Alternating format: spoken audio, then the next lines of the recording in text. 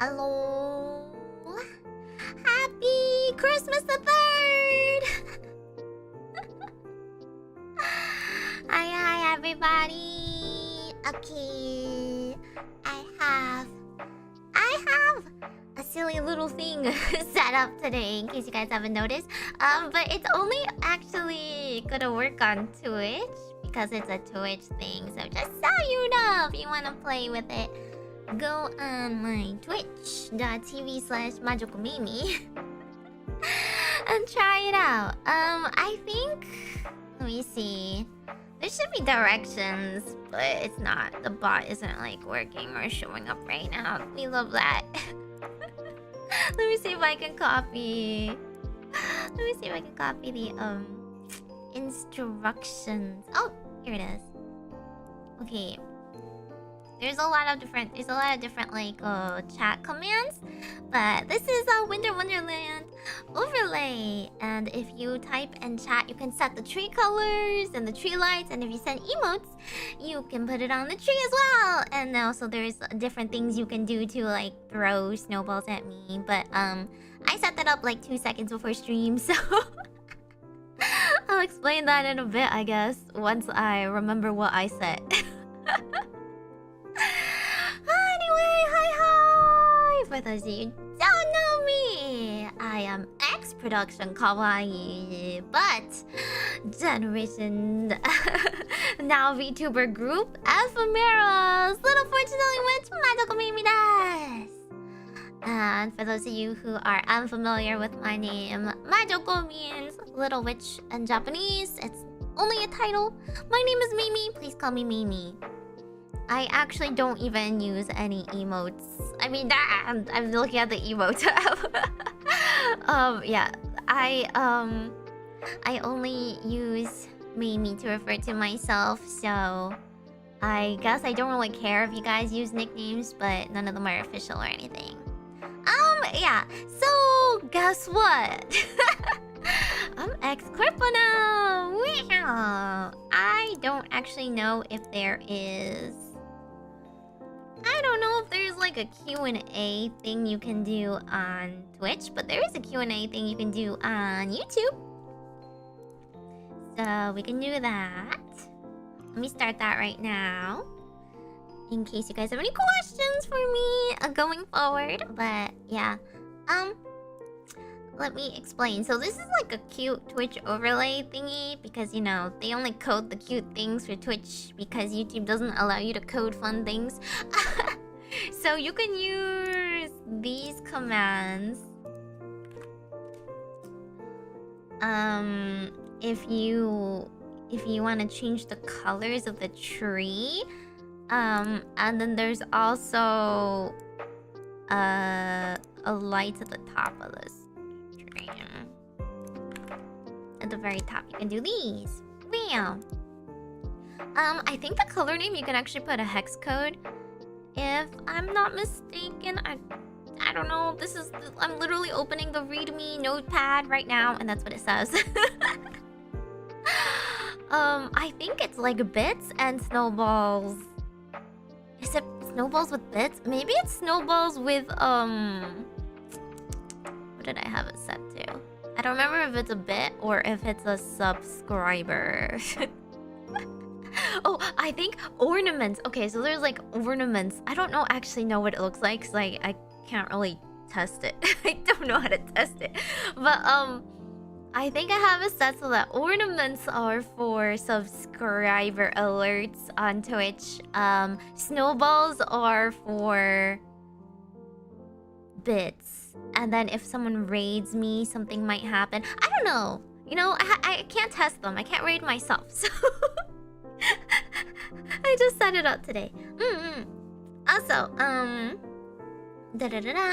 if we have, oh yeah, see the lights changed on the top of the screen. If you want to do the tree color, you need to do the tree lights specific command. Okay.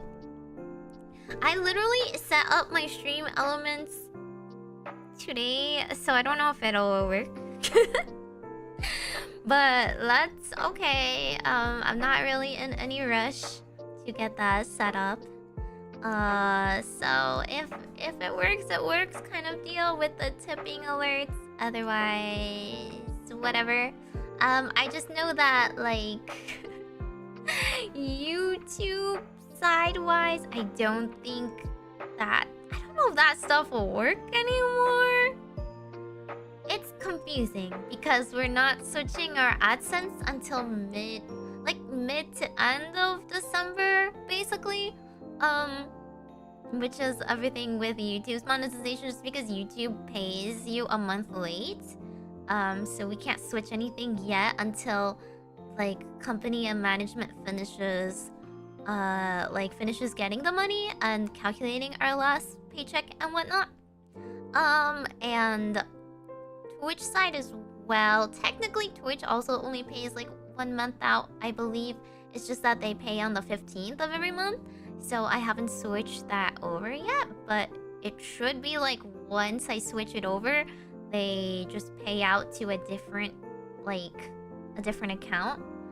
But they shouldn't like pay any overflow or something into the next month. So it should be okay.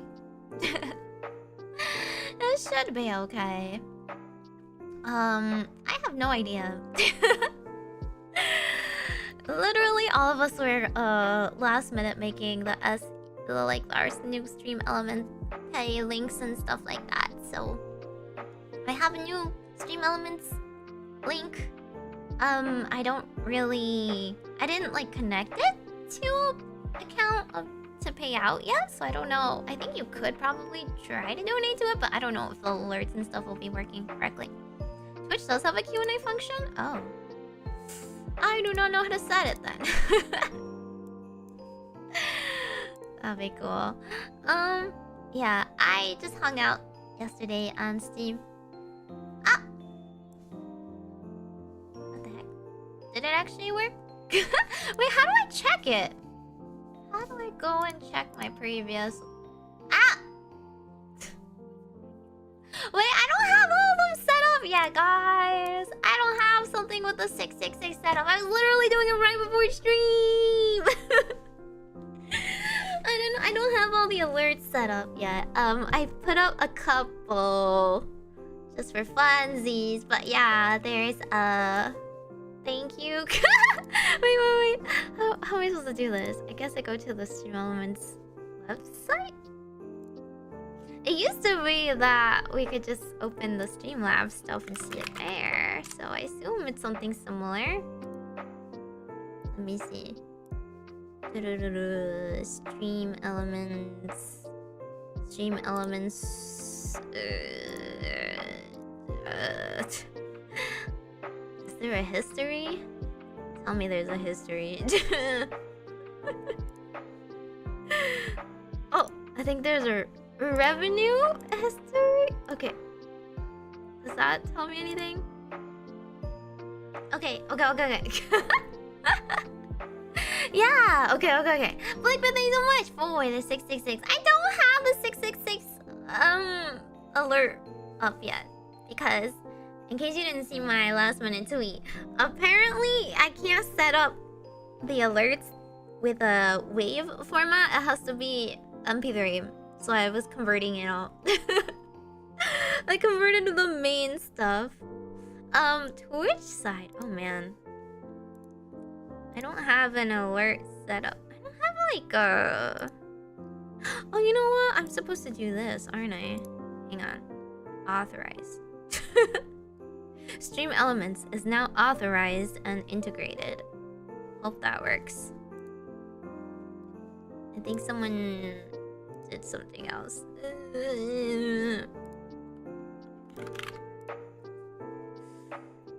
Everything is very new, so please hold on.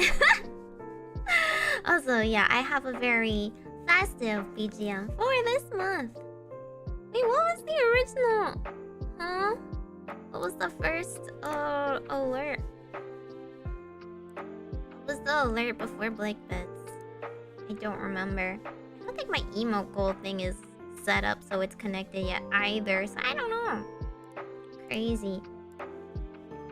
Okay.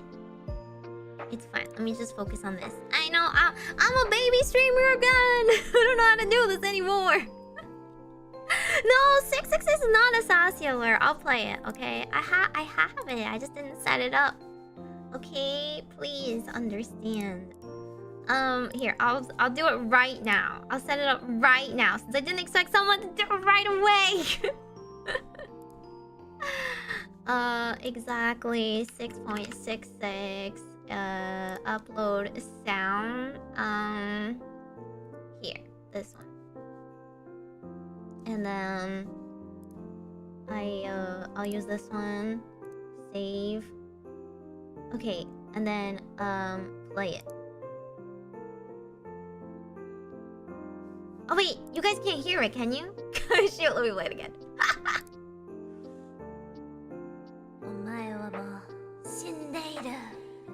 There you go. Sorry. I didn't even realize I had it muted on my end for you guys. Alrighty. Exactly, 666 donate. God, there's so many more Twitch messages than usual too. Cute Christmas tree. Yeah, it is. It's a cute Christmas tree. Oh yeah, if you redeem a highlight message on Twitch, all it does is like it highlights it in purple so that, you know, if a lot of people are messaging, it just stands out a little bit. Also, what else is there? What else is there? Yeah, for now, I mean, everything's kind of in a transition period because I took so long to set this up today. I'll have it finished later. Yeah. Just randomly chose that from the suggestions. Yeah. I did. Okay, so I have stream elements set up so that, like, for some reason it just asks you like what like default suggestions would you like to have, and I'm like, alrighty, I'm gonna put all the troll answers in, all the troll amounts in. So that's what I'm gonna use from now on. Stream elements pay. Mostly because there's Twitch integration as well as integration with other things. Once I get that set up, clearly my emo goal thingy Majokko is not set up for some reason. We'll figure that out later. And then for the fact that it has overdraft protection, which is very nice. It should theoretically allow you to be able to choose between PayPal and credit card this time when you want to tip and stuff like that, which might be a bit more convenient for people that don't want to use PayPal and don't want to suffer PayPal fees. But also because there's the overdraft protection will, you know, stop chargebacks and whatnot for poor little me that doesn't have the capability to sue them or anything. You like my outfit today? Yeah, it's not like a fancy asset or anything, but I figure we should save the fancier assets for the end of the month. So we'll put on lots of different ones. Thank you. Oh, where does it show up? Oh, there you go. Genji, somebody so much for 513. You are 513%. aka Meimi-percent lucky. Super Meimi Beam. I use PayPal, so it doesn't matter. Yeah, you can use PayPal. It's just an extra option. I don't know if it's working yet. Again, I literally set everything up like today. So it's fine. PayPal fees are rough though. And hopefully on my side it doesn't like dox anything. I don't know. It hopefully shouldn't. When you know, tippers let me know. It should just have my baby email and everything. Hopefully nothing crazy. I don't know. I don't think I put anything incriminating in there. You're so cute. Thank you.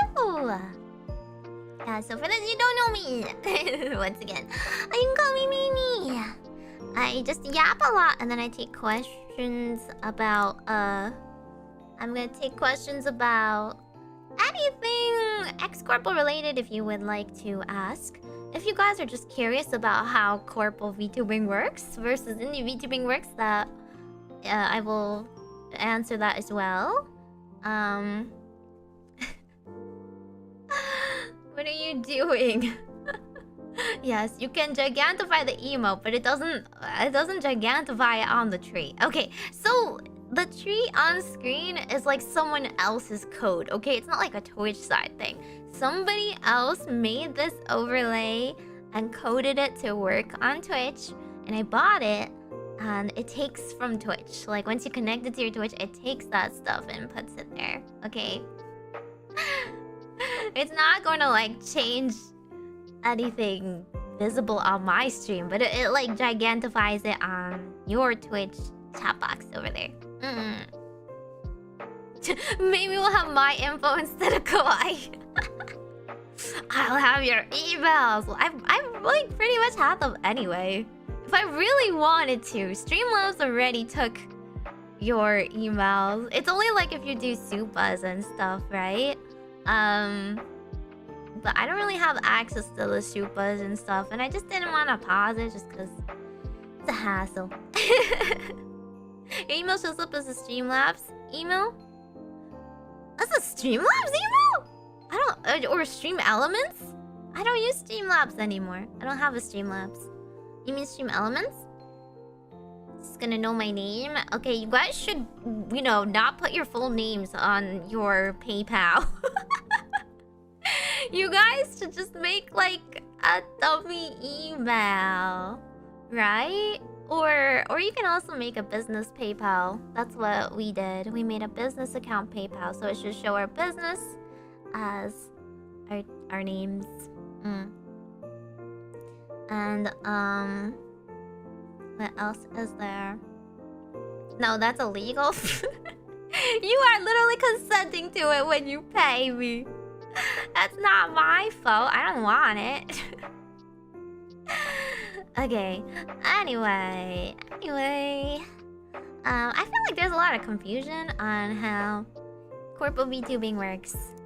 So if you guys have any questions on that, feel free to let me know. But also, I have to go and access it myself. How do I do that? 1 second. Let me open my stream so I can look in case you guys sent me any questions. And then also,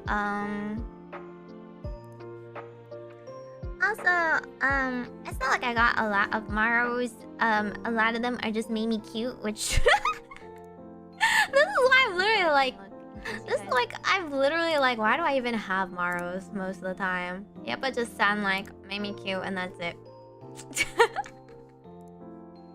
Well, how am I supposed to respond to that, guys? Just like 50 Meimi-cutes. Okay, thanks. Oops says, ask again later. Thank you so much. Oh my god, it's not working. Why is it not working? Did I not set the Meimi-mu-me-mo? Oh. Wait, it happened like separately. I don't know why. Well, okay, that's fine. As long as it does it afterwards. Oh Meimi-mu-me-mo. Let's save it. Thank you. Let me. I have to refresh every time I want to see who up like something. That's so annoying. Thunderslap, thank you so much for the 666. Giving baby my email. Okay, I actually. The Orbicle has spoken. What the heck? That was like a subscriber, right? Oh, Enosai, thank you so much for subscribing with Prime. Thank you. Wait, all this stuff is getting hidden. Let me put it above the tree. Sorry. Thank you so much for subscribing with Prime. Welcome to the Meigorb. Okay. I have 50 billion different windows open now instead of one to tell me like what just happened. So annoying. Okay. What do you mean? You don't like being called cute? How rude? I just don't know how. What am I supposed to do? Every time someone says like cute, I like tweet and go thanks. Is that what I'm supposed to do? It's fine, thank you. But you can just do that in normal chat, you know? That's not the point of a Maro. A Maro is supposed to be like, you know, a question that you send that you apparently didn't want to stand on main for some reason.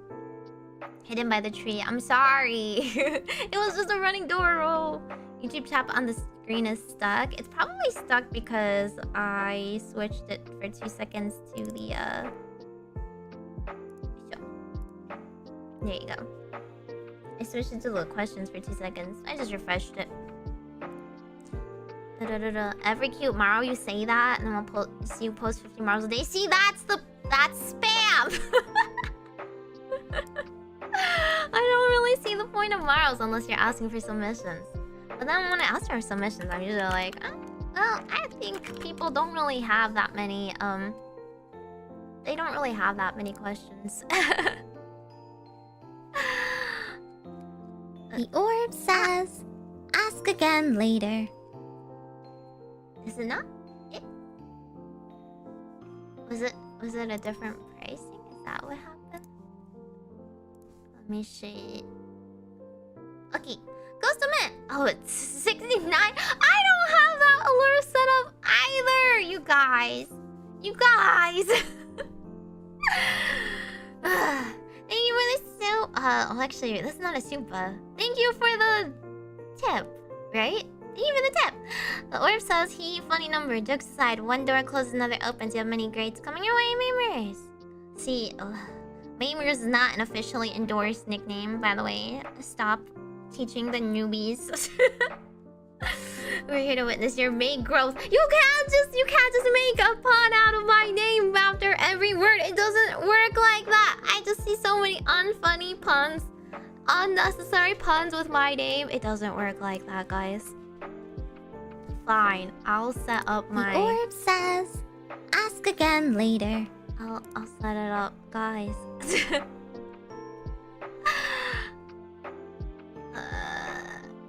Add new variation. This is important right now. Exactly 6.9. Alert. I don't even have it converted right now. It's whatever. It's supposed to be like disgusting. It's disgusting. You might as well hire us to test all the numbers for the possible outcomes. What do you mean? I don't have them set up. I don't have them set up, so it's not gonna work yet. I literally just said that. I was doing that before stream. I did someone asking about sending files and stuff. You want to receive it through Maros or another platform? I don't care. I honestly don't care. You can send it through Maros if you want. You can send it out a comment if you want. Personally, I don't really mind if someone else has like the file either. I guess only if you don't want to let other people have the file. Yeah, it is Christmas. You guys sure decorated the street. Meimi-mu-me-mo, Meimi-mu-me-mo. I don't have the alert set up. What the heck? Stop it. Custom Man, thank you for the 420. Blaze it. A fun little game for chat. We bully, shower Mimi with free donuts until she set the proper notifs for the funny numbers. I have other things to do on stream other than set up notifs. I don't actually have anything set up for 420 yet. You guys can come up with something with me then. What should my voice line alert be for 420? Set up 1 alert per day. I will do it later. I had to set up this overlay today. Okay. I do have a couple of questions that I was gonna answer. But first I also wanted to just do a little TLDR about my memberships on YouTube. I am going to be changing it. So tomorrow is when the membership renewal happens on YouTube. Do not be alarmed if it does happen, because I can in fact like cancel it later and it refunds you for the entire month. But I have it. I have input the change on YouTube. I think the YouTube side has to approve it, because every time I try to make a change, it like sends it for a review and whatnot. So I don't know if it actually went through or not yet. Basically, I'm going to be condensing all the tiers into the first tier and just changing some things around. So I relabeled the tier 2 and tier 3 to say legacy. Just so that you guys who are already membered can like have a little bit of time to switch to the bottom tier instead. And then I am going to Meimi-mu-me-mo, Meimi-mu-me-mo. to the super. You're the best. I love your outfit. Thank you. So basically I'm going to be changing it so that I only have one tier. All the tiers are gonna have the same access from now on. It's gonna be the $5 tier. I'm switching it to USD as well because in case you didn't notice, I don't live in Japan. I don't really want it to be yen for conversion. So it's gonna be $4.99, which is the default price for most people on YouTube.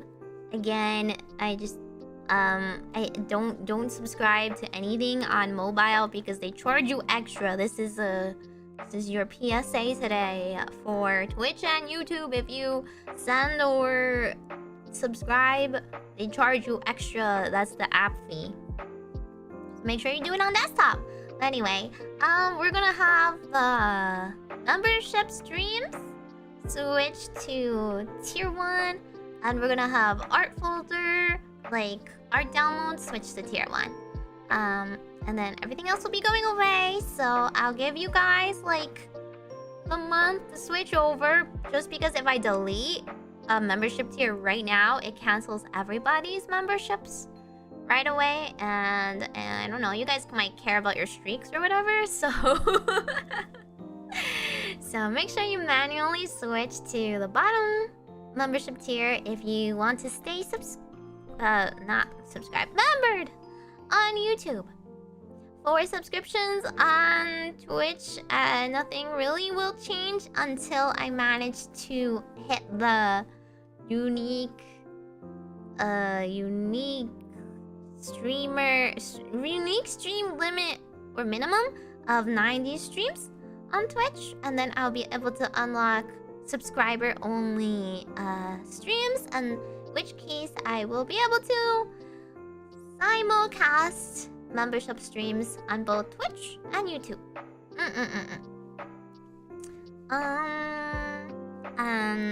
Oh, it already shows his legacy. Okay, so I guess the change went through then. Hopefully the change went through. I didn't go back and change the past membership streams to be accessible to tier 1 yet. But I will do that because that seems like what everybody said they wanted when I asked, you know, at like 6 a.m. or something. I don't know when I asked that. Don't at me. I stayed up all night during deadlines and I'm gonna be overworking myself for the next 2 weeks. Which brings me to the announcement that my re-debut is going to be scheduled. It's going to be scheduled on December 14th, Saturday. December 14th, alright. I don't know the exact time yet, but it's gonna be... It worked. I got snowballed! Thank you so much for the 100 bits, Kenjutsu-sama. Okay, thanks for testing that out. I guess it works. I don't have a cute alert set up for if you send it bits yet. I'm getting a few new assets. It's just that I'm waiting until my re-debut so that I will be able to implement them all at once. And also because they're coming in like 3 at a time, 1 at a time. I want to do it all at once. So for the 14th of December, I'm gonna be re-debuting. You know, it's not gonna be like that much different. It's just that I'm gonna be like, wow, new lore video.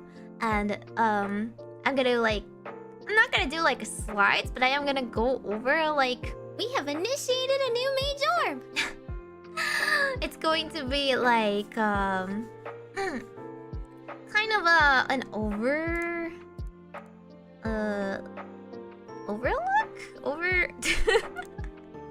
it's basically a retrospective, you know, over my streaming so far, my goals in the past, and if anything changes, and my content going forward, which, spoilers alert, isn't gonna be that different.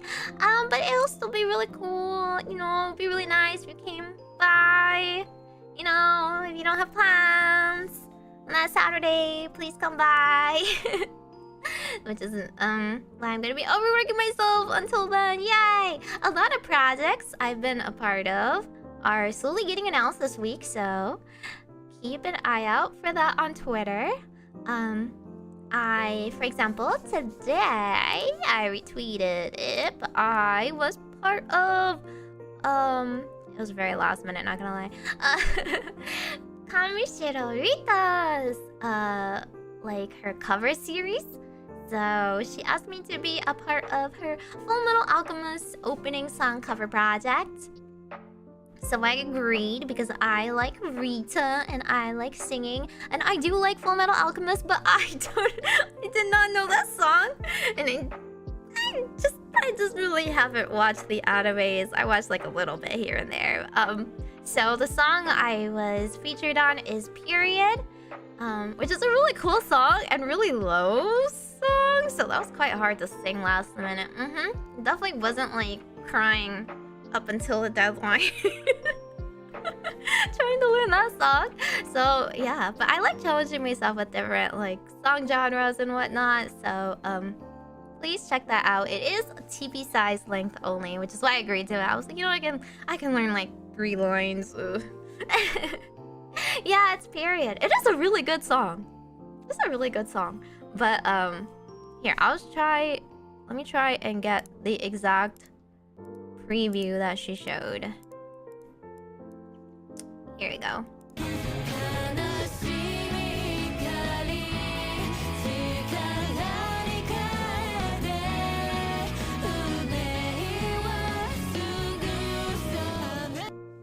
And that's the preview. That's on Twitter. Yay! Period. You would love a full one? Maybe I will learn the full song. It's actually so hard to sing.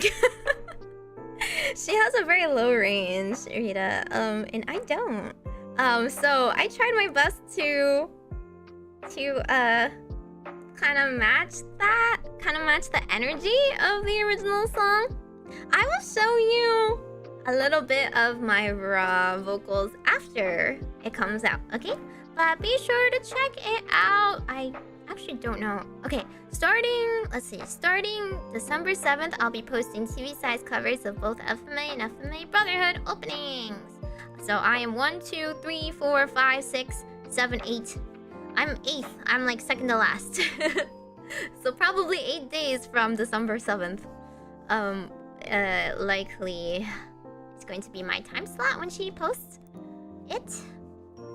It's gonna be very simple, you know. It's like we just like sing together on stream kind of thing. It's not gonna be like art or anything. You like Period or Rain? See, like now I have to go back and listen to all of them. I know Ready Steady Go, I know Melissa, I know Again. I don't think I know any other songs from FMA. So when I got like Period, I was like, ooh boy.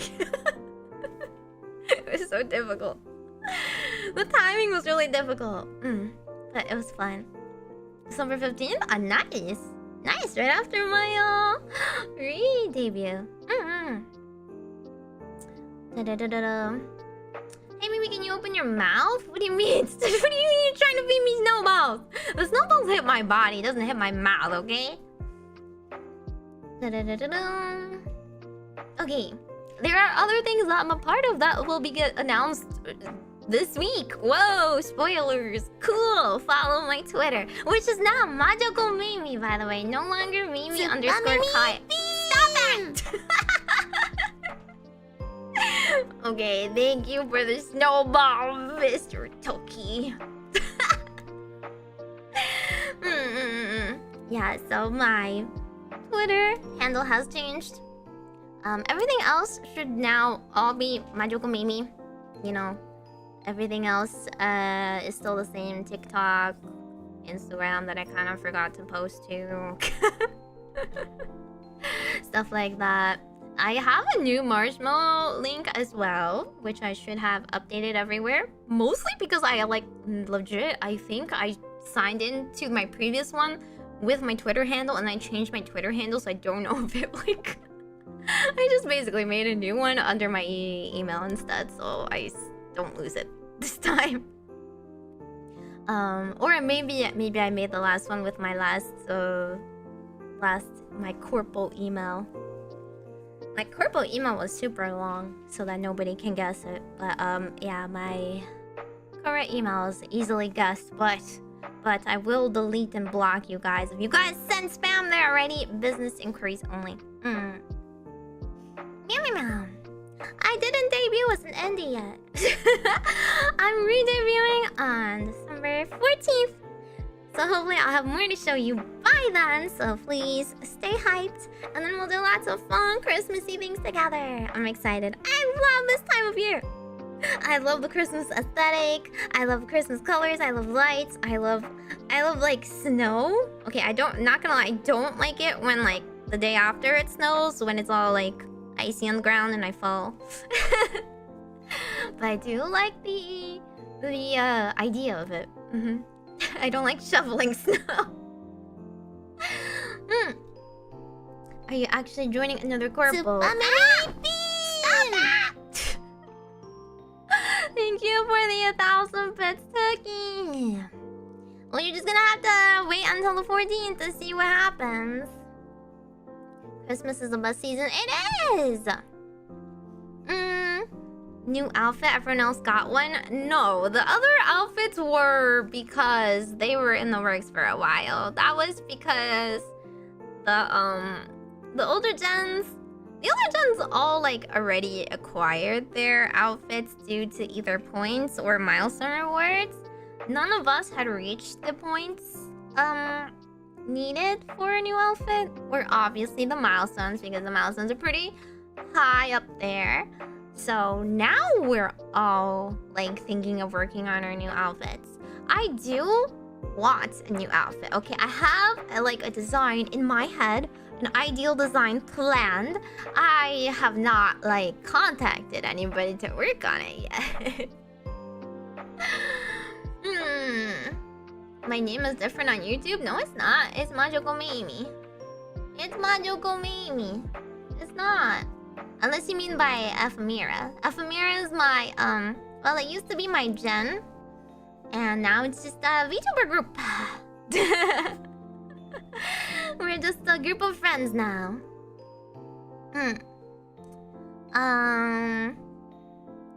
And let's see. A free outfit would have been nice. Yeah, well, unless I magically got like... Unless I magically got 50k subscribers, I was not about to get that outfit anytime soon. So I'm actually going to be able to get a new outfit way sooner. I told members already a little bit about like, ooh, you know, what I kind of wanted, but maybe I will keep it a secret and only talk about it in members. This is your incentive to join membership. Here we go. Yeah, it's just a VTuber group. It's not a corpo. Hattie's on vacay. That's true. I have to use my Christmas hat all month long. We don't really have any like obligations now that we're in Ephemira, so not a lot will be changing. But you know, I have been yapping for this long without answering a single question, so let me go and go through my questions really quickly. What do you mean Toggle gets snowballed? What the heck? I did take out the channel in my name. I thought it was redundant. Somebody messaged me about that on Marshmallow, and I was like, yeah, that was intentional. But now, like, am I going to get peer pressured into putting it back? Is it just, like, literally? What is the point? What is the point of putting the in my YouTube name? If I don't put it in, are you somehow... Stop that! You want me to increase the bits required for that? You want me to increase the minimum? Huh? I see you, Tookie. But, like, are you gonna somehow not realize I'm a VTuber? Are you gonna somehow think I'm not a channel on YouTube? Hello? And I like the Japanese part takes up so much time that you don't even see the end most of the time. And I think really long names in chat are kind of annoying. It pushes the part you have to read like so far to the right in the YouTube chat. So I don't know. I'm like, yeah, I don't know. I don't see the point in it. It's just like literally copied from Japanese streamers, right? It's just that Japanese VTubers do it. So now every small corpo does that as well. But there's plenty of people that don't do it. So I don't really see like, I don't know. I don't really see the point in it. Okay, let's see. Here's the Maros. Who the heck sent this in? Okay, they're actually not organized for whatever reason by Senbai in Maros. I don't know why the UI does this. Here, let me try. No, it just does newest first. Okay, fine. Let's go to the end. See, we got the Meimi cute, Meimi cute, Meimi cute, Meimi cute. Okay. Arigato. Yay. Or no. What? No? Oh my gosh. Up until this moment, I didn't know Meimi was cute at all. Thank you for enlightening me, dear Sunder. This one person that was, hey, well now I have to be weird. How about a love confession in the form of 5 essays, JK? Good luck with everything going forward. Wishing you the best. Thank you. Yeah, that's right. Management isn't reading this anymore. So if you guys are weird, I will simply A, note you down. Okay. Okay, weirdo. Okay, sender. And B, simply block you on Marshmallow. You're so cute and silly. Happy and proud to call you my Kamiyoshi. Looking forward to lots of fun times. Thank you. I don't know how many people actually call me their Kamiyoshi. I feel like a lot of people in the VTuber sphere just throw around the word Oshi like it's whatever. Here's what I think. You can be one of two things, okay? You can either like Hakoshi, which is that you love an entire group. Or you can have an Oshi like per group. Okay. I think it's okay and acceptable to have one Oshi per group. You can't just be like, okay, to 5 random people, you are all my Oshi. Like, what the heck? You can't do that. You guys know nothing about idol loyalty, huh? It's called Oshi hunting, okay? Literally, what happens in real life idols, right? What happens is like you go up and you buy their handshake tickets. You buy their handshake tickets when you buy like CDs and stuff at events. And the girls see you lining up for other people, okay? And if like there's literally been fans that like switch their t-shirts and switch to a line. You think we don't know? Okay, that's like okay, cheater. At least since I'm a really big fan of like idols and whatnot, well, it's on the responsibility of the idol, in my opinion. In my opinion, does not like change what other people do. You know, a lot of VTubers just like consider themselves streamers. That's fine, right?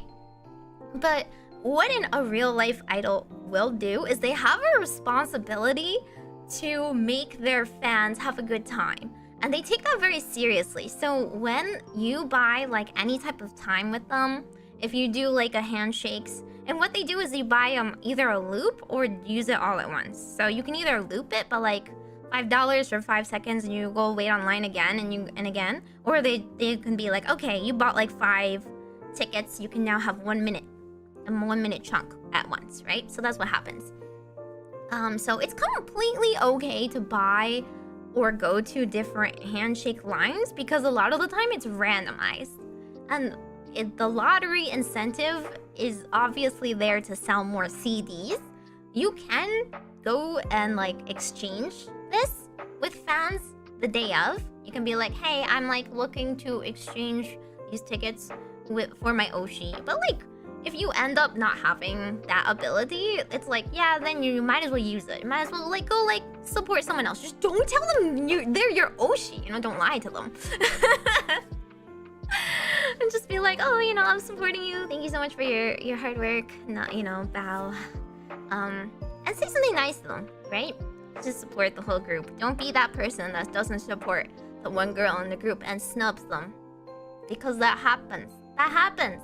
Imagine going down the line and shaking every girl's hand but skipping one. Like, that is the absolute worst, right? Every girl in that group will now hate you for it because you're snubbing their one member. So don't do that either. But being like an Oshi is like, an Oshi, yeah, is like supposed to be this really special feeling to you. And when you call someone your Oshi, it's like you get like this Kyun feeling. Usually you see them like perform live, and then like it's kind of like, wow, I can't peel my eyes away from them. I keep like getting drawn to them, and then like I end up like seeking them out in a group, and I end up like, you know, I only follow them in like performances and stuff like that. And then sometimes you have something like called at least in K-pop, it's like a bias wrecker. That's like kind of like your second. That's like, oh, this girl is my favorite, but like this other one keeps doing stuff that like catches my attention or like trying to steal my heart. So they're kind of like a bias wrecker. They're trying to like steal me away, right? And so like whether you truly Oshihen is kind of like up to you, I guess. But at most, that's what happens. Otherwise, just say you're a Hako Oshi and you like everyone in the group. You like the group as a whole. There's no like one particular favorite, and you follow that group's activities. That's also like completely fine, right? But like an Oshi is supposed to be special, and that's why as an idol, if you are someone's Oshi, you have this responsibility to make them happy. Every time they come up to you in a handshake, you don't just go, oh, thank you very much, thank you for coming, whatever, right? You actually have conversations. So when you have conversations, your Oshi will remember those conversations, unless they have like 5 billion people in line, I guess. But even then, some idols were famous for how much they like remember you. Even if you don't show up like every time, even if you haven't like shown up in a long time, they'll still ask about it. They'll be like, oh my god, like how's your job? Like, did you pass that exam or something like that? And that's how they keep you coming back, right? They're doing a good job. They make you feel special. And they make you like feel like, you know, oh, it's worth Oshiing them. Some girls have different charms.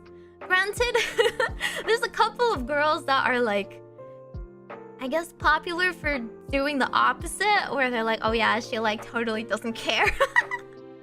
There's a couple of girls where like they go to their handshakes just because they do something random or weird every single time. They're just like hiding in their booth or doing something else.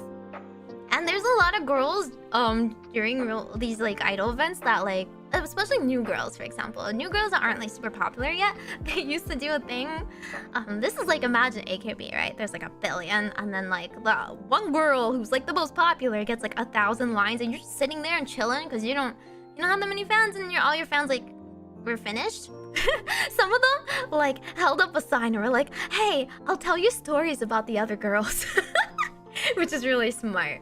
But yeah, anyway, that's a that's a tangent. Anyway, that's TLDR. TLDR. I think calling someone your Oshi is like, you as a fan have to take some responsibility for your words. You know, you can't just be like, you're my favorite, and then you just like disappear the next day, right? You have to be committed as well, because the idol is committing a lot to you. Okay? You can say you like them as a streamer, or watch them as a streamer, or like them as an entertainer, or like some other aspect of them. Okay. I personally think you can say you like them the most in a group. Because group to group, they're different, right? Girls, all the girls offer something different, right? You can like this girl for this group because they're very like cutesy, and then you like this girl from this other group because they're like cool or whatever. Or you like spending time with someone else for karaoke, but you like spending time with someone else because they're good at gaming, you know? That's fine. Okay? But no, not everyone is your Oshi.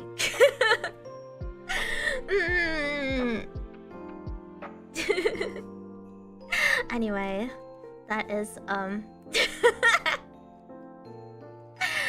that is something that I needed to have a spiel about, because if you're going to borrow things from idol culture, do it right. If you're going to borrow words and concepts from idol culture, do it right. The same with graduations, but that's like, that's already, I don't know, done its own thing, I guess. No one cares about graduations anymore. Graduations are supposed to be sacred.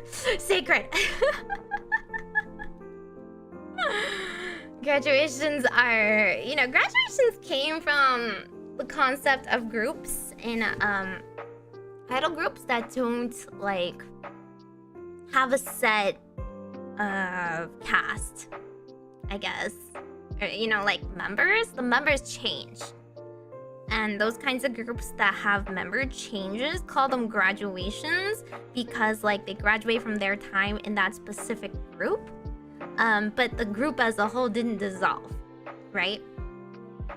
If like the group dissolves, it's called a disbandment. They didn't graduate. If they graduate entirely from the entertainment industry, usually they're just considered retired. Graduation specifically is like when a group has changing members, right? Yeah, he was right. When sometimes we see people disappear, but I mean, I think it happens. We can't really make a big deal about it, right? But so yeah, exactly. So just you know, just terminology. No one cares, but. If you really want to know the history of graduations, it's because the Onyanko Club, which is the first predecessor, it's the predecessor to AKB48, Akimoto Yasushi made a group called Onyanko Club, which is like what you consider like the modern basis format, you know, whatever, the foundation of a large idol group. Before idols were... Even before they were idols, they were artists. But like once they transitioned into this concept of having an idol, it was still like very small. Like at most like duos, trios, or there would be like a band, right? Onyanko Club was like kind of like the big first multi-girl group. There was a ton of girls. They had a school concept. So because they had a schoolgirl concept, when girls left, they graduated. Okay? They graduated, and this also transferred into K-pop, because they took that idea with After School. After School was a K-pop group that took that format, and because they were also called After School, right? The girls that left graduated. And then just like afterwards, you want to keep the same group name, you want to keep the legacy, you want to keep everything else that you've built so far, rather than making a new group. A girl leaves, they graduate, right? That's it. If the group dissolves, then that's a disbandment. That's not graduation. Yeah. Idol lore goes deep. Yeah. Subscribe for more idol lore dump.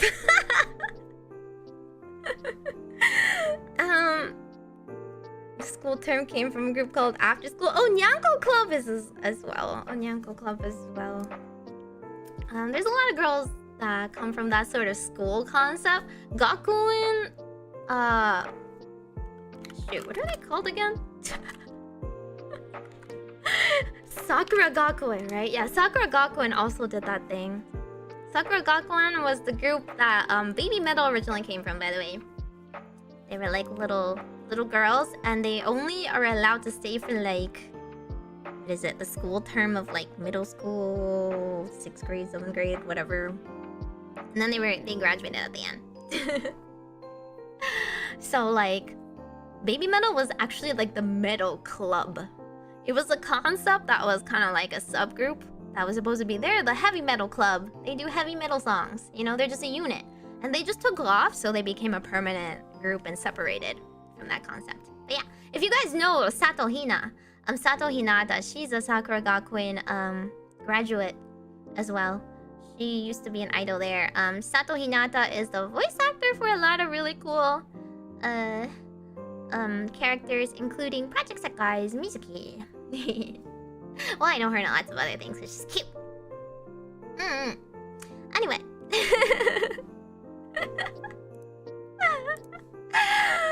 Anyway, if you ever have questions about idol history, I will be glad to give you a lesson whether you want it or not. Yeah, the metal club splintered off because they went viral and took off and everyone really liked that concept. They weren't supposed to be permanent or anything. But also, Sumeno got older and graduated from the group anyway.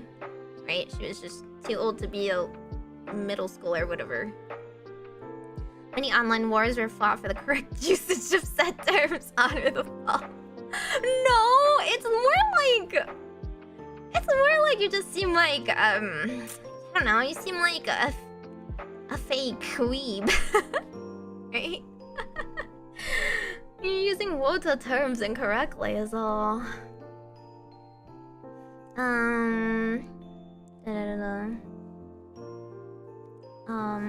Is there any? Let's see. Oh, you know what? I'll just read out the Maros. Why not? What's your secret to being so cute? Sacrificing your souls? Next question. That will need an update as well. I wanna do like a fan mascot and design and lore update at some point. I have lots of plans and no money for all that. They'll have to come one by one. No questions for you, just a friendly lurker chiming in to show support. Good luck on this next chapter, Mimi. I'll be waiting for you. Yes, I downloaded Potionomics and Pokemon TCG app because of you. Everybody, play those games. Play them, they're fun. Kian on Idol History Karaoke stream on New Year's. I already did one. I did the Showa era one. It was me, I'm the sacrificed soul. You guys all are if you're a mage.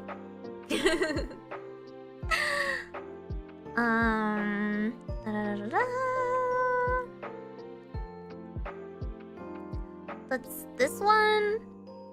Actually, I guess like in general, with like ex-kawaii related things, someone was like, oh, this is a group of volunteers known as Kawaii-chan who have been helping former kawaii management behind the scenes, like organizing gifts and modding. I don't really mind. But I don't really like, cause I don't really like need a lot of modding for my streams, so I don't really see the difference anyway. But I guess if you guys want to be mods, I don't really care.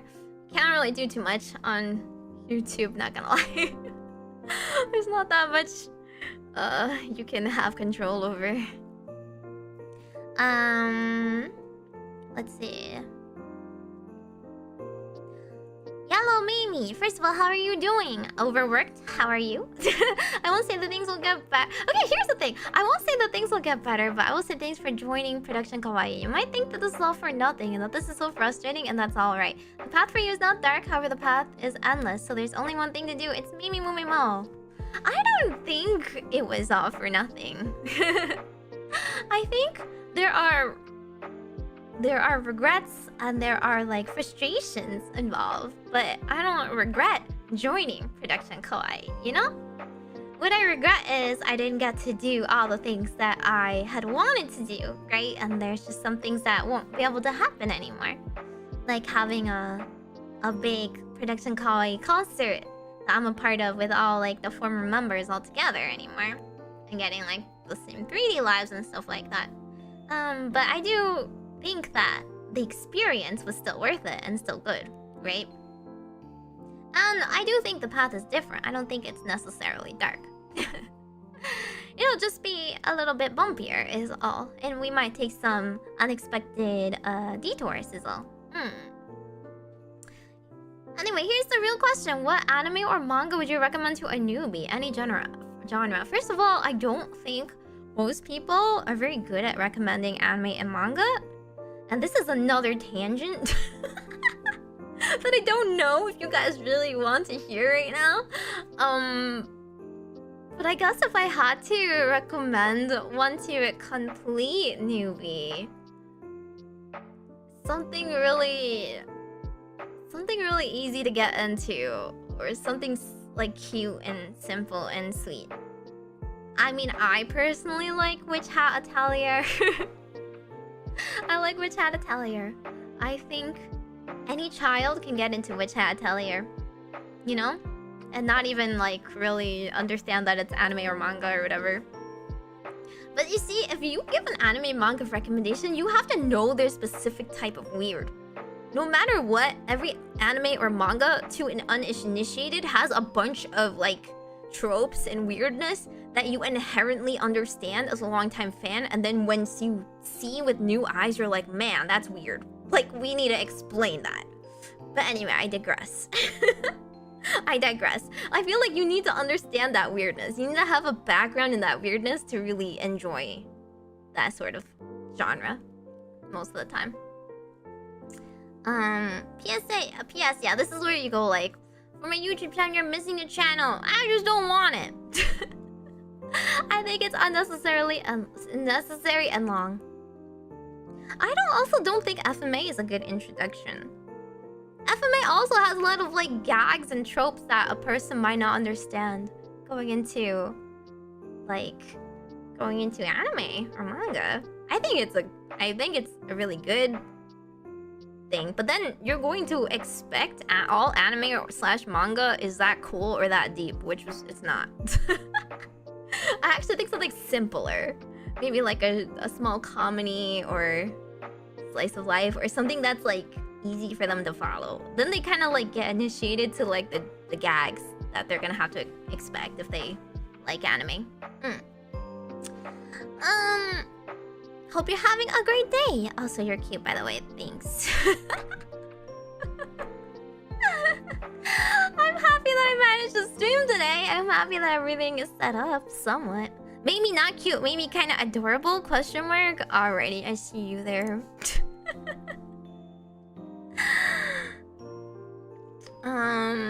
Can you keep yapping about topics you know so we can soak in all that knowledge? Whether we need to know it or not. Tough not Tuki. Tuki, you're always like the one using the smiley face emojis. You're so like predictable.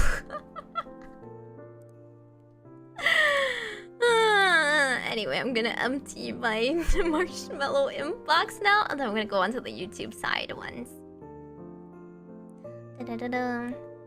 Gintama for the biggest curveball. I don't like Gintama.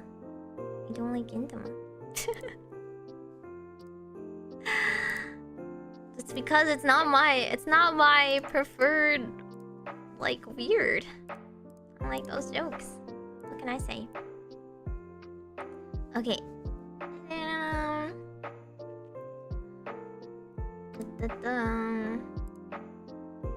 Where do I go? Where do I find my questions?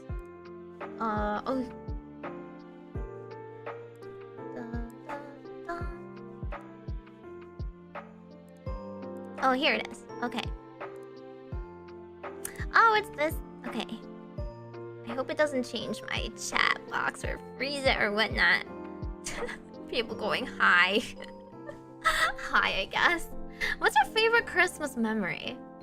Do you guys have like a list of these things though? Do you guys like... You guys go be like, ah yes, I have this burning story to tell. About all my memories. That's like one of those like magazine questions they ask you and you have to like prep for them because I don't know off the top of my head. I have no idea. All my Christmases are fine. I enjoyed the Christmases where I got like I don't know, I got like a Wii for the first time. That was cool. I got to play pretty nice stuff. I don't know. Wait a second. Stream is... I hope chat is not frozen. Okay, there you go. Wii for Christmas, lucky. Yeah, that was... I got like one whole game a year, you know? One whole game / new console a year. If you could ask Santa for any kind of Christmas gift this year, what would you want? Well, the boring answer is I would probably want a Stream Deck XL. But the fun answer is I would probably want...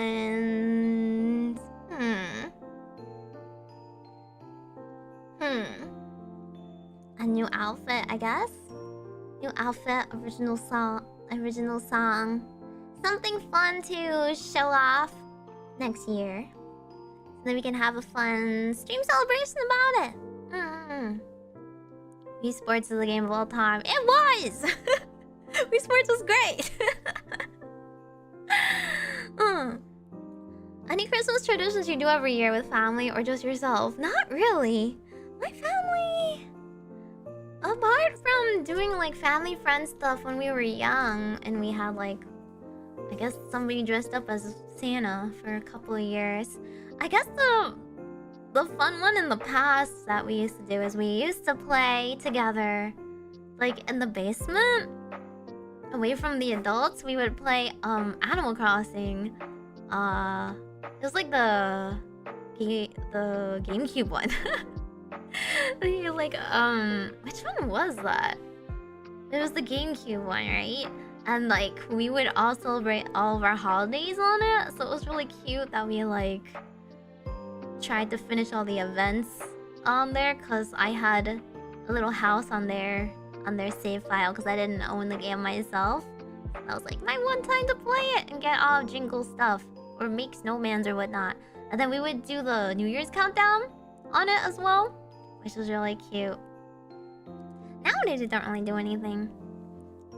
If it was up to my family, every year they like going skiing, but I'm kind of all skied out.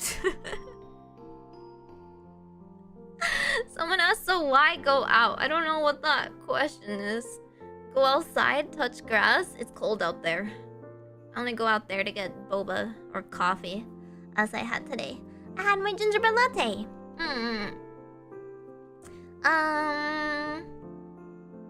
Let's see. Do you have any advice for people who want to start streaming or making videos? I have a lot of advice, to be honest. It's actually kind of hard to pick and choose what advice to give, though, if I don't know what like people don't know, I guess. Because a lot of the Q&A or how to get into VTubing kinds of videos out there start at a very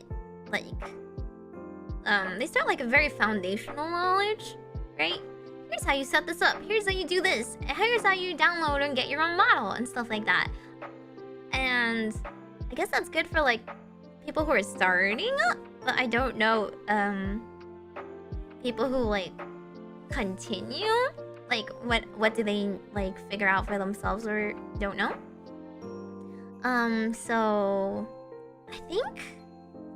I guess one of my bigger pieces of advice for making videos or streaming in general, I guess, is like not doing the same thing over and over and expecting anything to change, perhaps. I think people get into a rut very easily that way, and that's how you get burnt out. You get burnt out because you don't see any progress and you feel frustrated, right? You feel like you are trying really hard and you put all your effort into this one thing and it doesn't take off. And you're like, what's the point? Why am I trying? You do have to kind of like try new things and stuff like that, but you have to do it intentionally, right? But also balance that out with just doing things that are for fun for yourself. At least for me, my for fun thing is collabs. When I don't want to work very hard and just want to have a chill time, have a break, I do collabs with people and meet new friends and hang out and try a game I wouldn't have played by myself. Something like that. Those are my for fun ones. But I don't think you should like just blindly stream or blindly make videos, I guess. I think you do really need to go in with like, what is my goal and what is like what I'm trying to get out of it. and like cost-benefit analysis, whether it's worth it or not. Just be consistent a little bit and try it like a few times in different ways. In the end, if you don't like it, then it's not worth it, right?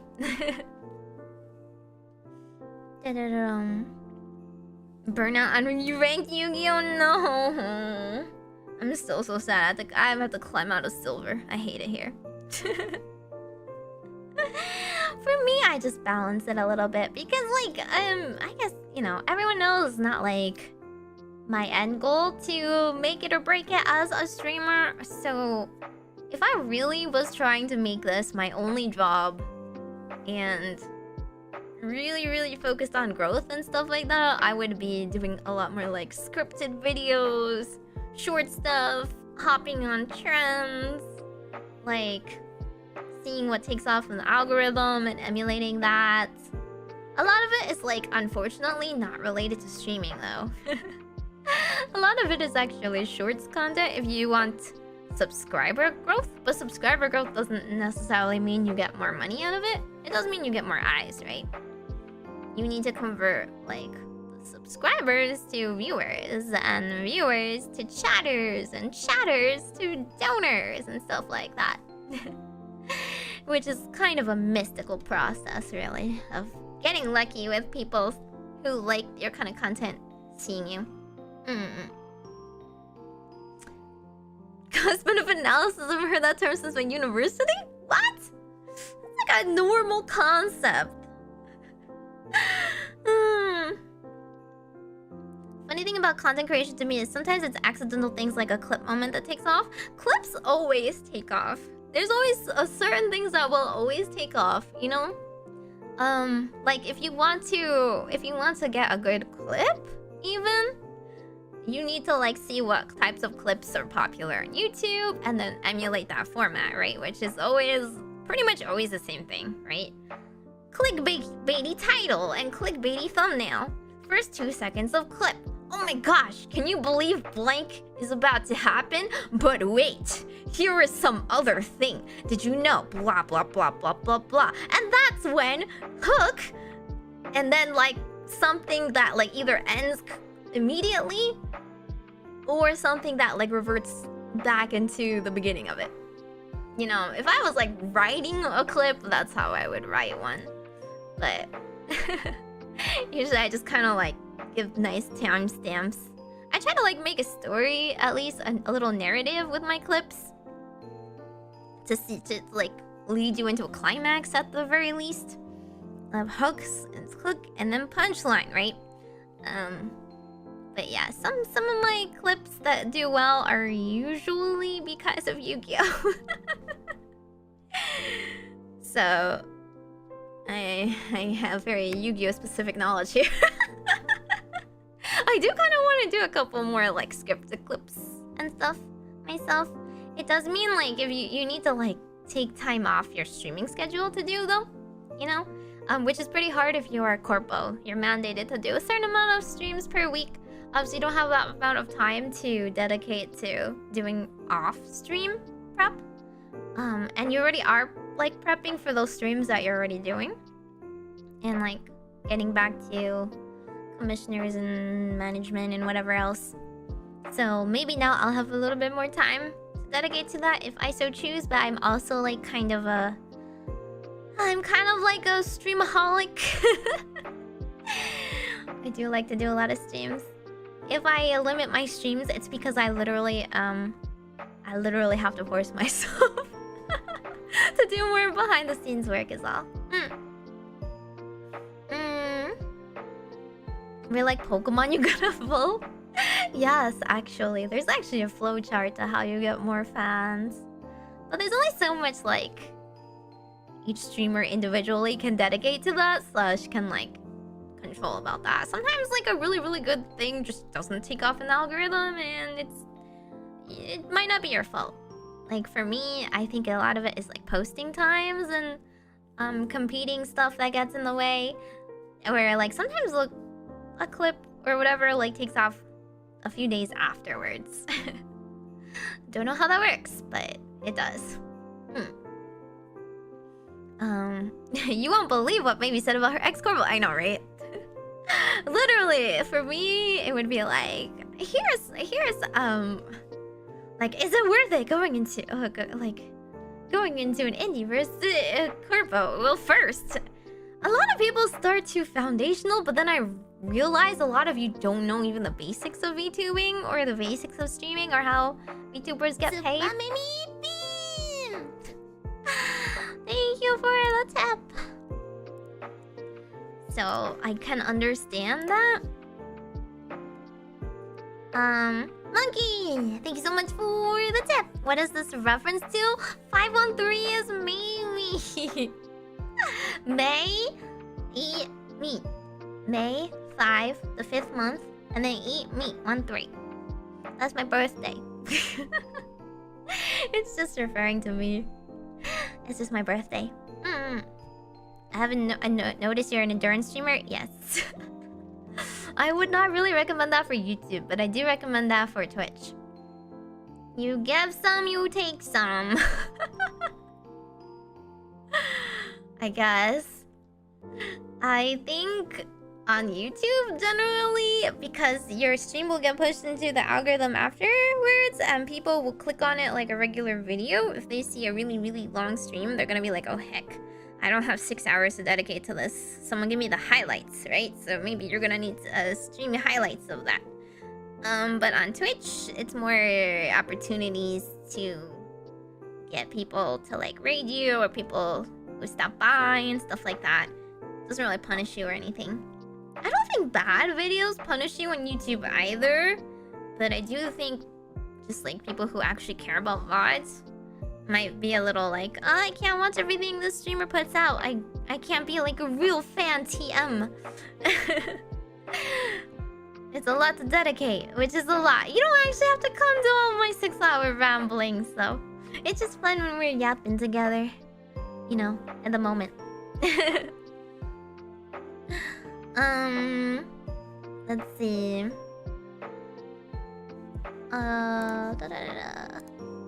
Speaking of which, I still didn't get this. Okay.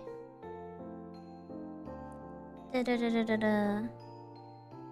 so I mean, like, if I actually get more specific questions about, like, advice or questions about Ex-Corpo, I might do, like, shorts on it. Explaining it. I don't think I have, like, the energy to do a full-length video, you know? 5-minute edited, zoomy, zammy effects video on explaining this stuff. I do think I can give out little tips, like, how does a VTuber get paid? How much do they get paid? Whoa! And then it's just like, so did you know that YouTube takes a 30% cut? Like, because a lot of people don't know that stuff, right? Did I get any taller? No. I am an 122-year-old witch. It takes a while for us to grow, okay? Would you sing Skibbity Christmas? No. I don't have the Zoomer brain rot. What corporal did I break up with? I was part of a company called Production Kawaii. Production Kawaii was an Eon streamer corpo that was based in Japan. So our head company was based in Japan. Our management was all Japanese. Well, Japanese speaking at least, even if not Japanese nationality. Managers and you know, CEOs and whatnot. And at one point, we were sold to a company called Culture Entertainment, which is short named CE. We used to refer to it, and then CE dissolved us. So we are dissolved. How's it feel going indie now? Remains to be seen. Remains to be seen. If saying Meimi cute and Maro's is discouraged, can we at least have an explanation why Meimi is cute and Maro? I don't know. Skill issue. Just be born cute, duh. Nah. Actually, I think being cute is like... Actually, I think you do have to work hard on it. You know? People who work hard on being cute should be praised for being cute.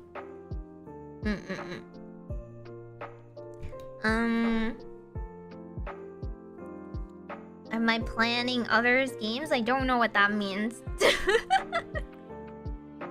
You mean am I planning on playing new games or what?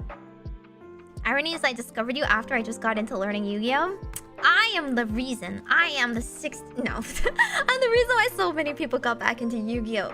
And I should be the reason why you get into Pokemon Pocket TCG. And I want to get into Pokemon TCG Live as well. Join me! Join me so I can play against all of you. It's okay, I'll open up my member gaming streams to more people soon. Let's see. If you were an idol producer, what would the name and theme be for your idol group? If you think about it, Ephemira kinda was my idol group. And I was part-time producer for it. So I didn't come up with the name of Ephemira, but I did help come up with the theme of Ephemira, and Ephemira lore and whatnot was like partially my idea. So that kind of is, you know, what we were working on. Ephemira is still like going to be loosely together. We're still going to like hang out. We're still going to have group activities and whatnot. We're just not like beholden to anybody, so we're not like, it's not like we have like a joint, we're not gonna have joint income or anything, you know. We'll just have group art and stuff every now and then, and like do things together because we like each other.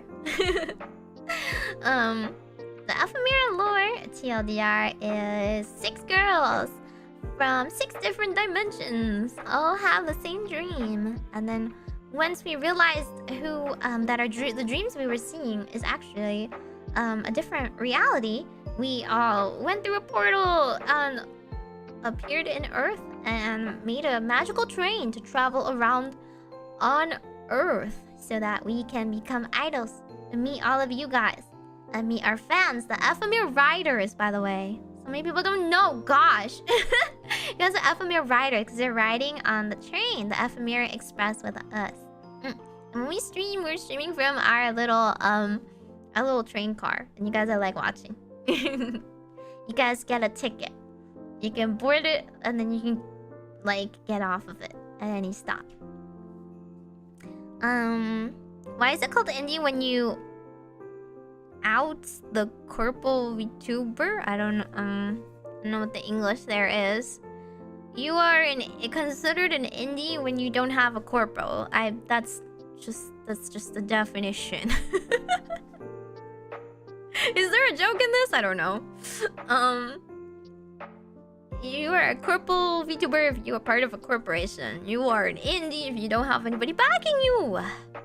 Although indie VTubers can, I guess, hire extra like help and whatnot. They're just not affiliated with a bigger company. I saw some of the girls setting up a throne-like thing for non-physical goals on Sponsa. Will you do something similar for future projects? I'm not sure. Just because, I mean, it's like a good concept for sure. But for me, I do want to thank people that donate and like, I want to celebrate the moment we reach goals on stream and whatnot together. I'm always pretty transparent about the goals that I'm reaching for. So, I think the first thing I will probably do is perhaps make a vote. I originally wanted to fundraise for original song, but perhaps you guys want a new outfit first, right? So maybe I'll open a members only poll to see what we want to go for first. I only ever fundraise and use money I earn on stream for stream related things. So, that will be like either equipment, assets, or like anything else I use in VTubing. And the only thing I've ever wanted to do was break even, you know? Break even. And invest in more assets because VTubing is expensive.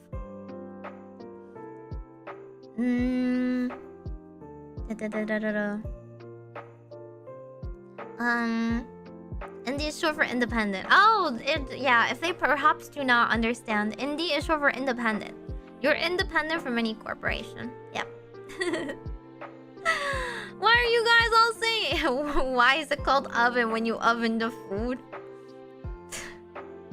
When you oven cold food of hot, eat the food. TCG booster boxes are important. Okay, I've opened everything that I get like on stream. Okay, I'll open it on stream. Let's see. First off, why are you so cute? Why? Secondly, will we see any chances of big or new content going forward? Like perhaps maybe ASMR or horror streams? ASMR probably at the same rate. I honestly... Okay. I honestly, going into this, I wanted to do ASMR once a month. And then I realized how freaking hard it was. Maybe it's because I don't know how to get this 3DO working at full capacity. And every time I record in it, I'm like, oh god, tears hair out. I hate it.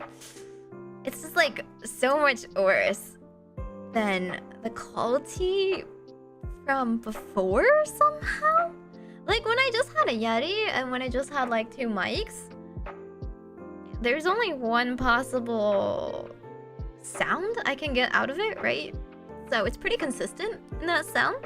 So the 3DO theoretically should be much better, right? It should be much more sensitive and whatnot, but instead all I get when I use it is like really loud plosives and really harsh syllabic, you know, sounds and stuff like that. And you're not supposed to edit it, right? So like right now, currently my mic is going through my Go XLR and it's got a little bit of like de-essing and it's got like compression and stuff on it.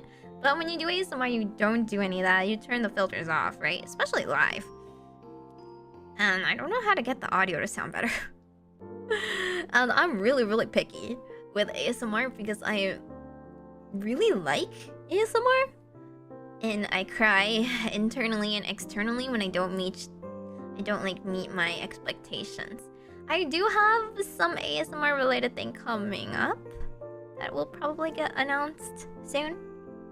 But I stayed up.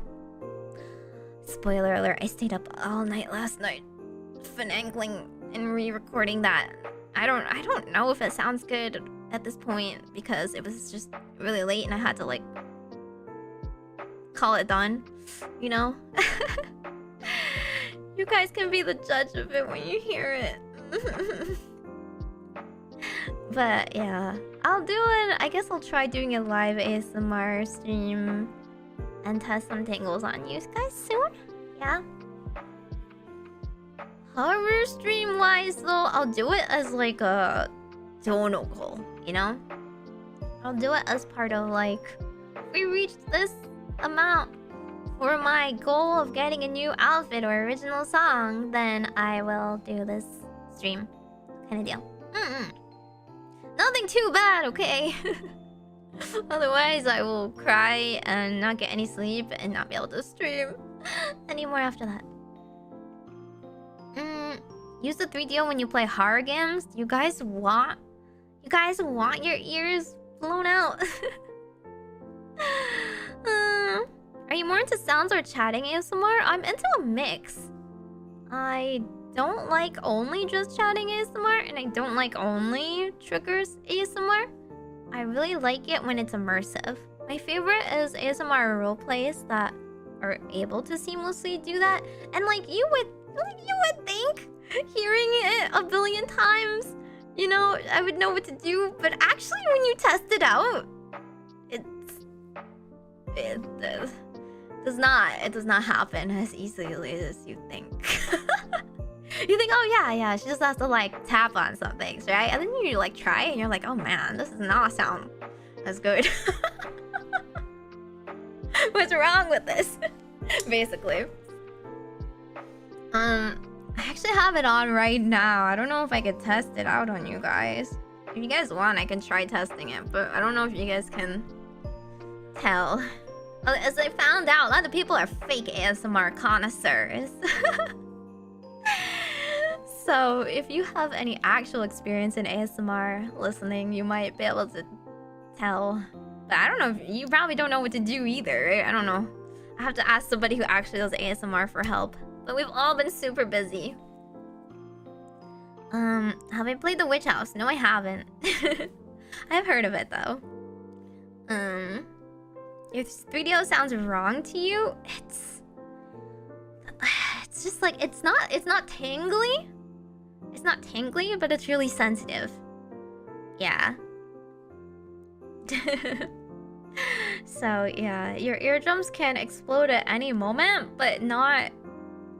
It doesn't sound that good to me, in my opinion. Whereas like when I did my previous ASMR recordings, I actually did think it was kind of tingly at points, even if it was my own voice. And now I just can't like get that ideal. Yeah, I can show you guys, but maybe with a bit more warning. Yeah, exactly. Hearing damage is the scariest thing of all. Let's see. Are you excited for Christmas this year? I'm excited for Christmas every year, but I'm excited for the concept of Christmas, not the actual day. Christmas Day, I don't do anything, and everyone else is busy, and I get really sad and lonely because no one hangs out with me. If I do a Christmas stream, will you guys show up? Huh? I want to do a Christmas stream. I want to do streams leading up to Christmas. I want to do more like advent calendar-y stuff. Just soundproof a closet? I don't have a closet that can really set up. You do realize this stuff is big, right? I don't have a PC. If I bring my laptop over, the laptop humming will get really, really loud too. So there's a trade-off to that as well. I can't bring my whole PC in there. Let's see. So I'm excited for this time of year. I like the spirit of Christmas. I like the decorations. I get really excited when I pass houses and they have like... Stop that! Stop that, okay. So I get really excited when I see or like cute, you know, like the people that have like light setups, light shows and stuff like that, or they have a little like reindeer scene across their lawn. I love seeing that.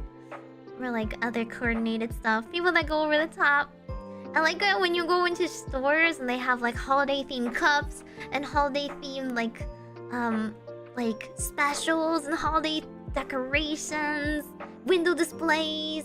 I get really excited when like, I guess just like the overall cheer. Everyone's just like happier than usual, or they're like more relaxed. I mean, although there's like a frenzy right before to get all your gifts in time, but you guys got your gifts, right? I don't know. I bought all my gifts by Cyber Monday. I bought them all. On sale. So, and let's see. I like the generosity as well. Lots of people are kinder, or they go like, "Oh, it's Christmas, you know. I'll buy an extra toy. I'll donate. I'll think of other people before myself." I like that as well.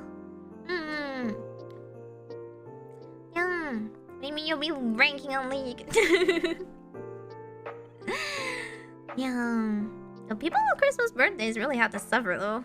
Unless you get 2 gifts. If you get 2 separate gifts, it's all good.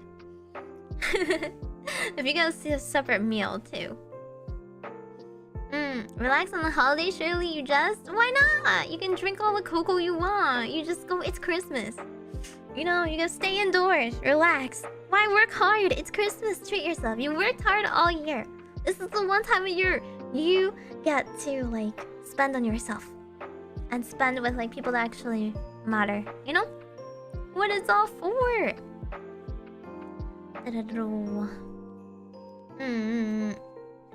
What do you mean that's for guilt tripping me? For what? For guilt tripping you for what? Oh yes, it's for you specifically. You in particular.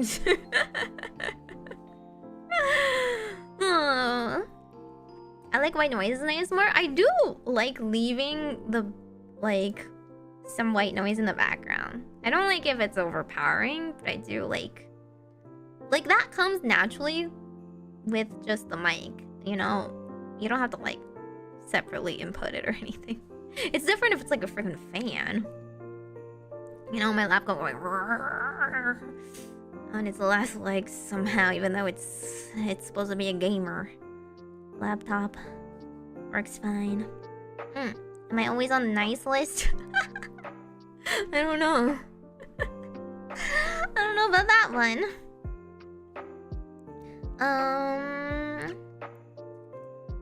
What was something you were especially proud of but people didn't seem to hit off with? I guess some of my initial ASMR stuff. I didn't think it was like... Well, I like tried very hard with it, but also it was like a lot of work. And it's not like it did like so much better than my other stuff, you know? Like... I think this happens with a lot of the rest of us as streamers, you know? Like, people don't really understand how much effort it takes to do that, as opposed to just a normal regular stream where we just chat with you guys.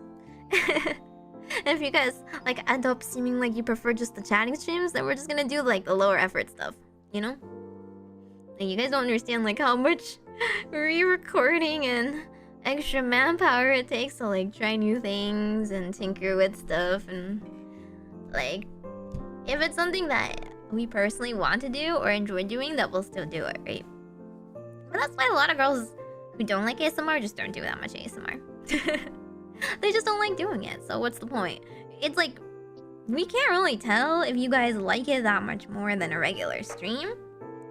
A, if you don't really ask us for it. B, if you don't really give feedback for it. Or C, if you don't really reward us for it. So sometimes like people will just do it as like a special occasion sort of thing. But I mean, I do like ASMR. It's just if I manage to do it well, it doesn't sound good to me right now, so I have to finagle is all. I like song covers sometimes too as well. You try really hard for a song cover, you spend a lot of money on the song cover, but it's not really financially viable to like keep doing, then that's just gonna end up slowing down, you know? But maybe we'll have dono goals to keep them up later on. Let's see. How does it feel to not have to attend meetings anymore? Honestly, the meetings weren't that bad though. This is not the same thing for everybody. So, I had Furi-san as my manager, and Furi-san is the one, like the MVP of production kawaii. Okay, if you want to thank anybody for kawaii running well at all, it's Furi-san. It's 100% Furi-san. Furi-san is the best. She's always on top of everything. She always gets back to you. She's so sweet. She tried really hard in all of my meetings. She always praised me for things I did well. She never really like chastised me for things. So being managed by Furi-san is like, you know, the best experience. The best manager experience you could ask for. You know? She was very like overworked because she was so high up there. She had to manage a lot of things, and not everything was like under her control. So sometimes you could ask her for something, and then she would be like, ask someone else to do it instead. But like, if someone else was doing it, it might not happen. Whereas if it was Furi-san doing it, it always happens. And she's amazing, and I love her very, very much. So I had a great experience. That's not a universal experience, perhaps, but I'm not the other girls, so I can't really speak for them. For me, the meetings went like this. So our manager meetings, basically it was like, here is your past month of streaming. Here are the streams that did well. Here are some ideas for future streams. Here are some... I told you guys a lot about how I got bonked for bad thumbnails for the first few months. Yeah, so finally got some recognition after a while for like, oh yeah, your thumbnails improved a lot. Sorry. Today's thumbnail is brought to you by I stayed up until 5 a.m. So it looks really ugly. I apologize. It's not a reflection on Furi-san's advice, okay? But she actually went the full mile. And came up with like ideas and stuff for me. Came up with like, you know, how to improve.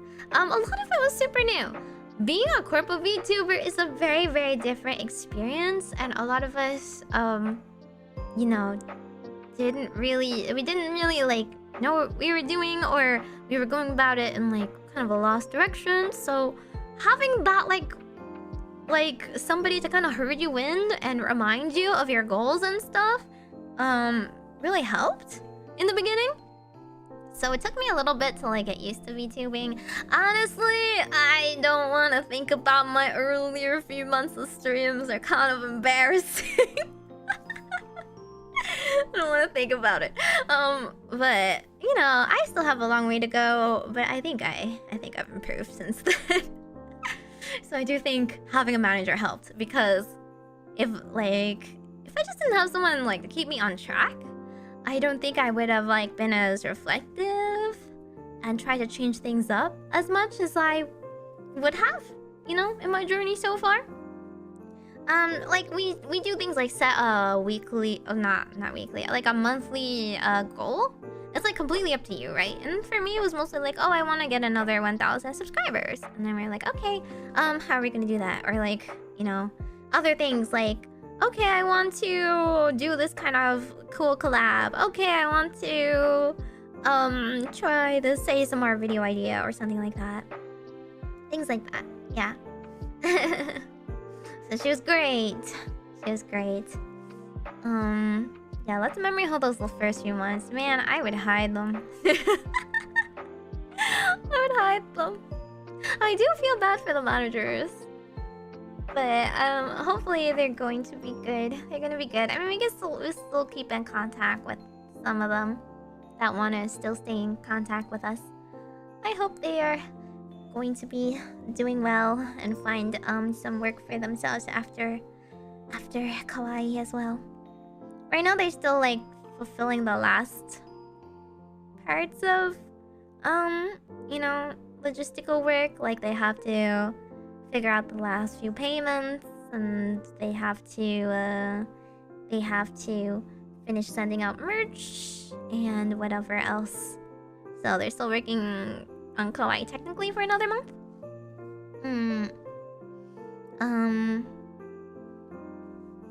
And my first day indie thumbnail. No, don't say that. It's embarrassing. God, now I need to go back and change it. This is the worst.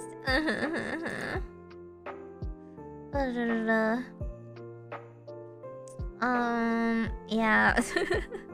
The rest of the merch that you can no longer buy anymore from Booth and whatnot, they have to send it to the warehouse, I guess?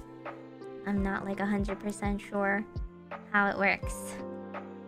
But they also have to calculate like how much merch I have left over and send it to me. So I said I would just buy the rest of my standees and whatnot. Who the heck sent this, Marwin? How do I get a boyfriend? How do I get my boyfriend into Yu-Gi-Oh?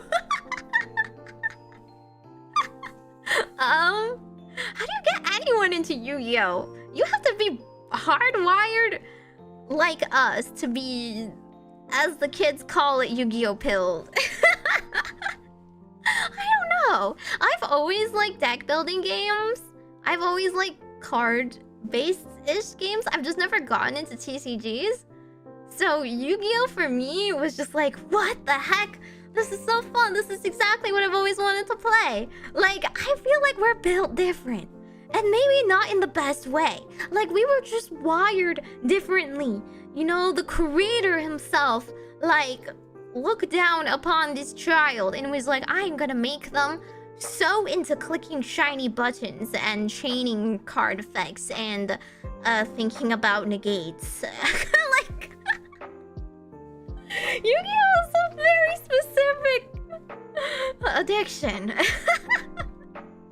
I don't know how I would get someone else into it. I would just get them into Live Twins, to be honest. Be like, hey, if you download this game right now, you can pull for cute girls. It works for most games. pull for the cute girls. Yu-Gi-Oh needs to put in more cute girls. Actually, the TCG, the OCG, they have this Alice in Wonderland, except it's evil, so Malice in Wonderland. Like, that's how I would get into it. I really want those cards. They are meta, so that helps. But like, they are so cute. They're so pretty. So, you know, it's like Pokemon, right? You just buy a bunch of cards because you want to pull them. You want to own them because they're shiny and pretty and cute. Let them watch Snake Eyes combo, see if they tap out. No one does Snake Eyes anymore nowadays. They play other games. I mean, other hands.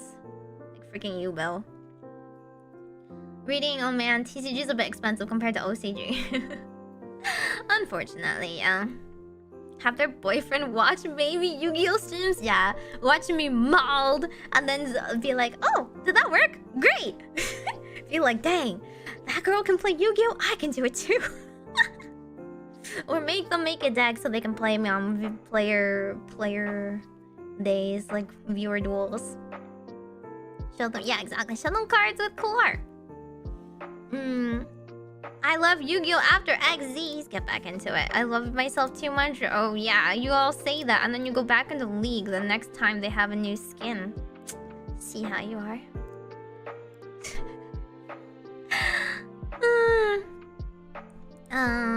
Let's see.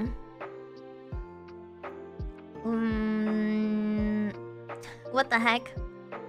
I'll show you a potato. Your response? Yummy. How else am I supposed to respond to a potato? You're good. What the heck? Why are people sending in incomprehensible nonsense? Is you is or is you ain't my constituent? Is you capable of grammar? Fortnite? No.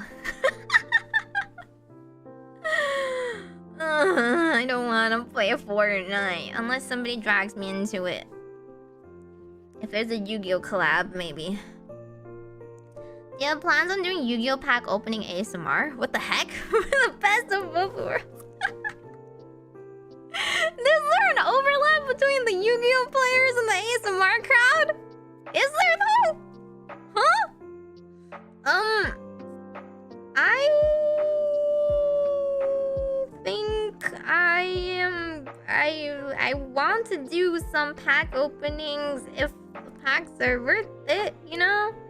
But that's very specific there.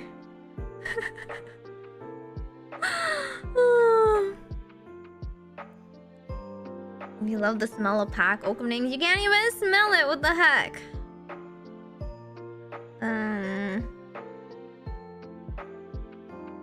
Meow meow meow. What do you mean it's not a bad idea? I stand by Vanguard. Maybe ASMR, probably. No! What the heck? I do real ASMR. I want to do real ASMR, okay? Because I am such a big ASMR stickler, and I understand a lot of people just do whatever the heck they want, and it works because some viewers also don't know what the heck real ASMR is, but that doesn't mean I want to lower my standards. I prefer to do it seriously. If I do a joke ASMR, it'll be like a 5-minute one, I guess. I don't know. The sound of paper plastic wrapper. See, like, that stuff doesn't sound good. You guys think it sounds fine because you've never heard it in a 3DO. But when you hear it in a 3DO, every single thing you do sounds like you are, like, nail scratching. It sounds horrible and really loud. Can we have a hippo for Christmas? I want a hippopotamus for Christmas. I already sang that one, okay? Do you have any stress of dreaming or no? Like stress related to dreaming? I have stress dreams from streaming all the time. A lot of my stress dreams are like me, and it's like 5 minutes late to stream. stream and I'm trying to get up and then nothing is working, and then when I stream my phone breaks or something stupid, you know. Usually it's me late and then I wake up and I actually am late to stream. Yay! It's realistic. Yeah. Yeah, pretty much. Everyone's like, "Where's Meimi?" And I'm trying, you know, I'm like, I'm moving. I'm trying to get to the stream, but I'm moving like molasses. It's dream logic. I can't get up. Yep. That like, you know, will probably still happen. Oh, I completely forgot I could totally like press this question so you guys can all see it on stream. Oops. Well, if you guys have any more questions, feel free to send them in. Otherwise, it's mostly yapping, as I have been doing as of late. Well, okay, here's some Q&A that you guys haven't asked yet that I will go forward with. Really quick FAQ. Hang on, let me see. Okay. Maybe fighting for life with disease. Yeah, that will still happen because I'm a sleepy girl. My 1 year long naps. No, I had a dream where like I was streaming and then my freaking like sister or mom like was yelling in the background for me and was like, "Maybe it's time for dinner." Like, and I'm like, "I'm streaming, Mom. I can't stop in the middle." Or I was like at a party and I was like, I had to get away from my family. I had to go stream, and then I didn't have anything, so I had to like stream on my phone. And then I was trying to get my phone to stream properly. I don't know. Every streamer has these kinds of dreams. Trust me. Do you have any questions for you guys?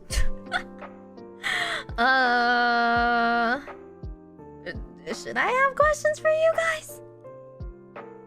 Yeah, my question is, do you guys want a chunibyo outfit or do you guys want a casual outfit? If you want to switch the lights, you have to like do like lights and then like set a color, like space, and then like choose a color. Usually like some sort of like 2 colors, I think. I don't know, a hex code or something on Twitch. Yeah, can't pause a game, Mom. I'm talking to people.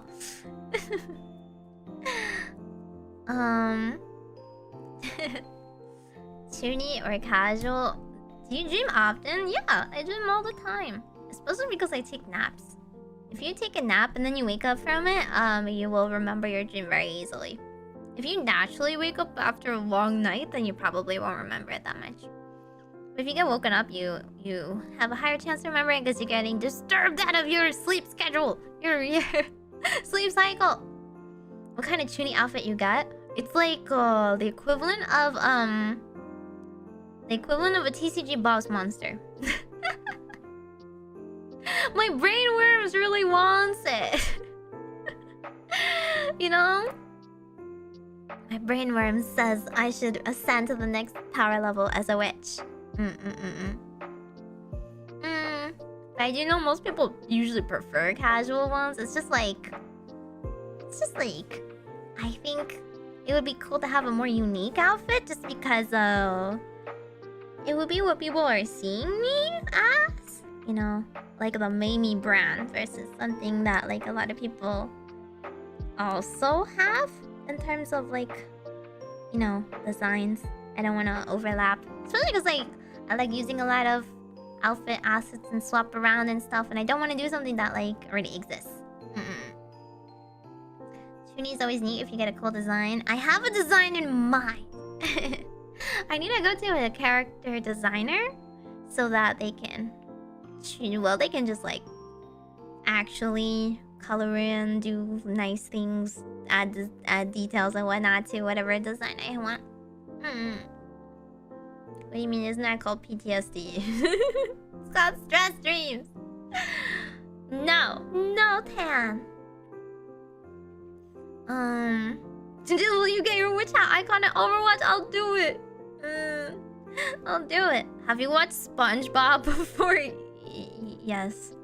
You see, I have watched SpongeBob, but I am not like you guys that have memorized every single SpongeBob episode in your lives to pull it out when you need to at the ready, like, for references. So if you guys do like references to me, I'm going to vaguely remember the episode if you like explicitly be like, you know, that from that one SpongeBob episode about the thing. But I don't remember every quote from it ever, okay?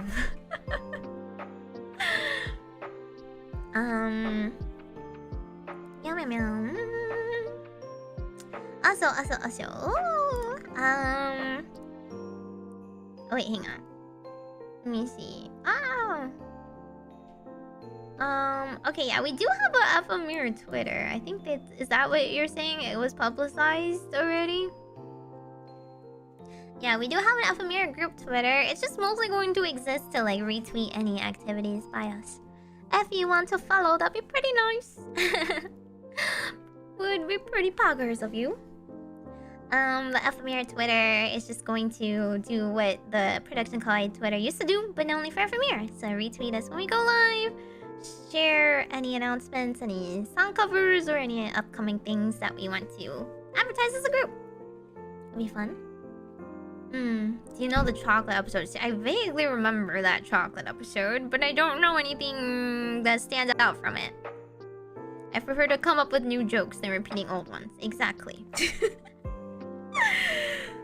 I am not really the type of person that laughs over senseless things, I guess.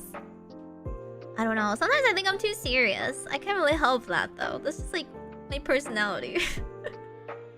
I goof off on my own and I don't take things too seriously, but like when it comes to like bad jokes and stuff, I don't laugh that easily. Is all.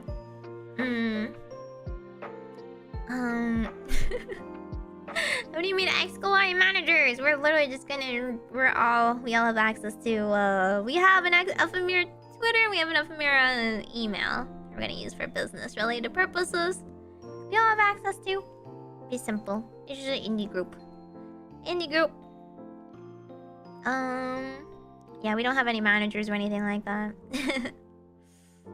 We're thinking of things we might want to include in the future, but we don't know how like hardcore we want to market ourselves yet as a group. We are still gonna do a lot of individual activities, you know?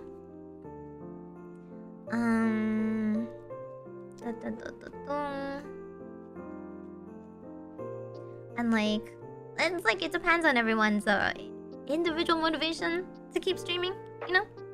There's no like hardcore requirements and whatnot. People will mostly just like go live and have fun. I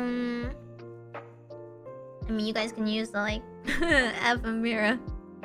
You can use the Ephemira like hashtag now, and I guess we'll try and check that more often as well. Okay, let's see. FAQ for most VTubers that the fans might want to know about, I guess. FAQ, will you do a face reveal or anything like that? No, I will not. I don't particularly want to show my hands either, but if at some point I am forced to, just because gloves are hard to use, I guess I'll do it. You know, like, because cards are pretty hard to hold. But yeah. Right now I'm trying to avoid it. Will you have a Discord? No, because I am too lazy to manage one. I don't want to figure that out, and I don't want to do it.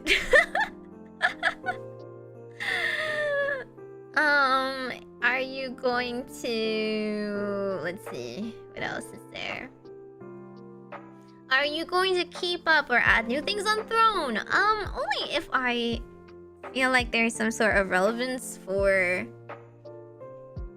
like streaming. Cause like everyday stuff or everyday gifts, I don't really feel like I should be receiving that from fans. I feel like I should be rewarding fans by actually streaming and whatnot. So I don't really want to ask for things that are not related to streaming. So if it's a case of like some extra equipment or extra assets and stuff like that, maybe I'll put it on Throne. But I don't really want it to be like a usual thing where I always have a bunch of gifts I'm asking for on the Throne. And I will probably, I mean, like most of the time if I need something I just buy it. Like I'll just buy myself like I'll just wait for it on sale and I'll buy it, you know? Because like people who get that stuff on Throne could be either like putting it towards another donation on stream that like is funding something else already, or you know, just spending it on themselves. It's just fine. Let's see.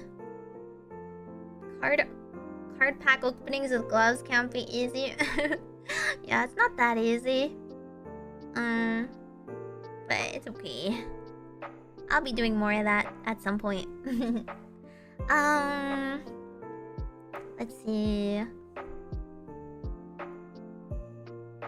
Anything else? Sponsorships, a lot of it I will be reaching out for myself. But there are definitely like still options. A lot of the times, especially in Corpo VTubing, like if we want to set up anything, we just ask ourselves, you know? We like just befriend each other and then ask ourselves. So it's not stuff that like we needed a manager for anyway. Managers only existed for really, really big official events or whatnot. But like whenever we join like a relay or another like individual VTuber run event, it was always us talking to them directly. And most of the time it's always like just like friends and friends of friends, right? You get invited because they like you, they know you or whatever. And they might ask like, oh, can you think of anyone else to add? And you go like, oh, how about my friend? List one. That's about it.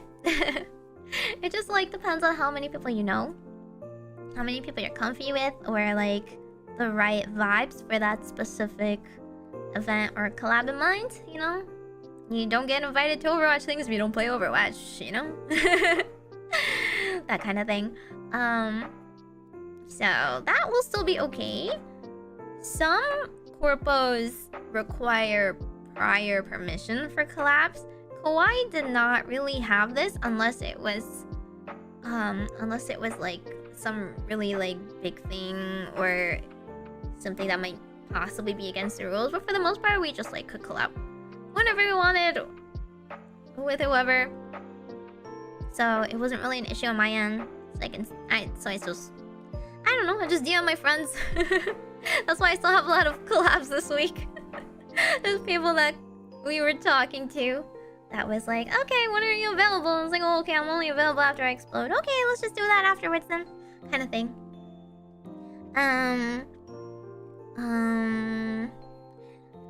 Let's see. Yeah, the thing with Throne that I don't like is that there is a Throne fee that you guys have to pay. So even if it's like $20, for you guys it'll be like $23 or 20 something extra. I don't like the fact that you guys have to pay extra just to use Throne, you know? It's like throwing away money. So it might be just better for you guys to do it like, you know, through stream elements or through something else. Get the Konami sponsor. Okay, the fact that Nova got a Konami sponsor is so cool though. She got to do an official Konami event. That was really great. Yeah. I don't know. They don't usually do sponsorships or anything like that. But I'm definitely doing like smaller stuff. So smaller TCG stuff, I will just reach out by myself and ask for stuff. A lot of them are like, they're just like free for creators anyway, you know? Like the last time I did Potionomics, that was a sponsorship. I just asked for them, you know? I just directly filled out a form and was like, "Hi, I'm a streamer. Here's my channel. I like your game. I would like to stream it, please." And they're like, "Okay, cool. Here's a code. You know, so just if you do stream it, please let us know." That's all that happened. So that was fun. I guess the only thing that would be different is like sponsored watch-alongs. Sponsored watch-alongs, they do go through management and stuff like that, and then they have a different like different channel to pay you and stuff through management, and they usually like there's like one of two things. They either let management know that they have a few talents in mind, or it could be like this is a sponsorship open to anybody in your company wants to do it, who wants to sign up, kind of deal, right? So I don't know if that will happen as much anymore, just because like they usually go to other corpos, or they have to like think of you individually now, right? They have to think of you individually, and they usually reserve that for like the really big channels is all. Yeah.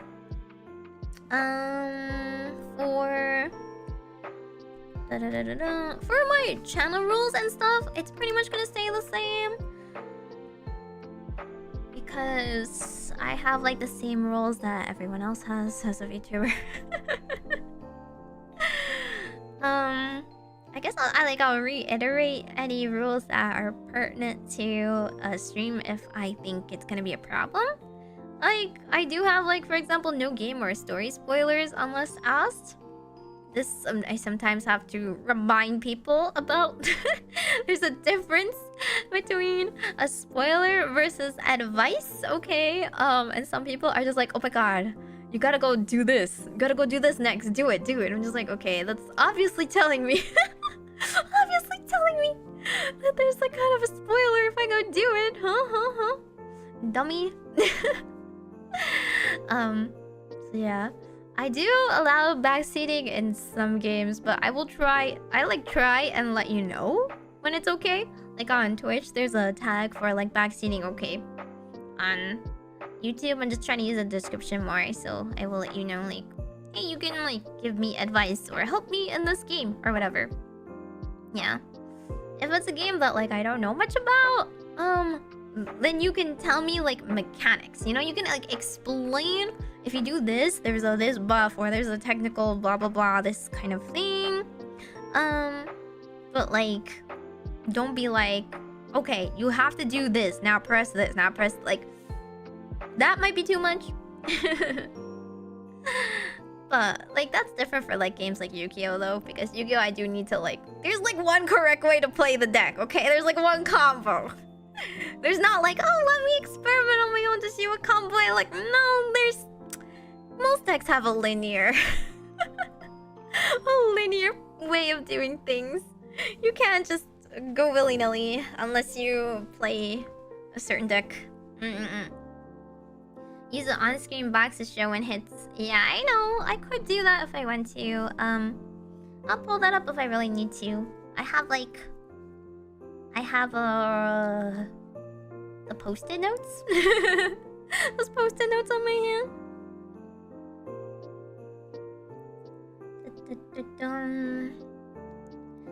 Let me retweet the Ephemira retweet thingy. Here you go. Bam, bam. Okay. And you guys can follow us on Twitter. I guess I'll post about it on YouTube afterwards. Is official, unofficial tournament TCG also collab?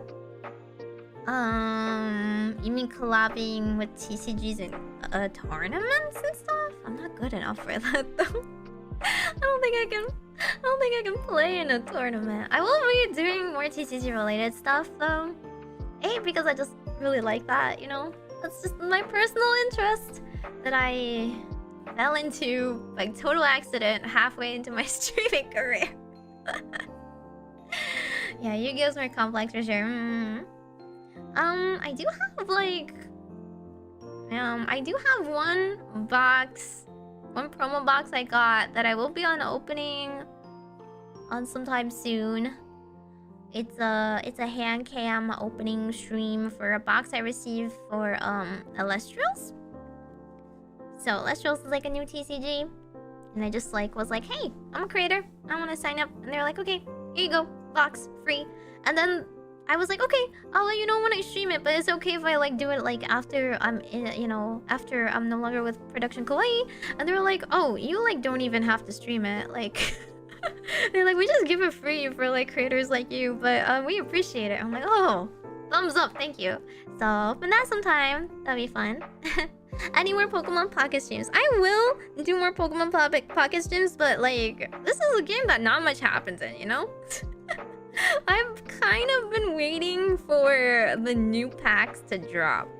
I don't know if we've heard any wind for any wind of like how soon that will be. But yeah, I will do it more often whenever there is something to do. If there's like nothing going on, the game doesn't really like, I don't know, there's not a lot to keep you like going. And like that's kind of the purpose of Pokemon apps, as I've mentioned before. Something like Pokemon Sleep, for example, or like the Pokemon Cafe. They like making family-friendly apps because they market towards children, right? So they don't want the children on the app 24/7. Orb says, ask again later. Ask again later. Wait, hang on. Where's my stream elements?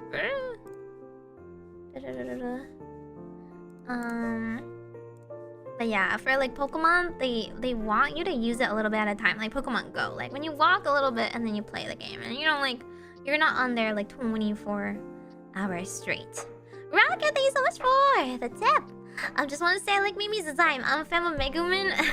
I like the colors of blue and purple, so I really like Meimi's design. Best Witch design I've seen. I just wanted to say congrats on the message cut off. Oh no, the message cut off. Did you have more to say? You can leave it in chat. Thank you for the tip. Oh wait, maybe there was a question? I think there was a question earlier that was like, who came up with the Meimi design? That was actually Kawaii. For most of Kawaii designs, the models are pre-made, and by the time you audition, you get to kind of rank which one's your favorite. For Ephemira, it was a little bit different, but I don't know how much of it I could say. But either way, when I auditioned for Kawaii, the Meimi design already existed, but they didn't really have like, anything else, you know, set for Meimi. So I was like, I like this design the most. I think it's the most me. And then afterwards, they're like, we think you are a good fit, and matched me up with it. I came up with the name. I came up with the lore. I came up with everything else. But yes, I really like it too. So I don't really want to change it. You know, I want it to stay as consistent as possible. I am thinking of like maybe changing a little bit of the color for outfits, I guess, but not like the hair or eyes or anything important. Mostly because like blue is not my favorite color. Blue is not my favorite color. I do like purple. I do like the minty, tealy kind of colors though, so I definitely want to emphasize those a little bit more. I was saying, congrats on going solo. I hope everything's going well with that. Thank you! It's a bit of a transition period, so all of us are just learning lots of new sites, or we're all sharing information on our Discord about like, can you trust me? Is it okay? Like, I guess my tipping thing is going well right now. As long as I'm not getting doxxed, you guys just see my Meimi email. That should be fine. You came up with the sleep for 100 years, yes. Well, we have like, see, this is what I've been doing with Foodie. I know not all the other managers do the same thing, but with Foodie, she was like, she goes over notes with me and is like, you should pick like words that describe you, as a streamer, and like characteristics and personality traits that like make you individual or stand out, and then you should then emphasize a couple of those in every stream you guys do. One of them I was like, I'm a very sleepy person. I do really like RPG witches stuff, so I do want to stick with like a witchy fantasy kind of vibe as well. I mean, I genuinely like witches. I want it to be like magical and fantasy related regardless. I would cry if I had to do cyber techie stuff because I'm not a cyber girl. I don't really care for cyberpunk that much. I like fantasy, I like fairy tales, I like magic. It was a simple transition. Also because I liked tarot cards, so a lot of that was like I'll do tarot, I'll do card-based magic and whatnot. Description is sleepy. Okay, it was more than just sleepy. My tagline is 50% sassy, 50% sleepy, 100% sure to make you smile. Majokko desu. Yeah, cyberpunk magic. It's cool, definitely. It's just not me, you know? I don't know. I'm a little pagan girly. I'm gonna ride off on a broomstick into the fires of hell, I guess. I'm always like down with authority, rawr, you know? I'm not very apocalyptic, futuristic, or whatever. Haven't heard that since debut. It's just in my description, okay? It's in my description when I describe myself as a streamer. 50% sassy, 50% sleepy. That's what you get with the Meimi streaming experience. That's all. I guess everything is just going to my PayPal directly. Huh. Gotta figure out how to set that up. 50% sleepy is very generous. You shush. I've slept for 100 years and I will sleep for 100 more. I'll pull the plug on this. Since it is 2024, do you ride on a vacuum cleaner like in Hocus Pocus? No, I don't. I have a normal broom, normal broomstick. What percentage is boba? That's my mana potion. My mana potion is boba. Whenever I run out of energy, I drink boba and Gatorade. Heart of the Cards is real magic. It is. Here's the things that I want to emphasize about me. I am a witch, right? I'm a little witch in training. So I'm not yet fully certified.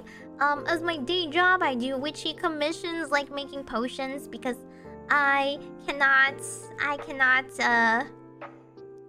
technically, legally speaking, perform big magic on the regular yet, but I stream so I can practice my magic on you human specimens. I mean willing contractees.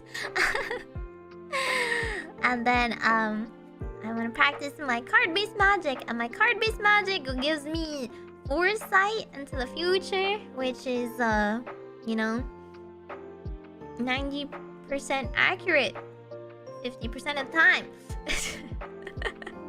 And I also what else? I also am very lucky. I'm very lucky because I can use the powers of foresight. Always believe in the gacha witch. What do you mean over 100% sure to oversleep for stream? Shouldn't have started on time for you guys today. No one appreciate me. No one care me. They did that in Shadow's house? Which one? No, I haven't watched that one. Thoughts on the Wicked movie? I haven't watched it yet. I've been trying to get my friends to go with me. I didn't sign any consent. Actually, it's in the contract. Go check the stream description. Actually, my old stream description used to be, so will you hand over your fate to me? And if you watch me, you're automatically handing over your fate to me. Now it's something else. Now it's about pondering the orb together.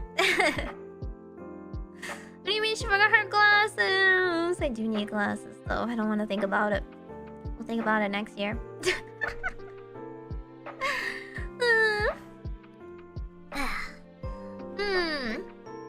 I think in terms of content changes, I don't think there'll be that many changes though. Like, not gonna lie, I don't have any games I was really hankering to play that I couldn't get permissions for. I just straight up played it.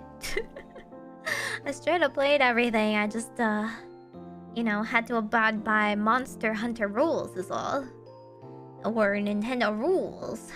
You know? I want to play more Pokemon games. I could have played them before, but now I will play them more. My Pokemon hyper interest is real, let me tell ya.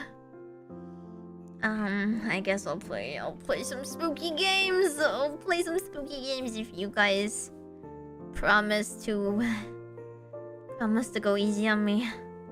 I'll do some like scary sound alerts, I guess.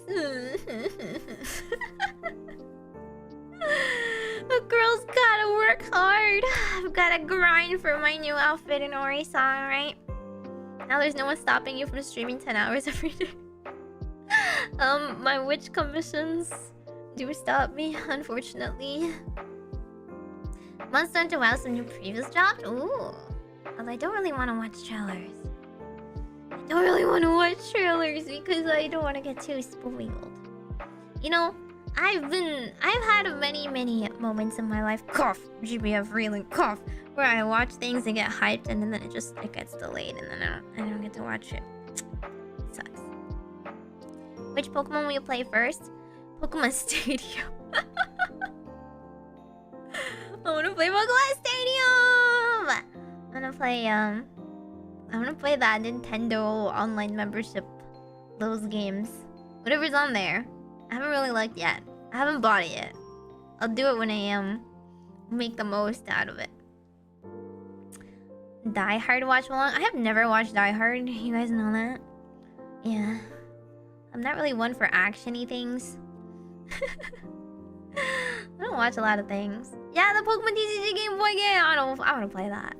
Actually, I also bought on sale the stupid like Yu-Gi-Oh! Duel Links thing, the Link Evolution Duel Links, whatever. It's like the same thing as Pokemon TCG Game Boy, right? You get to play Yu-Gi-Oh! TCG. But like, I don't know. It's like it's on Steam and it was on sale and it was originally released as a console game, right? It looked stupid. I wanted to play it. I wanted to play the story, but I actually have never watched the Link anime, so I don't know what's gonna happen. What? I used to watch the whole series Die Hard every December. What? I'm not a fan of scary games, but I really enjoyed Outer Wilds. I probably will not play Outer Wilds, unfortunately, because I get motion sick really easily. In fact, I'm gonna be motion sick all week. This week. I have Minecraft coming up tomorrow. Tomorrow's Wednesday, right? Yeah, I'm gonna be playing with Leah. And the VSMP I haven't played in a really long time. I'll do my best to not die. But you know, in Minecraft. And then on Friday we have Euro Truck Sim, which I really am worried that I will like upchuck for, so I have to take meds for. I'll take my motion sickness meds, but I hate doing it. Ugh. But I'll do it because it seems silly. We're just gonna be truckers. We're just gonna be truckers, and there's 5 of us girls, and there'll be a lot of yapping. If I get quiet because we're in a big group, it's because the other girls are quite loud yappers. To be honest, I don't really I don't know. I don't really want to compete in the loud yapping Olympics. So I will try to naturally talk. To be fair, Relink was fire. I still need to go back and play it. Meimi would definitely completely and utterly die from motion sickness in Outer Wilds. Yes. You guys Please understand, I get into a car, I immediately start getting motion sick. The early Yu-Gi-Oh game is the Wild Wild West. It sounds silly. It sounds good for one stream. I don't know if I will finish the whole thing. A good excuse for an action movie on Christmas, you guys. You guys really want to force me into this? You can vote in the watch along and as a member, I guess. It'll be because you crashed and are too embarrassed to tell everybody. No, I'll make it everybody's business if I crash. Do you guys trust me to be a trucker? Do you trust me to make proper turns? I'll have you know I don't know how to parallel park. It's okay. I just want to hang out. We're just gonna hang out. And if I hang out on the side of the road waiting for AAA, then that's the experience.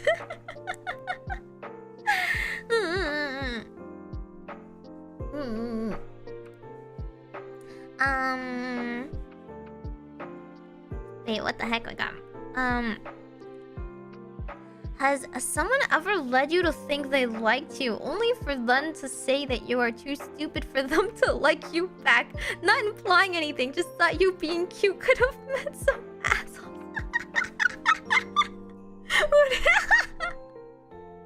What is this question? Wait, I'm gonna show you guys. Wait, I can't select the question. How do I do it? How do I do it? Let me pop it out. I think it's so funny. It broke on me. YouTube broke on me. Okay, whatever. This sure is the question of all time. You know, not for that specific. As a streamer, you mean? Oh, you know what? Maybe actually, come to think of it, I think some people do get a little impatient if I'm bad at certain games, right? That's like the same thing, right? I'm too stupid for Yu-Gi-Oh, and then I'm just like, bruh, it's literally a game. I'm a streamer. I'm literally streaming and chatting with you guys as I play this game. I have to make it interesting. Can't just like play the game and really like lock in and think and ignore chat for like hours. So there's gonna be a debuff no matter what. B, like, I'm playing for fun. You can go be sweaty in this game, like, with your like tournament homies or something. And you're gonna come at me and be like, you're just so bad at playing Yu-Gi-Oh! Just close the stream, bud. It's not that, like, it's not that deep. You don't like a cute girl being confused at Yu-Gi-Oh! And asking you guys for help for hand-holding them. Like, there are other streamers out there for you. Go watch Jesse Colton or something, okay? I won't be offended. Just don't tell me on the way out. You know? Like, okay, whatever. So yeah, maybe some people have gotten fed up about it. You know, they're like, oh my god, like, just stop and like go watch a tutorial. I'm like, oh, okay. You know, the whole stream title, the whole stream thumbnail, the whole me talking to you guys in chat. What about it got you confused on the help me how to learn how to play this Yu-Gi-Oh deck? What part of that, like, stream objective got like lost in translation there, buddy? If you don't like it, then yeah, I don't care, just don't tell me. I never said expert VTuber Yu-Gi-Oh player is going to do some Masters level content. Watch for Grandmasters qualifications now. Like, it's mostly me going like, oops, I shouldn't have done that. And chat being going, oh, that's too late. I'm like, dude, I don't care. But yeah. Yeah, I mean, that's like, it happens. So like, if something happens in chat, either like some mod or somebody will delete it, or I'll just delete it quietly. Unless you want me to make a big deal about it. Look at this guy! This guy thinks this streamer, me, is an actual expert in Yu-Gi-Oh! I will pull out the receipts that show I started Yu-Gi-Oh! However many months ago on stream for the first time. You're gonna shame a newbie who has only played this game for however many months now. I think I started in like... I always forget. It was like, end of May? Right? End of May? June? I've literally only been playing Master Duel since then. So you guys who have played Yu-Gi-Oh! For like 50 bazillion years or whatever. I guess like technically 25. This is the 25th anniversary. No way. Of Yu-Gi-Oh! Like, okay, go settle down now. Yeah. Is this a Majokko to you? Yes, I know. I'm not Majoking here. Sadly, Majokko becomes a very easy pun for that. Yeah, I don't really care otherwise. I will not take it personally. Da da da da da. What do you mean? I was in gold 1. You shush. I dropped a silver because I forgot that it rolled over on the month. I didn't realize December came, and now I'm in silver instead of gold because I forgot to finish ranking. I'm 7 to 8 years in Yu-Gi-Oh! You are insane. Yeah. No, I've only been playing for a few months. What do you mean she can only climb rank with chat backseat? I literally got to diamond off screen. Off stream because I can focus. Maybe she's gonna show us her master rank one day. I'll try, I guess. Ugh. I probably could. I just need to play a lot. Like every other stream, like for a whole month, would have to be me ranking, you know? Ugh. It's 27 years, but they kept the 25th branding. Oh, okay. So I don't even know. I'm a fake fan. It's gonna be the 30th anniversary or something, but they'll keep calling it the 25th anniversary. What happened to the 25th anniversary? Like the pack, the tins. Dang. You mean to tell me they're 2 years late on that branding? Reading chat every 10 seconds is distracting. Only, see, it's both distracting and then I turn around and I already did the bad move and it's too late. The 2nd anniversary of the 25th anniversary. Oh, that's like VTuber birthdays. Understandable. Okay, yeah, this was the question. Was Meimi the Witch your first choice? Whose model in Ephemira is your favorite? Excluding yourself. It's definitely myself, though. I would not want anyone else's model, but I guess Koha. I think I've answered it before. I would want Koha's model only because I would want to nerf myself more. Teehee.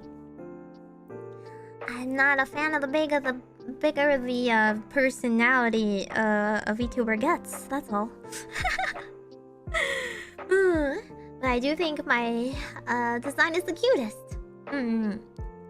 I don't know how much I can say about the Ephemira designs, but originally we were only supposed to be 3 girls.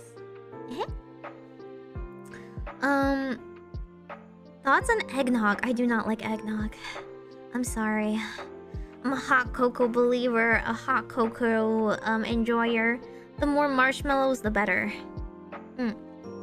What's the difference between witch magic and fairy magic? The fly witches give you mushroom potion while fairies give you magic cocaine. What the heck?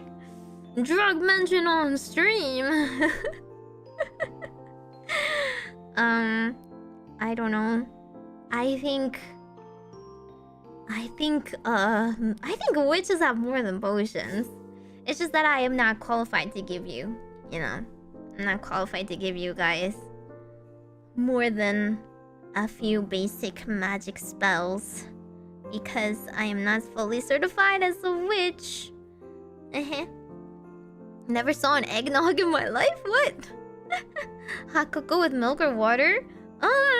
a lot of the packs with hot cocoa already come with like milk substitute, I guess, or like powdered milk or like whatever, so you can just have it with water, you know? And just because like, you know, they get chunky when you try and microwave it with milk, like it doesn't fully dissolve. So what I think is the best compromise is you just boil it with water and you leave a little bit on top and you put a little bit of milk on top. For the milky, creamy taste. But I think with just water it's fine. I just like marshmallows.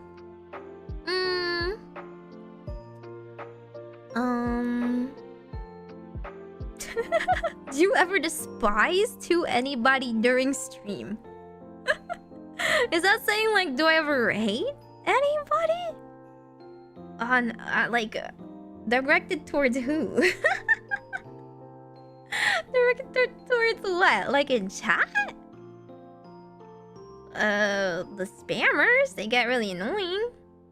Like, you might think like, oh, maybe I don't really need a mod, but like in the middle of a game or in the middle of like a topic where I'm like kind of like focused and in the flow and trying to tell a story, it gets really distracting if you get like an off-topic comment or spamming or something else you have to pause everything for to try and correct, which is why mods are still helpful. Because then I have to like mentally reset myself and be like, where was I? But try not to make it a bad experience or interrupt it for everybody else that's just there to like chill.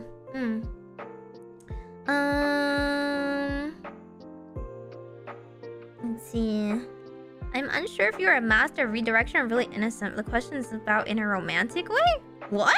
In a romantic way?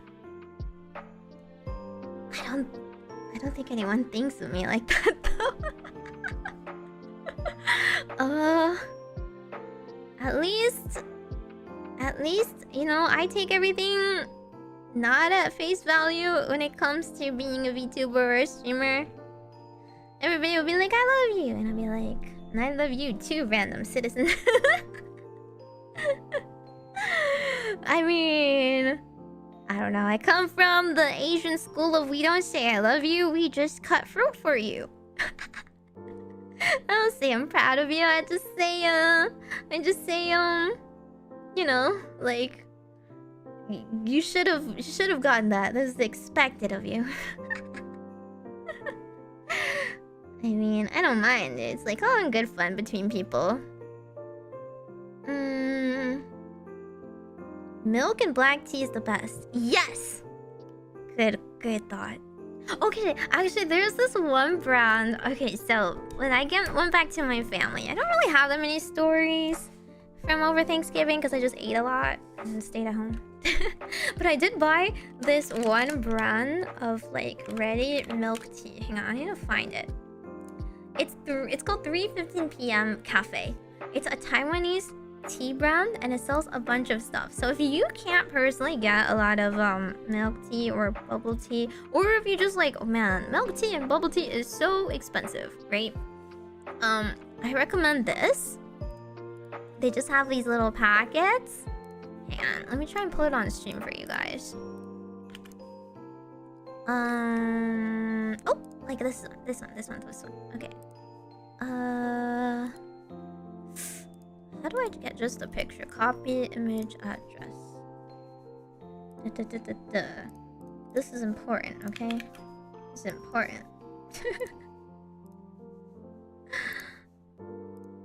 This.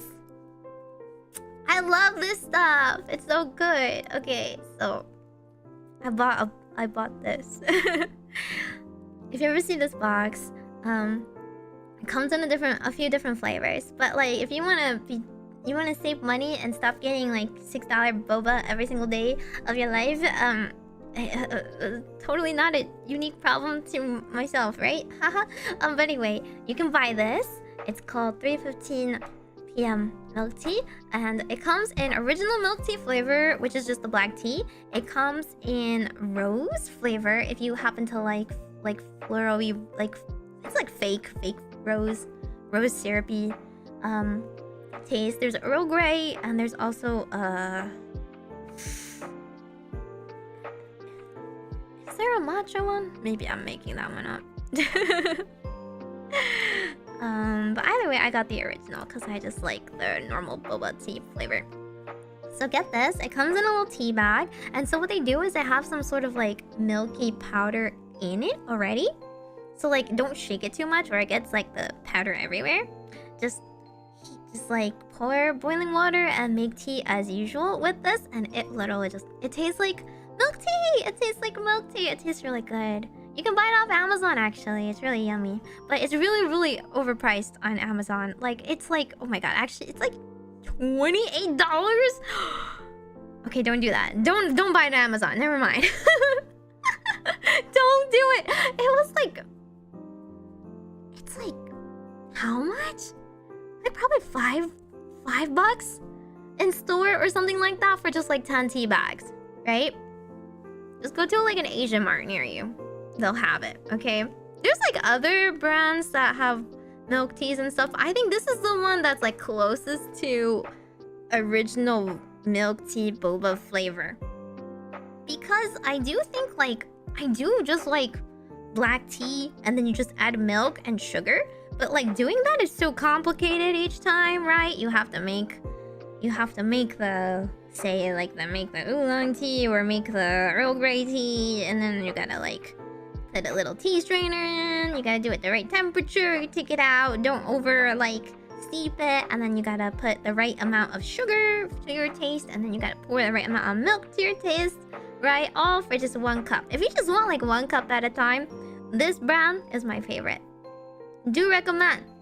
Majokko made me approved. Not sponsored. Yeah. So if you want like a good just a milky tea flavor. Oh, my Twitch description note link for the YouTube channel is broken. Annoying. Why is it broken? I'll update it later.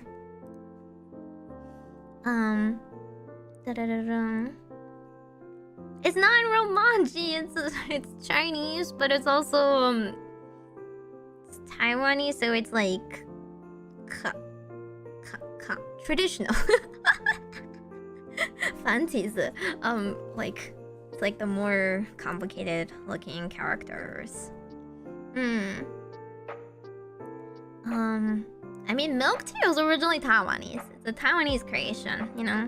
I mean, we have variations all around China, but it's pretty much where it got popularized. Jinju Naicha means pearl milk tea. Maybe just so adorable, thank you! It's my holiday dress. I'll wear lots of different holiday outfits today.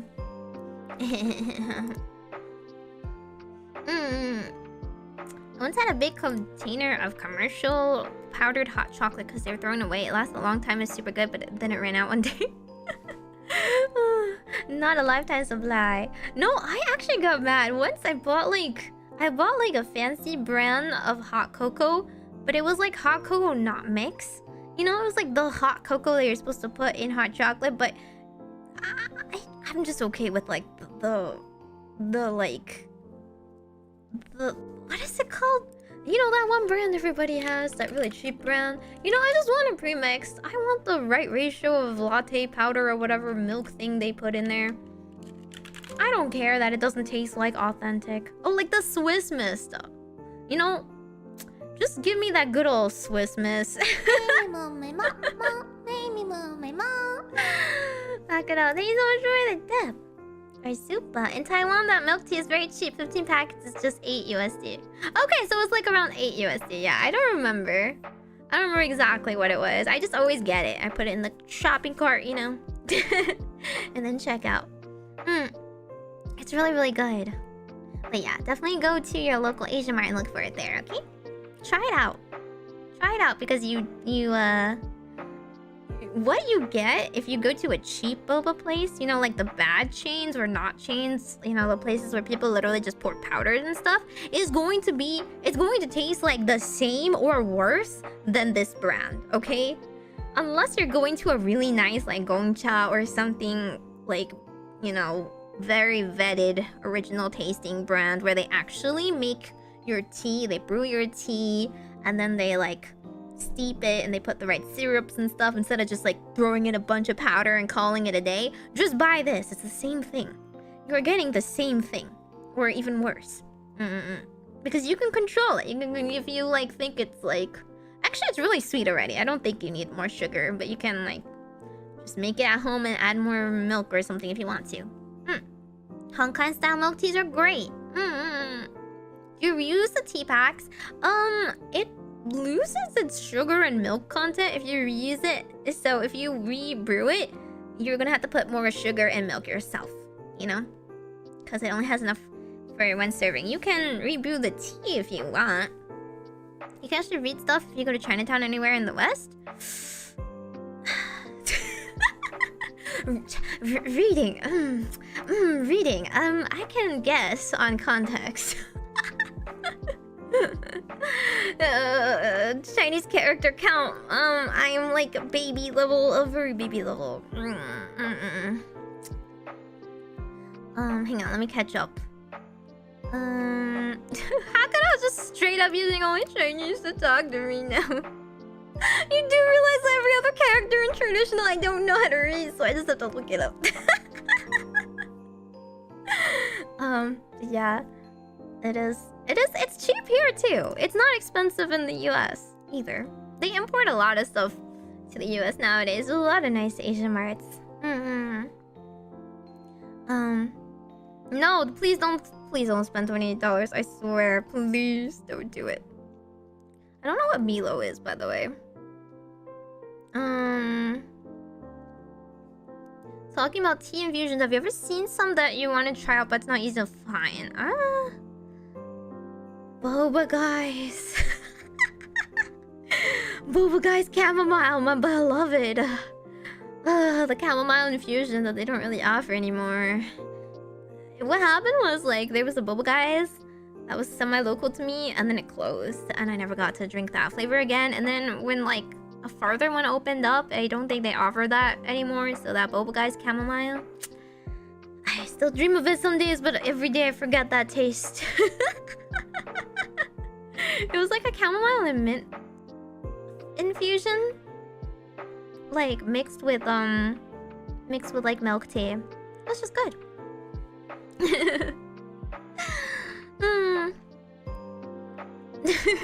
She reach Chinese at 3:15 p.m. milk tea.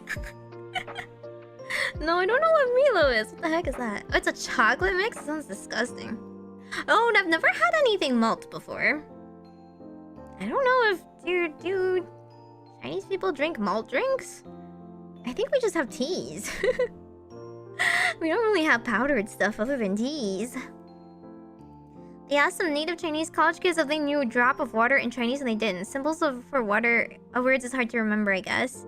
Drop of water? I think it's probably because colloquially we either say that like in a different way or whatever. For me, it's kind of hard to translate the concepts in my brain. Like I either think of something completely in Chinese or I think of it in English because the concepts aren't one-to-one.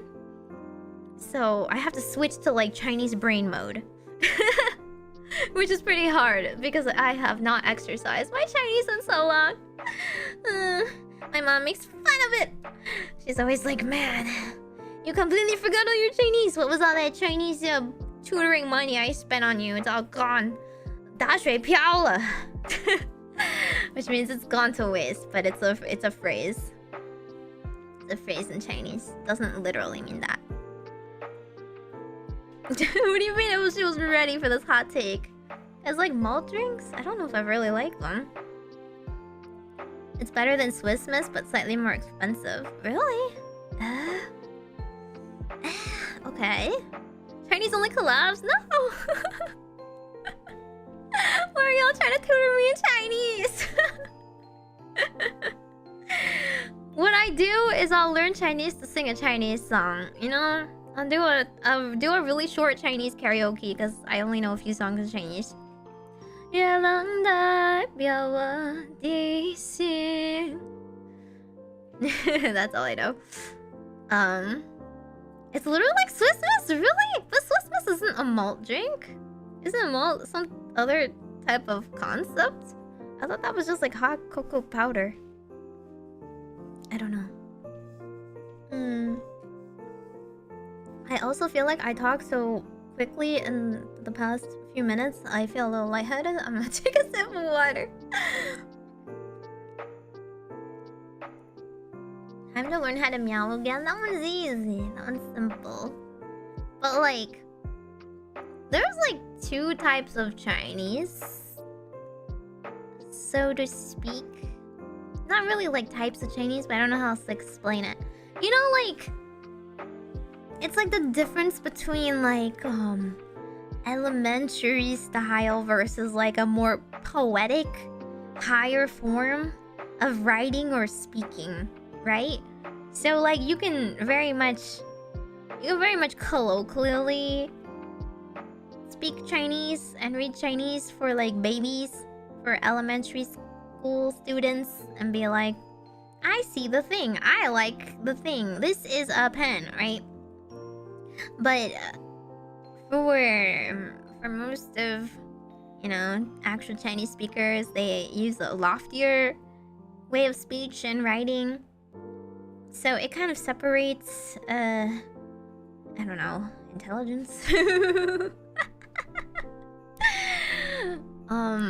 Yeah, so basically like fancier talk, you know? Or highbrow Chinese. I don't know, I don't really know that. So there'll be songs that are more poetic, because traditionally Chinese has always been very poetic, right? 床前明月光，疑是地上霜. Like, we don't talk like that normally. But if you're like a TV person, if you're writing songs, if you're writing newspaper stuff, official stuff, it's like essay writing, right? You need to know that level of education, I guess. And I'm not very good at that. Whereas like the like Chinese I know and hear, and like the songs I kind of understand and stuff, that's like the level of like literally exactly what you would say, which is like how do I say it? It's like 白话 or like 白 right? Like it's just like basic spoken. Yeah, plebe level. Because like that's like how my parents talk. That's how my relatives would talk, or my family friends, their moms and stuff would all talk like that. And I do say a little bit of a Beijing twang, which is kind of obvious. So that's what I'm used to. It's not really like Keigo, because Keigo is like super formal. It is like super formal. But even like, I don't know. I don't think they speak Keigo on like regular TV shows, do they? But like, you know, Chinese announcers and stuff, they'll say that sort of thing. I don't know fancy Chinese, I just said that.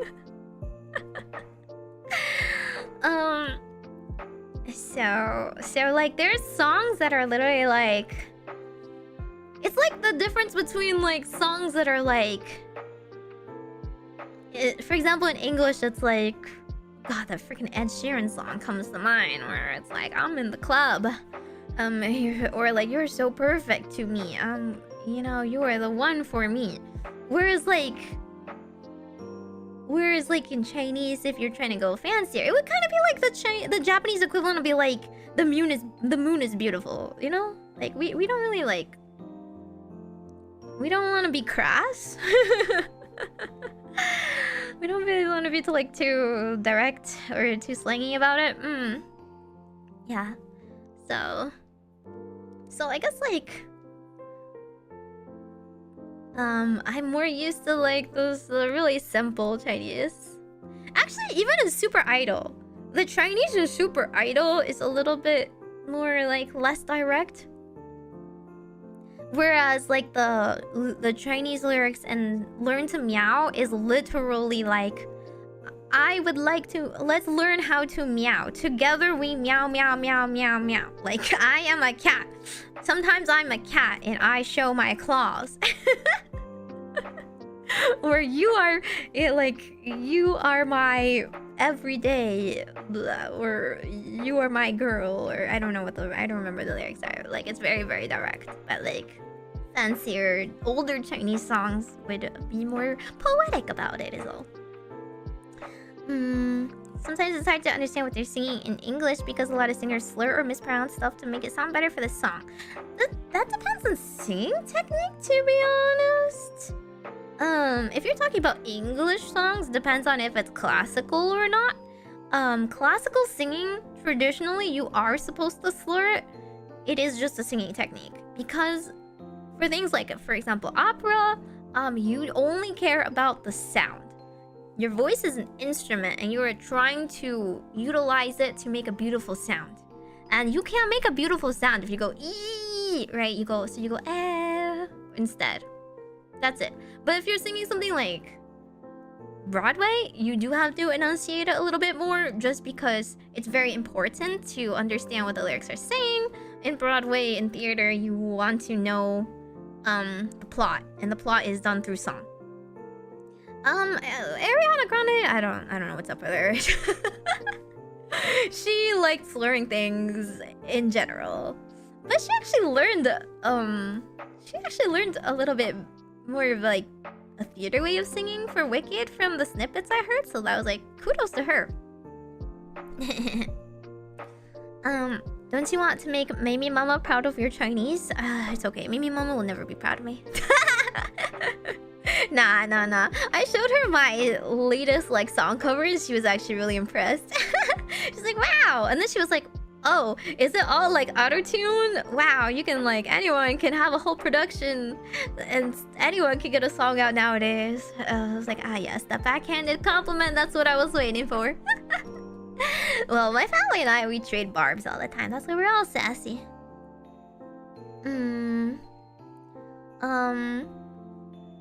Ed Sheeran, you know Nami at Lua? Wait, where's Kaya?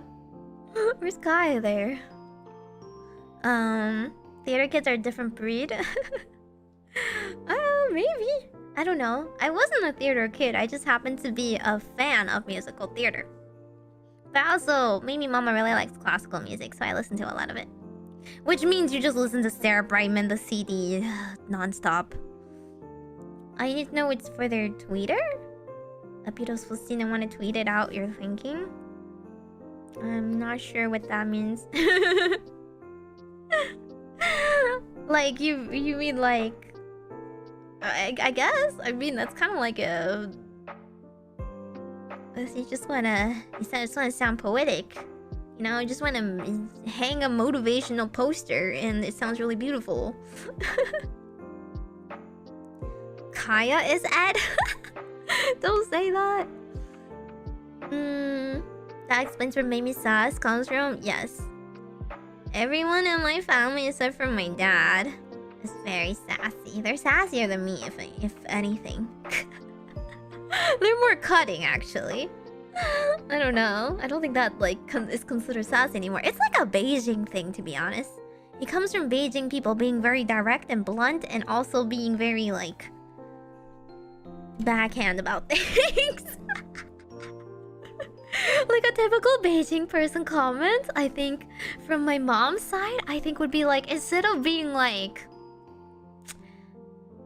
imagine someone needs a haircut, right? Instead of being like, girl, you need a haircut, they might just be like, oh man, I guess the barber's out of town, huh? You know? They really like witty wordplay and stuff like that. But it's like, you don't really take offense to it because the person responds back. You know? Like, you're on equal terms. Like, when my parents, like, say stuff to me, I always go, oh yeah, where do I get it from, huh? Like, you know? We always, like, trade barbs, and we always, like, I guess, like, we speak our minds. So, compared to other families where you just have to listen to your parents, we've always had a bit more freedom.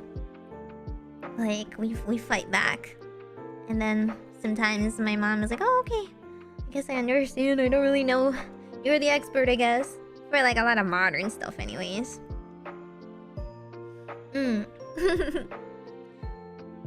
How many hours of battery does that dress have? I have a battery pack hidden behind this. I can change out the batteries. Yeah, I can wear this on bike rides so that cars see I'm coming. I'm the least sassy in the family. I doubt that.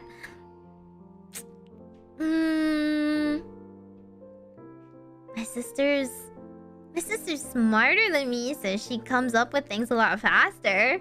But she's also more mean. She's like straight up mean, I guess. So I guess it depends. I'm sensitive though. That's what I found. I found like people, including you guys, including chat, are a bit more sensitive than I'm used to. I was like, okay, maybe I should tone it down a bit. So some people seem to take it a lot more personally, and I'm like, I don't think it's harder, especially if I'm typing, right? Like, I think on Steam, if I laugh about it, it's not that bad. If you hear it in my voice, it's not that bad. But sometimes, like, typing it out, replies and stuff, I think, like, oh, maybe people don't really understand. It's not that serious. I'm never that serious. Unless I'm really scolding you guys for something, like breaking a rule or whatever. Like, God, you guys should know better. You're an adult, man. Or are you not adult? You probably should click away from this channel. Until you get your parental permission to watch me. Oh, that's the FAQ. Am I going to... I think, like, a lot of people think Kawaii doesn't allow cursing, which is not true because Nami and Kaya say it a lot, right? It's more like there was... It's more like we do want to... We either want to sanitize ourselves or we just want to, like, watch our image because we felt the responsibility to the Kawaii brand and being in Corpo. But for me, I just don't really like it when I am like watching something or hearing something and someone's cursing a lot. I just like, it's just like cursing just has a bad connotation to me. Like sometimes in some contexts it's not that big of a deal, right? But if you get into a habit of it, it just slips out more and more. So I just don't personally want to curse that much on my stream. Because I don't want people to like get a negative connotation or take it out of context or anything like that. But when people do, I hope you understand this. Like, it's not really a big deal. I would never make somebody like be like, you can't curse on my stream, you can't like do something on my stream. I think the only thing I've ever perhaps asked people to do is like to tone down direct R18 stuff. But if I'm not on their stream, then I would not ask them to limit it because it's their stream, right? It's their stream. I'm not gonna be like, change your content for me. I'm not like uncomfortable with it, and depending on the context, as long as it's not like directly related to me or directed at me, right? I don't really care. A lot of people swear more behind the scenes and whatnot. For me, it's mostly playing League. Or if I'm tilting, cough, Overwatch, cough. Yeah, subscribe for members' content, including swearing.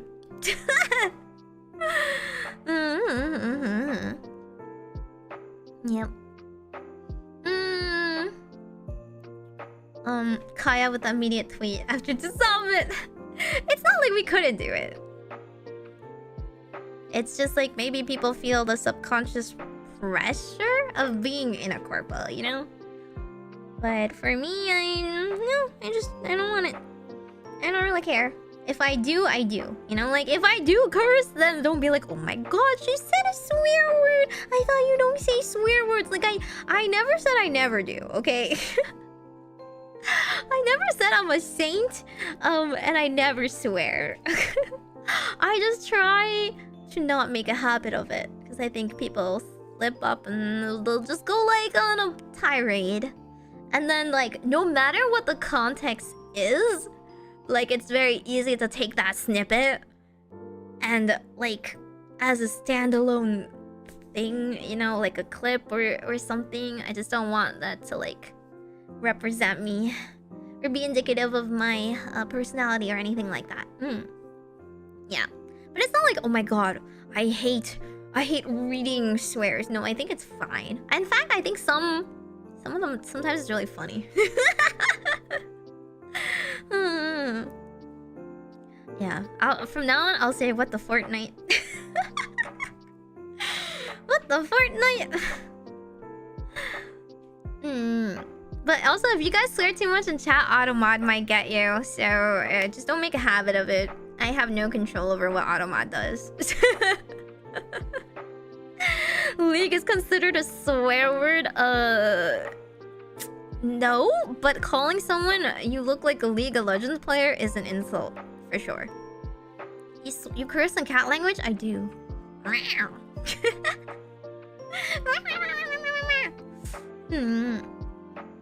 do you mean Meimi isn't a saint?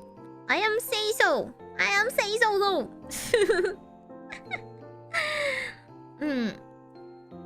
Yeah, if someone also like, I don't know, I don't think swearing is edgy, right? Sometimes some people make it their personality, or they say edgy stuff just to say edgy stuff, and then it's kind of cringe. It's like seeing like a baby, you know, like, wow, watch me say all these bad words in front of like everybody without my mom watching. Watch me go. I'm like, okay, you're not cool.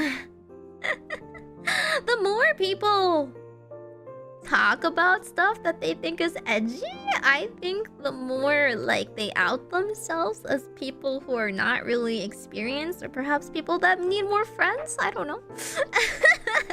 No one ever told them in their lives, hey man, like, you're not actually that cool. You can use those gamer words, okay? Cool.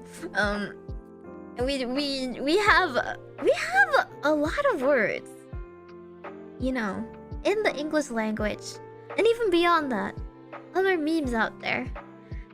A lot of vocabulary beyond those few quote-unquote bad words that you learned at one time and you keep repeating.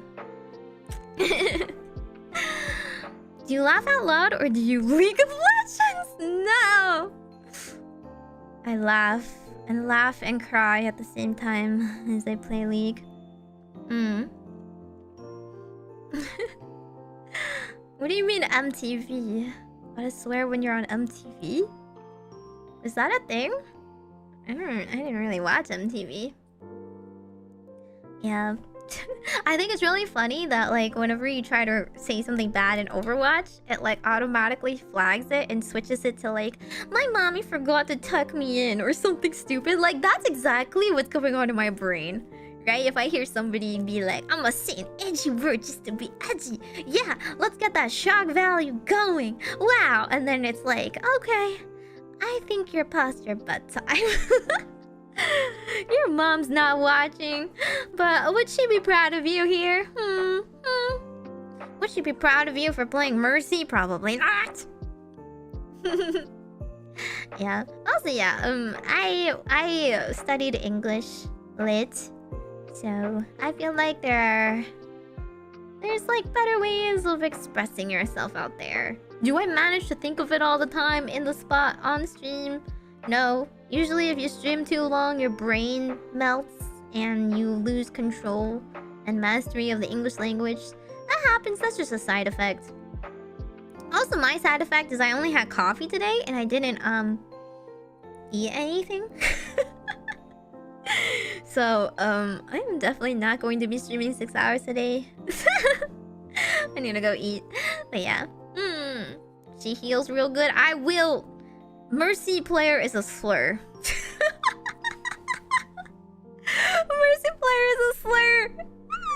And I'm a Mercy hater as well. GG Easy, they allow... Yeah, that's true. They might...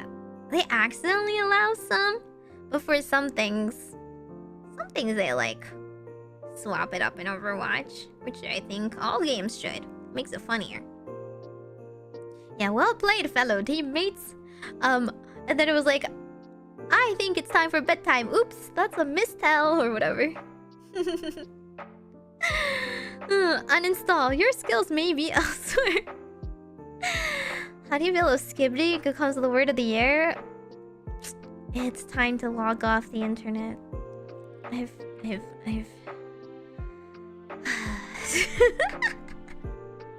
I've had enough. I've seen enough I no longer wish to see. I'm closing my eyes forever. Really, Ria really changed you? Nah. Oh, okay. Ria has been my friend before I got into VTubing. Ria was a friend of mine. In the past, we used to do like cosplay stuff together. We don't usually do that stuff anymore, but I still like occasionally, as in like maybe once a year, I'll go and visit her and a couple of my friends, and we'll hang out and stuff like that. But we both don't like going outside, so that has become less and less. She has really cute cats.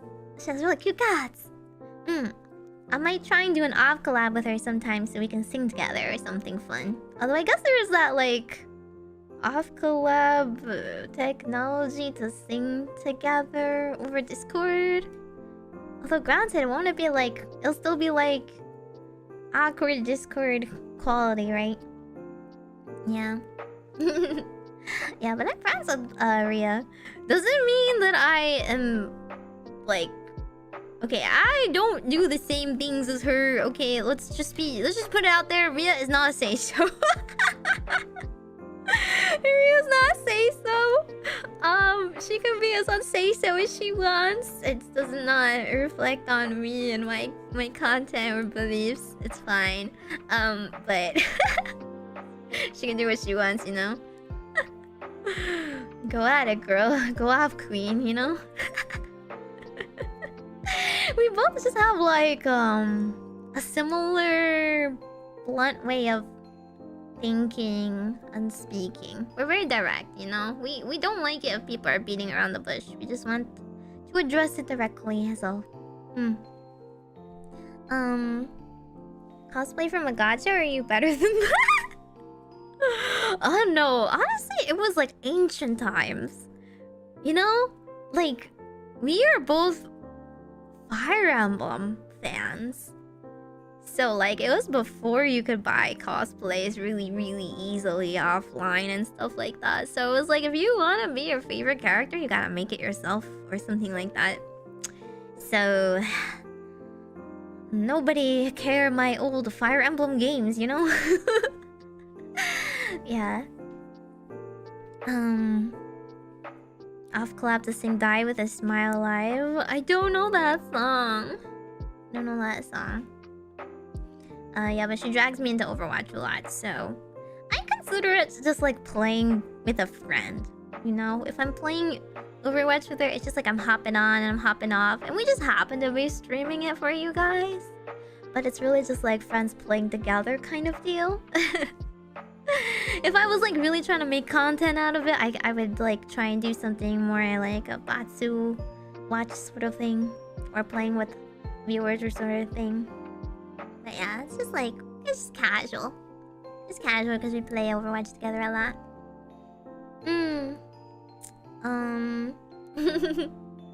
Yeah, Ria's whole thing is she's got a cute voice that she's born with.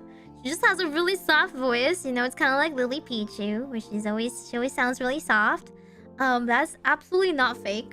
She sounds like that all the time, and then she will swear. She will say all the swear words, or she will talk about Azura Lane butts, you know. Genji butts mostly. Yeah. So we just hang out. We just hang out a lot. Lin cosplay? Oh man. I haven't cosplayed Lin actually, but I do love Lin. Tharja cosplay? No! I've never cosplayed Tharja before. I'm not saying who I cosplayed, okay? Okay, that is another thing. Lin is absolutely best girl. I have said that before. I think Lin is the best character. She's like my favorite female lord. So favorite like pro tag from any Fire Emblem game. But like I'm not really like similar to her or anything, so. But also, let me see. What was I gonna say? Oh yeah, that's the FAQ point, which maybe I should hone in and okay, so there was like when we were dissolving, when our company was going kaput. First of all, you do realize if you like, okay, you like donate now, it goes 100% to the girls. You donate before, you know, like Corpo VTubers, the corporation takes a cut, right? At the last minute, what was the point of donating? But anyway, I mean, it's not like we weren't allowed to say like don't donate. Obviously, we still had to like do business as normal. It might have risked our IPs if we like sabotaged our streaming or did anything like, you know, we can't do any slander. We can't do anything like bad. But also like, guys, Corpo takes a cut. Of course they do. How else do they fund things? Nane-sans don't get a cut of our earnings. They always get paid a regular wage because they're employees. But also all of us are keeping our IPs. We're staying on all of our channels and stuff, so don't try and do some weird detective behind the scenes work and try to find any other accounts or anything else, because we are very transparent with like staying as ourselves and keeping our brands, and we don't want associations with anything else. So make sure you don't like bring up other VTubers or break the rules and stuff like that. For myself, I don't mind if you talk about like other ex-kawaii girls because they are my friends, and like I don't mind if you talk about like if VTubers that are strictly like my friends, you know, like people that I have like explicitly collab before in like some sort of regular capacity and like I'm close with. But sometimes like there will be collabs where I'm like, it's like a one-off, you know, like I'm not like, I don't know, I'm not like talking behind the scenes with them or anything. It was just like big group thing or something like that. Oh my god, is that loud? Thank you, Magic. Magic, 1, 2, 3, 4, 6. What happened to the 5? Got snowballed there. So yeah, make sure you bear in mind that all VTubers don't want you to talk about off-topic stuff, don't want you to mention other streamers. So like I see people like going in, okay, here's like a big no-no. Here's a big no-no. Going into stream and being like, so, what do you think about this and this VTuber's graduation? Or this and this VTuber announced this thing. What do you think about it? No, that is explicitly against the rules, guys. If they bring it up, then it's on topic, right? If I start talking about it on my own, then it is on topic. But if you bring other stuff into the stream, then it's just like, what are you doing? You're going into like let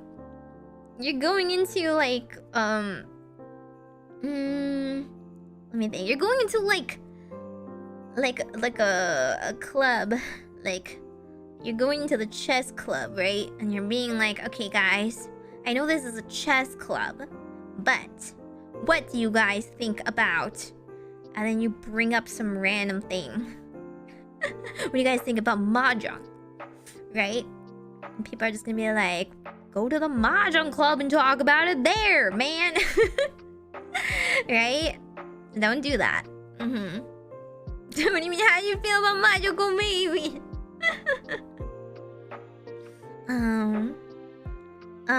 Doki Doki Witchery Coven. Yes, this is my coven. This is my coven. If I initiate other VTubers into my coven, maybe. I don't know if they would agree to it though. Don't talk about me in their streams either, okay? Please be respectful of their stream rules as well. Don't ask them about me. Don't ask about collabs. Don't ask about other things. Unless they are specifically being like, who do you guys want me to collab with in the future or something, you know? Alright, Chess Club, thoughts on Faker? What do you think about Meimi-mu-me-mo's graduation? Would you collab with her after she becomes indie? Nah, actually, I think Meimi-mu-me-mo should stay graduated because who the heck? I'm Majokko Meimi now. I'm Majokko Meimi on all of my accounts, please. If you use hashtag Meimi-Majokko, I don't check that. Let me check Majokko Meimi. Well, honestly, I said Chess Club and Mahjong because both of them are semi-related, right? Like, other VTubers are semi-related to each other, so you might think it's okay, but it's just bad etiquette. In fact, I think we've been bringing it up. I was just like, you know, Lynn, you should just like make a bunch more videos like that. She's like, on it. I'll script it. How to proper chat etiquette video coming soon, probably. If I had time, I would make these myself because I think they're a great idea. I think scripted videos are great, but maybe I'll have sitting down, writing a script, editing a script, recording a strip, finding stuff for like even a short. Ugh, effort, so much effort when I could just be streaming and chatting with you guys. Will I be okay if I go to meet and greets for other VTubers wearing all Meimi merch? That's a little rude. You go to a baseball game wearing the like opposing team's jersey, you're just gonna get smack talked, you know?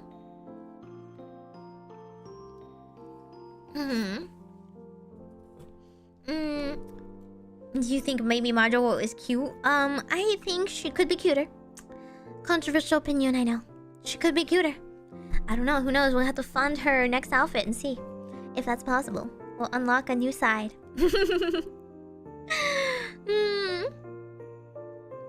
Ideas first. Yeah, exactly. Idea people are a dime a dozen.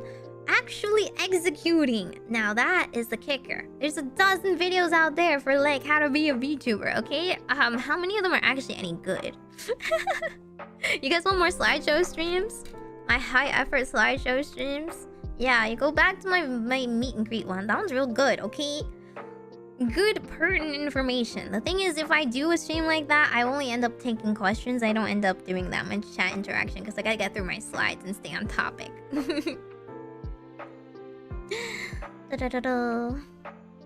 We fund them? Okay, I'll try and add up what I got today towards the fund, and all.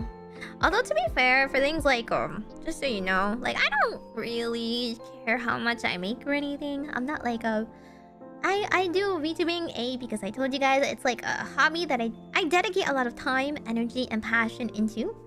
But it's not like something I'm gonna base my livelihood onto, so I don't really... I only cared before because, like, I want to earn money back for the corporation I was a part of, right? I was thankful for the services Kawaii gave me. They gave me a model. They paid for some of my assets. They paid for a lot of art every month. They paid for my covers. They paid for, you know, and just like the managers, just paying back the managers and stuff. So I always wanted to like at least break even. Merch and stuff as well. Gotta pay for the upfront cost of making the merch, the art and stuff like that. It don't come cheap. And I was fine giving that money back to them, you know? I was fine trying to earn money for them. And for me, it was kind of like, I don't know, almost like a game, I guess. Like, I'm like, oh wow, I wonder if I can get to like this numbers goal. And like, I was seeing growth month to month, which is really good. Right? I was really excited about that and proud of that because like every month I was like growing, and every month I was like hitting my goals and trying new things, and it was a lot of fun. And I didn't want that like momentum to be lost entirely. And I didn't want like I feel like, especially in the beginning, it was like kind of frustrating to like. It's more like managing the workload, right? All of a sudden, being a corporate VTuber, you get so many things you have to do. You have, you don't understand like how much work there is involved in certain things, like just like planning your birthday. Like, oh my god, you need to plan so much stuff in advance, right? Getting invited to things like you guys hear like the one segment I am in like a concert, but that's like pre-recorded. You know how long it takes for me to pre-record? A long time, because I'm not that great of a singer.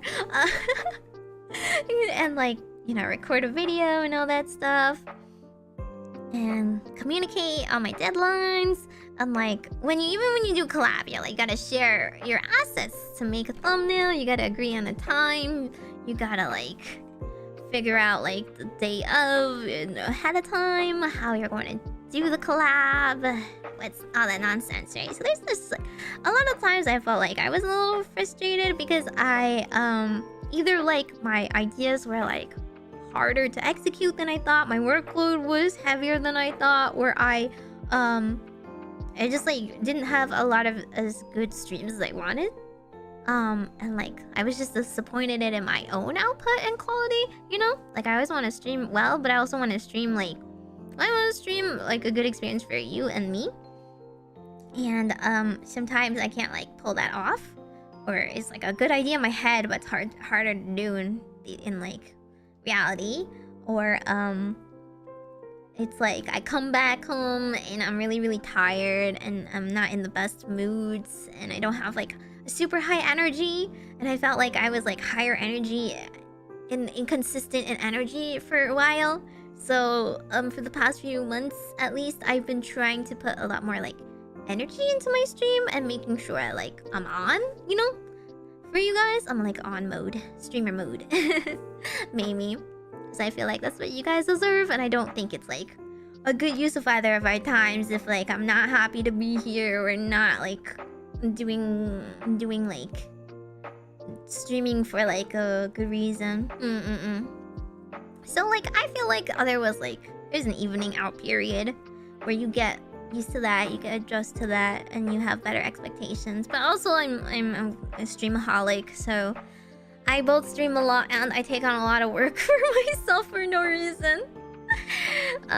So that's still gonna happen sometimes. A lot of people don't really understand the cost and time associated with make all the things they see happen. Yeah, even just like, I mean, you saw I was tweeting. I like set all of my stream stuff up like an hour before stream today. I'm not even done transferring all my alerts yet.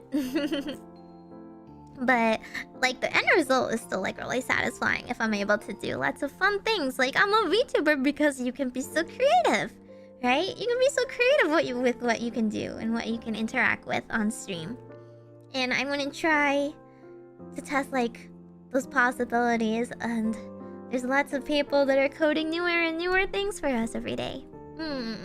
There's so many free assets out there. Like, I wanna use them all.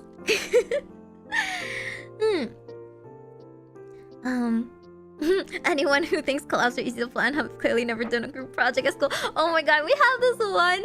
Oh god, there's this one really big collab that we've been planning since pre-kawaii, and we're still planning, and we still don't have a set time or anything. Crying. I just want it to happen already. I just want it to happen. Yeah, it'll be easier managing my own stuff for sure. Solo stuff, so much easier. You know, time zones are also, you know, hard. Time zones might be hated. And sometimes like, I mean, if like if it's someone else's stuff that they're planning, generally speaking, the person who suggested it ends up being the person who is responsible with planning all that stuff. So whenever I plan a collab, it's like I do my best to like, okay, here are all the thumbnails, here's the time, here's the like VTube studio stuff, the room we're gonna set up. And then I try to do like, I have a little like intro prepared or whatever, where it's like it's my job to direct the flow. of the collab, which like a lot of it is like the first time I'm really meeting that person on stream, you know. So I have to prep a lot, and it is fun, but it's also a little bit stressful because of that.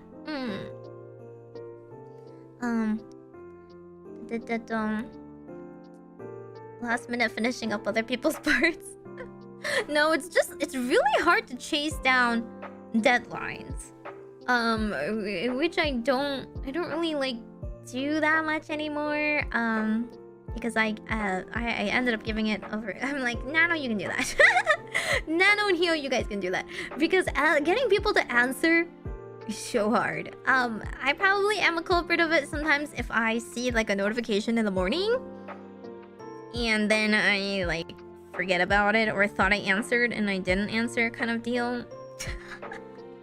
If they like ping me again, I'm like, oh god, okay, remember, I'm sorry, I'll get back to you. But like, some people, they treat streaming as kind of like work, and they set themselves work hours, right? So after a certain time, they're like checked out, or they're not gonna be checking, and they don't want to dedicate a lot of their extra free time to it, which is completely fair. But when it comes down to like asking for stuff, it ends up being last minute, right? Because it's like, are you agreeing to join us? Yes, no. Is this okay? Yes, no. We need like everyone's approval before we can go on to the next round of something going on, right? And I do not envy people who chase people down for deadlines. I can tell you that much, because the Family Feud, the first collab was for everybody that like was very proactive in answering and responding that they were free and wanted to do it. In the end, I was just like, you know what? I don't know if everyone is free and it's easy to get a yes or no response from them. You can ping a couple times and after that you're like, no, you know what? It's not worth it. Yeah. It can be funny when two people collab and they feel awkward. No, that's not funny. That's funny for like 2 seconds. I don't want it to be awkward for the whole thing. That'll just make me stress harder. I just like feel like I have to make up for it by yapping a lot. Yeah, we can't all call. We try and set up like, at least Ephemira, we try and set up like work calls. But even then, it's like, okay, well, this is 5 AM for Tomoe, so we can't do that. But this is during a work day for the rest of us, so we can't do that either. Ugh. Yep. It's rough. But yeah, it's okay. We have lots of things that like we're just like loosely agreeing to, you know? A lot of us nowadays is just like, are you up for this collab? And then people who are up for it are like, yeah, I'm up for it at this time. Just like set a time. If they're not okay with that time, then they just can't do that collab. You know, they'll just do it next time if they have to. It's fine. Because it's the hardest when you have 5 people that like want to do something and nobody is free at the same time. And that's what happens when like we were planning this collab and it's next month. You're gonna see it next month because we don't have any free time at the same time. It usually has to be like a weekend or something, but people are not free weekends. People go out, people schedule things already on weekends. Who the heck sent this? If you could be a bird, would you want to be a big bird like an emo or a tiny one like a hummingbird?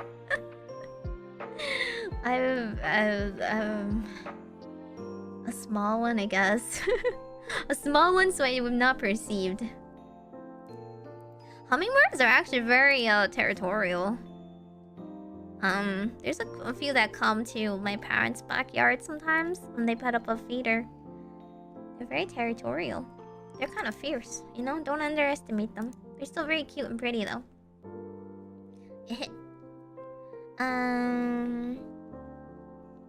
Let's see. Wait, hang on. I haven't checked my updates on questions. What is my nationality? I am from the witch realm. I'm from the witch realm, and I don't know if it's considered an isekai because I open the portal and I can come through anytime, but I go. Welcome raiders! Hello, hello! Hi, hi, hi! If anybody's on Twitch right now, could you shout them out? Thank you so much for reading! I hope you guys had a good stream! Hi, hi! Merry Christmas the 3rd, everybody! Baby, more like I love you forever, yay me! Hi, Leah! Leah love! Yeah, let's go Christmas! So like, just so you guys know, you guys can add emotes to my tree over here. You can change my tree lights, and if you I think what is it? If you throw bits at me, it throws a snowball at me. If you subscribe, it adds one of those ornaments that you see hanging on there.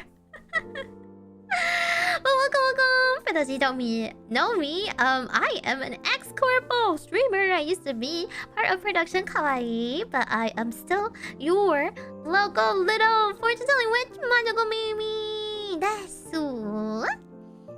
I'm a little witch, and I am in a festive mood. But I'm also doing an AMA Q&A if you guys have any questions about VTubing, my Ex-Corpo, my plans for now on, or just yapping.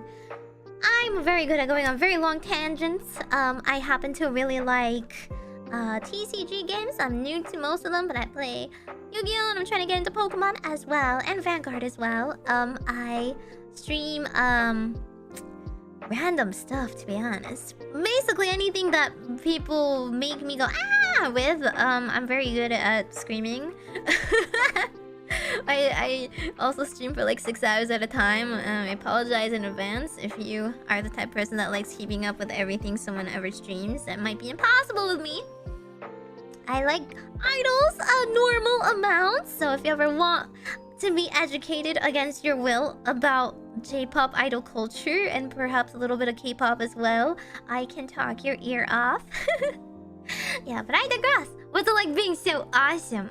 Well, it's not easy. You see, first, every full moon, you require a soul sacrifice. So you gotta take one lucky or unlucky chatter, depending on their personal preferences. What do you like most in a woman? If they are first name Leah, last name Asimov. Oh wow, looks like we have a lucky match in chat today. Yeah, I did have a 30-minute idle talk earlier because I was mad at people lightly using the terminology wrong.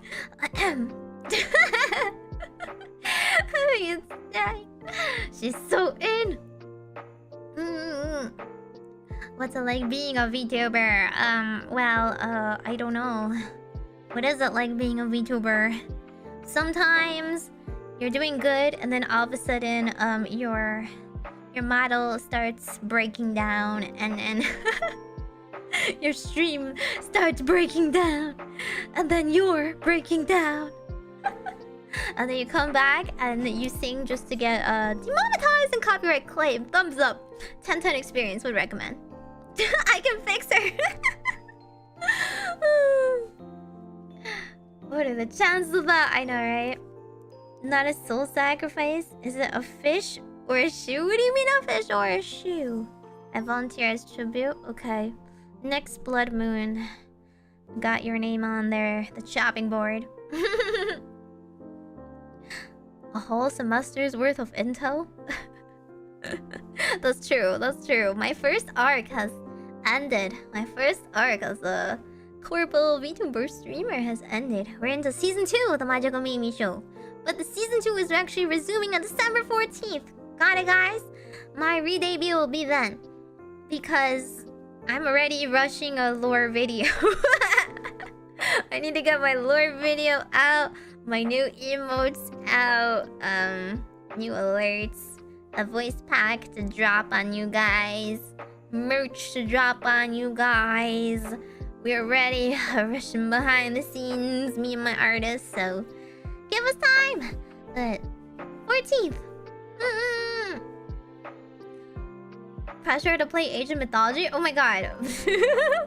Actually, I was talking to somebody about it. But Leah can play StarCraft 2 with me, right? Although we are playing Minecraft tomorrow, which is gonna be a time, I guess, because I'm not good at Minecraft. She's new to Minecraft. Whoopee! It's fine, right, guys? Yeah, just an episode 0 recap. We're in intermission, you know? We're in those like 4 coma filler episodes in between seasons right now. StarCraft, yeah, let's play StarCraft together. Surprisingly, people really like RTSs as well, and I honestly kind of prefer that. I mean, I used to prefer StarCraft over League. You know, I was just kind of tired of keeping up with the latest League champions, but look where I am now. I'm not like caught up with the StarCraft 2 mechanics either nowadays, but I want to play the co-op campaigns. They're really boring by yourself. My life for ire. StarCraft 2 was great. When I played for 9 hours on stream one time and like nobody mentioned anything and it was just like normal business, and you saw me like slowly slipping into insanity. And then I finally realized, oh my god, it's been 9 hours, what the heck? Why was that my longest stream ever?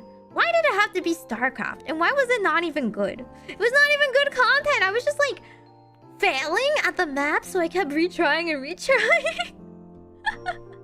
Meimi gave her experience. Oh, so bad. No, Zerg hate. I burn all the Zerg. I burn all the Zerg with my Colossus ball. League killed StarCraft. I mean, isn't League and Dota unironically still... Is it bigger now in Korea, right? Because StarCraft 2 used to be like the biggest. Went insane as the co-op got harder. Yes, I still haven't finished that stupid terrain map, and I don't know if I will be able to. Is season 2 gonna be the prequel or a sequel? It's a sequel. It's a sequel. It's season 2 of the Mahou Shoujo anime that is Majokko Meimi. Majokko Meimi. This. League is bigger than Dota and StarCraft 2. It is. Protoss Master Race. Protoss Master Race. But I honestly watched more StarCraft 2 pro play back in the day. Now all I watch is League Worlds, and it's faker. It's all faker now. Although to be fair, Protoss gameplay was not even that interesting at pro play level either. I admit, it's not the most interesting, it's just the most fun. I did eat hot pot for Thanksgiving. I don't really know what to say about it other than when there was beef and there was lamb and it was good. My mom made lots of yummy things. Most of them Chinese, so I don't know how to translate them. But I ate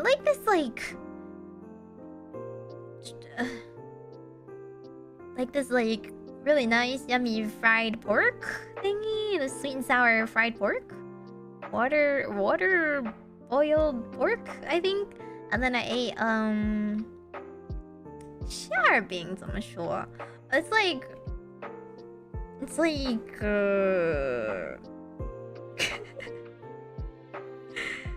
it's got like filling, you know? It's like a bread with a filling, and it's stuffed full of like chopped up either veggies or minced meat. Basically, it's savory. Yeah, no turkey, only beef and lamb and a little bit of pork. Oh yeah, I did watch like Artosis. Actually, I love the Carbot animation animations. That's why I like StarCraft too. The carpet animations were so cute. The little like Zerg puppy. That's the only type of Zerg I will ever like and accept is Zerg puppy. Okay, the little Zergling puppy is so cute. No kill. And then the very, very angry like zealot. Figure World's buff each year is crazy. Okay, it was absolute cinema. It was in fact absolute cinema, so I followed it the whole way. And when I got my YouTube recap, it was like, congrats, Meimi, you tuned into special event worlds, like League's worlds. And I was like, ah, yeah. Yeah, I did. I watched it every day. I got outed.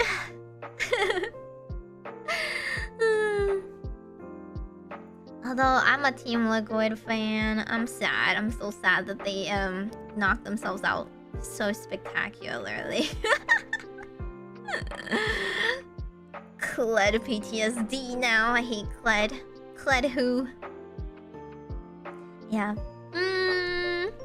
What else did I eat? You know what? Oh my god, I didn't finish eating my desserts at home. So my favorite of my desserts my mom makes is like it's like sweet potato, like Chinese sweet potato, the white kind, right? And then they caramelize sugar over it. It's like spun sugar, so it gets all over the sweet potato. The sweet potato is like lightly fried, I guess. You know, like on the wok, the pot. Like it's not boiled. It's not like oven cooked really. And you put the sugar on and it gets hard and caramelized and yummy, and then I eat that. It's not that bad for you either, but it tastes very sweet and sugary, but not too sugary.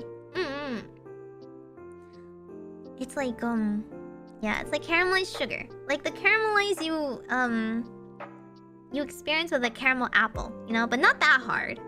Not super hard, and it's like a little bit more random because you pour it all over everything. It's good. And I didn't eat it all. I just remembered my mom didn't pack any for me. Sniff. She gave me a lot of tangyuan. Give me tangyuan, which is like a mochi. It's called like glutinous rice balls on the outside, right? Which is like a mochi texture, and then on the inside it has filling, and the filling is usually like something like black sesame is the most traditional, but when my mom makes it, she likes it making it like nuts, so it's like sweet peanutty flavor on the inside. Yeah, she did make me a lot of that to go. That was good. Yummy, yummy, yummy. Filipino sweet sticky rice cake. The Filipino kind is more like niangao, so I don't think it's the same thing. It's like not that sticky. It's more like mochi filling off. Mochi outer shell. But like, yeah, she also makes niangao sometimes, but that will be for like the holidays. I requested it for the holidays. Your mom wanted it all for herself? No, she's like the type that's like, I need somebody to eat all this. I want to cook all these different meals, but the rest of my family's really, really picky. I'm like semi-picky. I'm like normal levels of picky. I don't like veggies though. Chewy. But I'll eat a lot more, so when I come home, she has a reason to cook it. Right? So she made too much. I couldn't eat it all. And then she kept being like, Maybe you're so thin. You don't eat anymore, do you? And I'm just like, no, I do. I eat a normal amount. And she's like, no, you gotta eat more. You look so sickly and pale. And I can't be like, I just look pale because I don't go outside and I play video games all day. Yep. So she tried to get me lots and lots of food. You know what she did? She loaded me up on Costco. Loaded me up on Costco goodies to take. Gotta love that. Do you want to go on a diet? No, I know. I've never had an issue like that before, but it's just that she went overboard cooking every single thing is all. No, what happens in collabs are not scripted, okay? They're not scripted. But I mean, like, what you want to do, you should be at least a little bit prepared for. Especially if it's a collab that's more like, yapping focused. If it's like, oh, we're just gonna chat and that's it, that's fine. But if it's like something that's like, for example, my, the Chinese Moon Festival, right? The, 中秋节, that collab, I did sort of scripted, I guess, if you call it that way, because the concept was a Chinese language telephone game. So I wrote a couple of different, like, ideas down for, like, how it would be run. Otherwise, like, we wouldn't have a collab. We would have to, like, think about it on the spot, right? So I was like, okay, there's gonna be a telephone game, and we can be several rounds.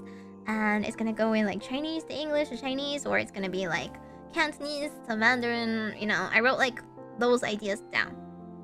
Because I'm hosting it, and I, like, invited a whole bunch of people. I didn't want to seem unprepared. So that's why I prepared really hard for it.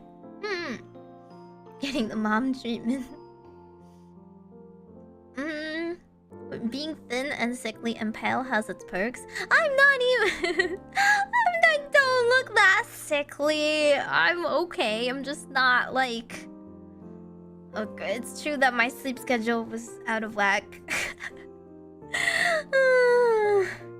But to be fair, I'm sure my family would have complained no matter what time I woke up in the morning. You know? They want you out of bed. I'm just like, this is my vacation. Let me sleep in past noon. And they're like, what are you doing in bed all day? Get up, get up, get up. We did go... Okay, I didn't want to, like, say exactly what farm I went to, just in case it was, like, not common. But we did go to, like, a little farm, and we got to feed, nondescript farm animals. Which was cute. They're really cute. They're super cute. Yeah. Then my dad, my Meimi-papa, he likes taking photos. He's like a little bit of a hobby photographer, so he took some photos. As a being the subject of said photos is very tiring, because he's then like, okay, now you gotta like bring the animal a little closer. Now get close to the animal. Now, like, I'm like, okay. Smile directly into the sun. Okay. My mom was hearing in the background. She had fun listening on your Chinese telephone collab. Yeah! I'm glad. You see exactly how hopeless my Chinese level is. See, like, I arranged it and I was like, oh, you know, like, anyone could host it. And they were all like, why don't you do it, Meimi? It's your idea. I was like, oh god. Extra pressure. You guys know I'm the worst at Chinese. So I came up with more things to make fun of myself, because I was like, what if everyone's too good at Chinese, you know? Everyone else is like, even if they were Cantonese, they have a very high level of Mandarin too. Their Mandarin level is so higher than mine, so I was like, okay, it's fine. I'll just make myself the little telephone train wrecker or whatever. If you ever had fed horses, it feels like they're never full. They just eat all day. Well, it's mostly because most animals don't have a full indicator. Like, it's like the difference between like a dog and a cat, right? A dog, if you leave out food, that food is gone. And then they'll throw up later because they overeat. But like, if you leave food out for a cat, they'll like eat it when they're hungry. And then they'll like come back later and eat more if they're hungry again. Because they have that, like, fullness indicator, is all. Did you consider joining any other corpos after Kalai? I guess it depends. I don't really want to name any specific corpos because, like, if it sounds like it'll sound like I hate that corpo, or like, you know. I don't want it to be like that. There's definitely a lot of like corpos out there. But I think a lot of them are a mismatch for me in terms of like either my content or their culture, right? I will say that I'm not intending or have ever tried really to go into Hollow Live. Because I have mentioned before that I don't want streaming to be a full-time job. I think it's just like a lot of responsibility, it's a lot of pressure. I think the people that get in, like, you have to be fully committed to that, right? Like, that's your life now. You need to bring your A game, you need to live for streaming sort of thing. You gotta make it. I think if I accidentally, I guess, got to that level, that'd be great. That'd be like, I wouldn't be like, I hate this, you know? I'd be like, oh, that's so cool. But that's just like, it's a lot of pressure and responsibility that I don't really want, is all. I don't want to be like the most viral thing ever. I just kind of want to like chill with like-minded people with my niches. I just kind of want to find other people that like chatting about the same games as me and interests as me, and then people who are forced to sit there and take my TED Talks. Couldn't find enough people in real life to mace-plain idols to. Now you guys get that treatment. Yeah, I feel like I would burn out if I was like put in that big of a spotlight, you know? Like, again, like if I really cared about the numbers game, I could try to grind it out, but I don't think that would make me happy, you know? I don't think like hitting like 100k subscribers doing what I hated would make me happy. That's like the key to burnout. Like, right, a lot of VTubers that talk about burnout will be like, I realized the content I was doing was not making me happy and not what I want to do, so I just have to take the L and take a dip in like engagement and whatnot, but do stuff that I enjoy more. Like, I will willingly do stuff that I don't really think will do well just because it keeps me happy. And at the end of the day, like, I think a happy Meimi will put out better content in the long run anyway. But yeah, I don't want to like name any corpos other than like Hollow is like big enough where I'll be like, yeah, it's okay, I'm not getting into Hollow.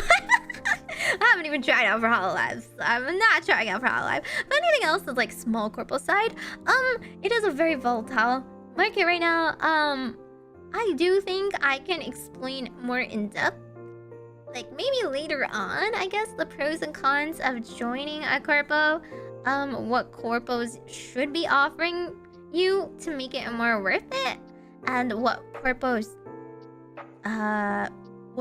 like end up falling short at, or what's like causing kind of like a decline in a lot of them in the small corpo scene. But I will say one thing that differentiates Japanese corpos versus the English scene that maybe people don't know. It's that like the Japanese market, if you're part of a corporate agency, you do not actually get a budget. And it's actually very unusual and rare that you do get a budget in small corporates, which is why a lot of it is unsustainable within the EN market, because a lot of the VTubers in the EN small corpo expect a budget. And if they don't get a budget, then it's kind of like, what's the benefit of being a small corporate anymore, right? You could just be an indie and kind of do maybe just as well, maybe not as well. It depends on the corpo nowadays, right? But that budget is like very hard because to keep it up, you kind of have to like keep it consistent with like every person regardless of what they earn. Or you can switch to like a thing where you like, it's a percentage base, you get a budget based on how much you make. But either way, like, it's just very unsustainable nowadays. And there is a lot of red tape you have to exchange and agree to in getting that budget, right? It has to be spent on certain things, you have to get permissions for certain things and whatnot. And Production Kawaii was very generous. We got like I don't know the rates for every single company, okay? I've only heard rumors here and there, but we really got one of the best budgets. And as the latest, like the last generation, you know, I do think like you do have to like promote the first year pretty hard. So we were getting like a really good budget for that. But like not everything you spend a budget on is going to be, it's not going to translate, you know, to like growth necessarily. You have to like spend it wisely. For example, like ads at the right times help a lot. But like it depends on like what you're targeting, what the event is, right? Like if you just like a lot of art, for example, you spend $100 in art, are you gonna get $100 back because of that art? Maybe not. Says, that is a very cultured yes. Thank you. What the heck? What the heck? You guys can't just donate to me whenever I mention donors. Ex-Corpo, thank you so much for the tap. Thank you. But yeah, it's like it's like I do think like you have to be a little bit more wise, and it's hard because you can't like, you don't really micromanage. You don't want to micromanage or overmanage your talents either, because your talents should be like the ones directing their content, and you like to kind of steer them or suggest them in certain directions. Unless like it's really horrible. It's like it's horrible, you know, you can't stop that right now, like but generally speaking, not the case for everyone, I guess, but they've always like kind of let me do what I wanted. Didn't really see much. And I was doing pretty on par, I guess. I was doing fine. Obviously, like, none of us super blew up or anything, which might have, like, earned a bazillion more dollars than usual. But, like, if you compare us to other small corpo VTubers that are starting out, we were, like, decent. Like, were there better choices that we could have made? Yeah, in retrospect, there always probably is, you know? So there's probably better timings or better, things we could have done. But it's like a very volatile sort of thing. So, like, sometimes it's just the algorithm, sometimes it's just like, you know, like, in hindsight, we know now that, like, that does well or that does poorly, but we didn't know that back then, so we still experimented, you know? Let's see. If you're doing this as a full-time job, at points people take sponsors just to make the money, but it's not sustainable continuing to doing if it's things you don't enjoy. I'm doing it. You see that right after my sponsored message from Stream Elements. Join me in playing Honkai Star Rail. Use code StarRail gift to receive in-game rewards. Okay, I really have to stream that sometime soon. Okay, I will stream Star Rail soon to get that sponsorship finished.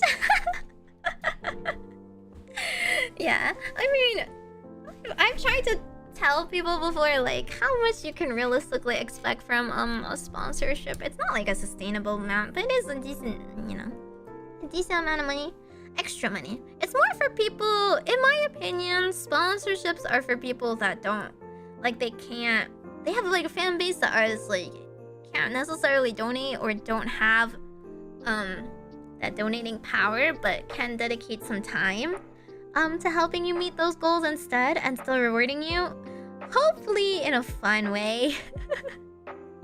You know, hopefully it's not a total waste of your time. I do like Star Rail. I think the Star Rail aesthetic in this game is good, you know, so I don't mind promoting it. If I'm really desperate, you know, I'll take that sponsorship for a nondescript game, but like I'm not at that level, so I'm not gonna force that down your throat. Yeah, exactly. Like, yeah, I also don't follow anyone. I don't think there's anybody doing content anywhere that I would fault them on or disapprove of. You know, there's like content people do that I wouldn't agree for myself or wouldn't be right for me.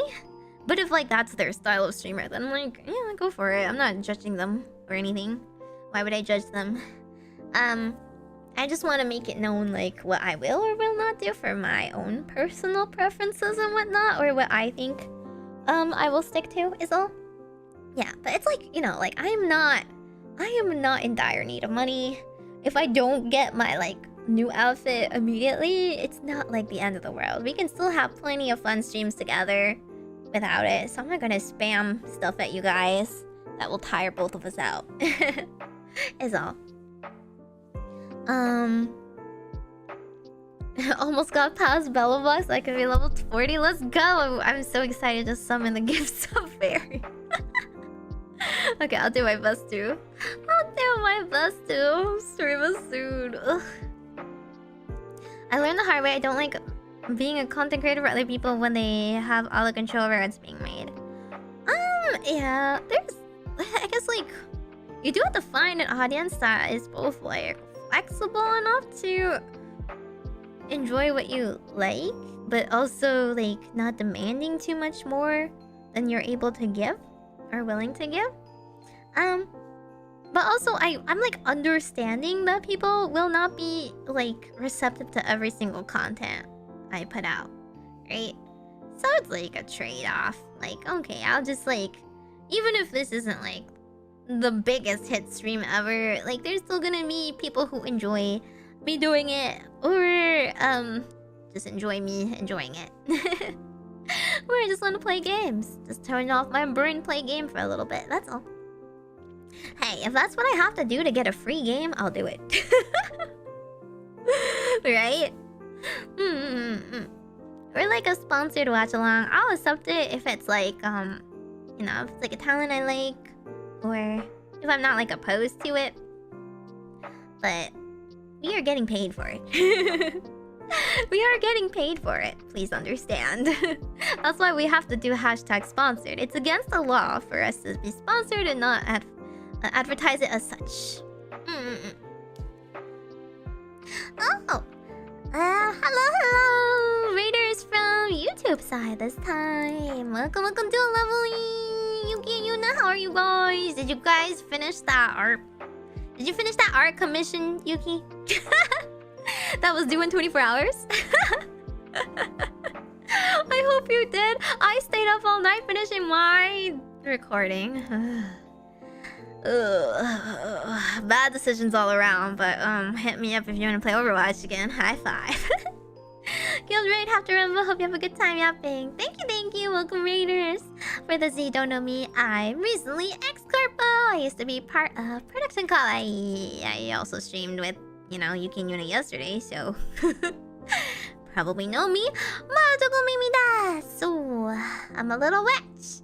Also, I'm also multi-streaming on Twitch right now. So if you're on Twitch and you use emotes, you can decorate my tree. That's how you interact with it. She finished it. High five last minute, but we were procrastinating with the Overwatch brain rot. I'm also doing questions, so if you guys have any questions about corporate VTubing in general, my plans, or just asking me, Meimi, what is your favorite color? No one asked that, but actually everyone asked how was Meimi. But I realized I don't like small talk, so I actually have no answers for that. I'm fine. I'm streaming. You know, I had a gingerbread latte today. It was pretty good. Hope you guys are doing good too. Oh, we got a 5-star selector? What the heck? Guess I should be re-downloading. I tried downloading it on using my own link. I don't know if it actually worked. I don't think it worked. Like, am I not allowed to join my own sponsorship? Come on. Well, it's okay. A lot of sponsorships love viewers that can't afford to support with money. Do so by helping with minor requirements at their time. Yeah, like you can join a guild. You can play together. Although, Star Rail is not a game where we can play together, sadly. But we can play together in some games. Have you ever played bullets per minute? I have seen that before. I am really bad at FPS. It looks kind of silly though. Maybe I'll try it. Kind of reminds me of Typing of the Dead, right? They take like a retro-y style game and they add a new gimmick to it. Please, I don't play rhythm games because I'm good at rhythm. My brain, it just has zoomies and I gotta tap tap tap tap tap tap tap tap. I'm about to meet Svarog. Svarog-kun! Tasukete! Tasukete! Svarog-san! What's my verb color? Currently it's my Oshi color, purple. I think I might add a secondary Oshi color. Just cause. Why not? I don't know if you guys understand the concept, but like sometimes there's like groups. Groups have like 2 colors. Or like girls in a really, really big group need 2 colors to like distinguish themselves. So I was like, why don't I add another color? I think I could add a mint green color. Because a lot of people look at me and they think mint green. They don't think purple. We have initiated a new Meigorb! I thought I put them above my browser, but I guess it's not happening. My alerts. Okay, let me move my alerts like 2 inches to the right so they stop hiding behind a tree. Okay, over here. They'll sit in front of chat. Sorry, chat. YouTube chat's on top. Sorry, YouTube chat. Oh, thank you so much. Welcome to the Meigorbs, Gabriel. For those of you who came in late and stuff, I'm changing my membership tiers on YouTube. I'm just going to be putting everybody onto the lowest tier. So please, if you are in a higher tier, please change to the lowest tier. So I'm going to be renaming it, and then eventually I'm going to be, before the end of the month, I'm going to be deleting the older tiers. So I am going to revamp it.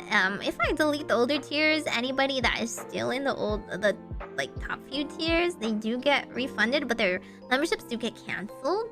So if you care about streaks or whatnot, and then just please manually switch yourselves. But it should refund you, I believe, the difference anyway.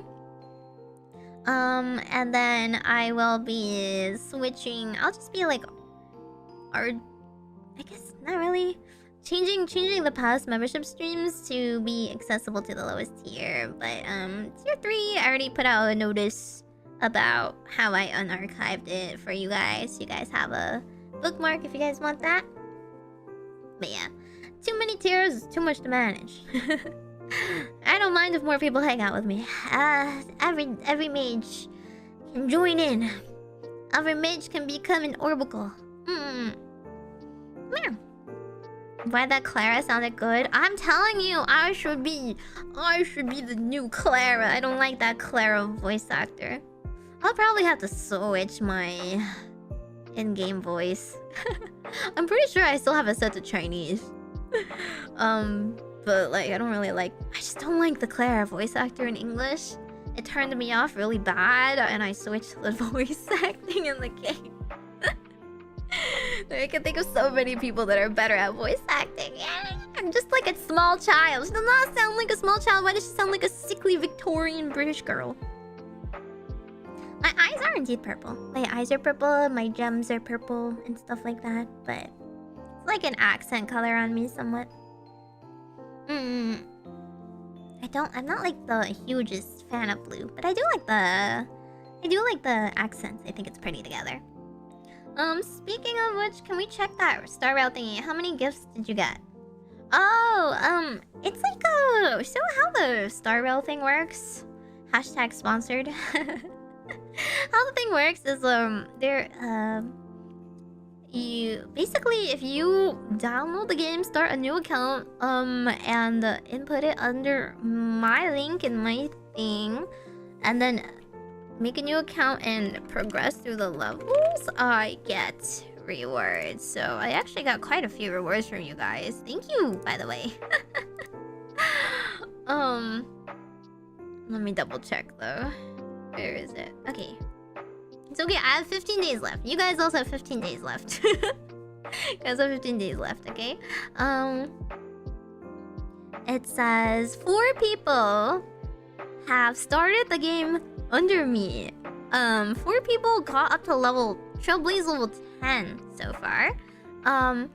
And 2 people have reached 30 so far. Dang, super high, wow. Yeah, but every time you hit a milestone, which is level 3, level 10, level 30, and level 40, I also get an additional reward. So you already get me money for signing up. Basically, if you sign up, you have to reinstall the game. Okay, so it is a lot of commitment. I commend you all. Reinstalling this game, it takes forever. And making a new account, that alone gives me 5 buckaroos. So several hours of your time equals 5 free bucks for Meimi. Yay. And then every time you hit a milestone, you get me additional money. So it's like a different amount depending on what you reach. But if you reach level 40, they also give me a gift sub on Twitch. Which is really funny. I just think it's funny. Like, I honestly earn less money for the gift sub, but it's additional. Like, it's additional, like, on top of giving me money for you guys hitting that. Can we just switch accounts in the game? I don't think so. I think you do need to be registered as a new account or whatever. Here, I will paste that whole link here. Wow. You can log out inside the game. Yeah. It's like an additional gift sub, which is like a gimmick. Because you can see it happen live on stream when I stream it is all. But yeah, it does reward me a lot. So, you know, even if you just install it and make a new account and like play the basic tutorial up to a certain level, that gives me money. So thank you all. It also... Hang on. I don't know where am I supposed to... I'm just supposed to see who actually has done it. So if you link it to your Twitch, it does indeed tell me like your name if you sign in with Twitch, but I'm trying to click around and see how I can see that from here. Where is it? Where is it? But yeah, it also has me a total. It gives me a total for how much I've earned so far, and it is more than I thought. I thought like maybe one person would do this, so I kind of like okay, sure, let's try it. But it is a lot more than I thought.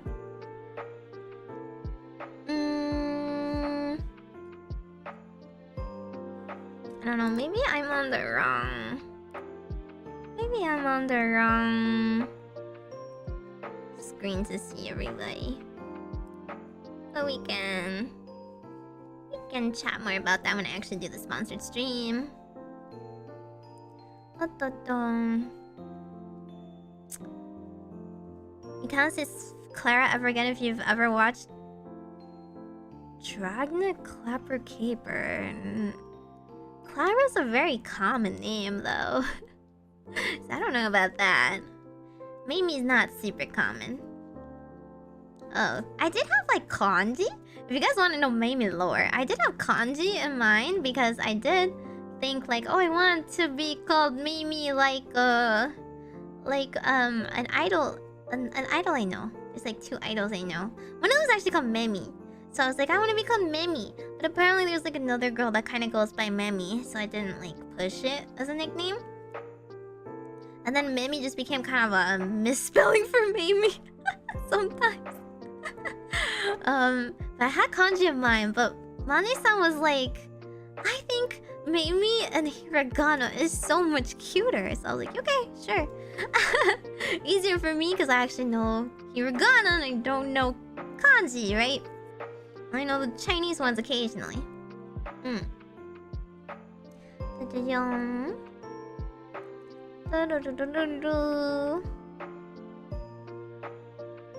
Although if I was... Who can you get as a beginning poll? Can you get like the new banner pulls, or do you have to start on the like beginner pool? It's usually like a beginner pool, right? Beginner banner pull. I started with Bailu. Bailu, yeah. She's my favorite baby.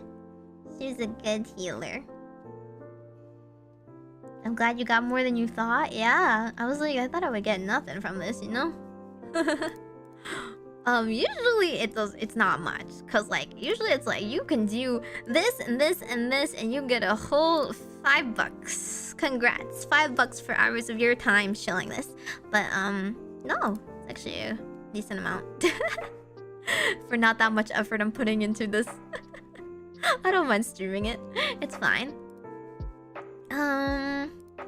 What else was I gonna do? Only the first 7 standard characters. Oh, yeah, that makes sense. That makes sense. Rip. But yeah, I have not gone into Penacon yet, so I guess I should title my stream Penaconi Blind First Reaction. I don't know. I don't even know if I'm right before it yet. Am I?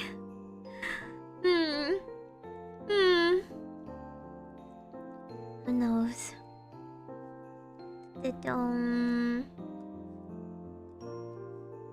More about this campaign. Oh, no, this is just a video. I don't need it. Okay, you'll worry about that later. My Bailu in my new count is a beast. But you can just use Natasha too. Natasha's pretty good. Like, I guess, wait, that's like a little bit later. Not from like the beginning. Yeah, those clickbait buzzwords. Clickbait does work, guys. Don't hate the game, okay? I mean, don't hate the player. You can hate the game. But people that complain about clickbait, I'm just like, well, I mean, you can't like... You can't complain about not doing well if you don't try, right? If you at least try and it doesn't work, then you can complain about it then. But at least try and do that stuff. Does the Honkai Star Rail Scholarship give you an on-screen counter for the goals for us to keep track of? It's like... Yeah. If you want to see it. It's not on this screen. Hang on. Browser source. Add existing. Existing. If you really want to see it, it's listing. Wow. Wow, that will begin now. Hashtag sponsored. Hashtag ad. You can log in for 7 days and play the game at least 15 minutes. That's one of the things. Reach child base of 32 people. Wow. Bam. I mean, it's more than I thought. I was like, dang. You guys really like Honkai Star Rail if you're grinding this and your original counts, right? I don't like Bailu's random heals jumping around. You take that back. She's a baby. It's my baby. Sparkle did what in Penaconi? I don't even know who Sparkle is. I only know her from her song that I've seen people covered. And then I saw like a clip. You know what? I saw like her quote, right? Her quote or something to promote her, which was like something. I don't know what I'm gonna do, but I hope it's fun. Let's do something fun or something. I was like, dang, maybe she is like me. She reminds me of Hutao from Genshin, and I feel like I'm a Hutao kindred spirit. A very weird, whimsical kind of girl into my niche interests. And don't understand other people that don't know my niche interests. So I'm like, oh, maybe Sparkle is like that. Maybe I will like her.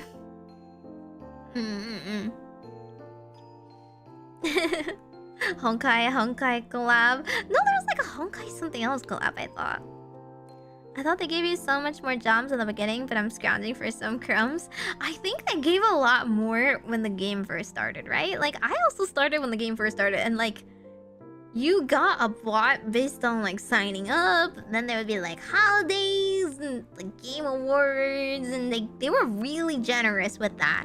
But I think when nothing is happening, they don't give you a lot. You know?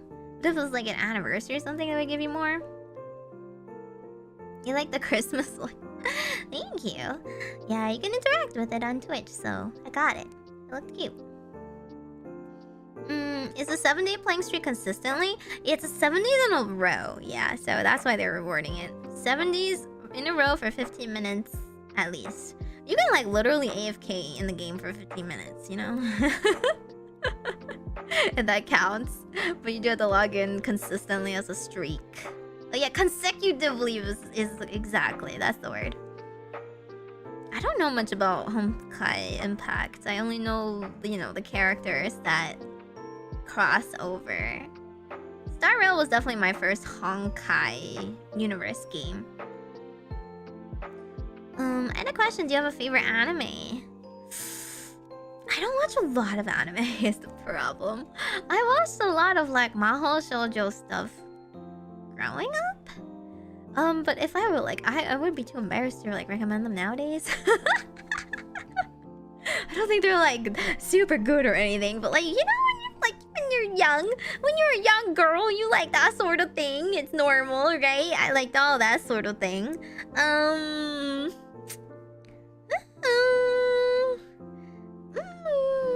mean, there are some that still hold up, but you just gotta like, cheesy stuff, right? Well, Genshin is my first Hoyoverse game, but Star Rail is my first Honkai universe game, that's what I said.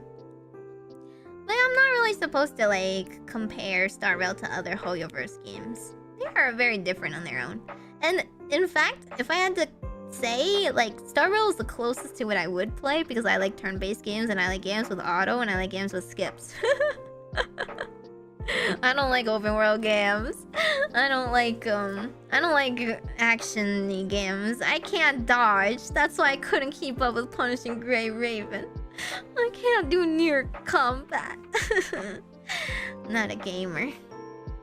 Let's see. Anime though. Anime. I don't know. There's a lot of animes that I like, but I'm like not a very nostalgic person. You know, I enjoyed the anime where I enjoyed the content when I watched it and whatnot, but I'm not like the type of person that is like ride or die till the end about it. It's my personality. A core personality. Like, if I was to say like Hunter x Hunter is my favorite shonen, for example, there's like still parts of Hunter x Hunter that I don't really like, or there's definitely episodes where I'm just kind of like, okay, not my favorite ever, right? I enjoyed it, like, I enjoyed a lot of it for what it is, right? You gotta enjoy anime as a silly, entertaining thing, right? It's not like artwork or whatever. So I enjoyed Hunter x Hunter. I enjoyed like Naruto. I enjoyed if it's something I would recommend if you just want to turn off your brain, Eurocamp. I enjoy Eurocamp. I actually really like Revue Starlight. In the very weird, like, you know, if you happen to like both weird Utena like nonsense mixed with like cute girls and idol adjacent stuff, because they're not idols, they're technically stage girls. I liked let's see. I personally really liked a lot of older stuff like Sugar Rune. If you watch Sugar Rune, that's like half of like the Majokko Meimi, half of the Majokko Meimi inspired genre. that style.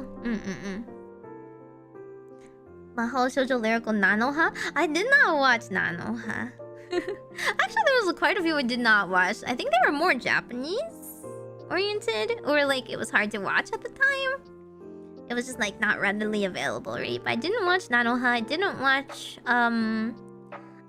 watch Precure was the big one. Precure and Aikatsu I did not watch. I don't like Idolmaster. I think this is a common misconception. I don't like Idolmaster. In terms of traditional Mahou Shoujo, I like Cardcaptor Sakura. Sakura was my like role model, I guess, as a person for a while growing up. So I really like her. I like Magic Knight Rayearth. I like Kaito Shoujo-jian. I like Saint Tail. Saint Tail's main character is also called Meimi, by the way. Not where I got it from. Not what I'm named after, but I do like Saint Tail. I like Princess Tutu. Shigochara.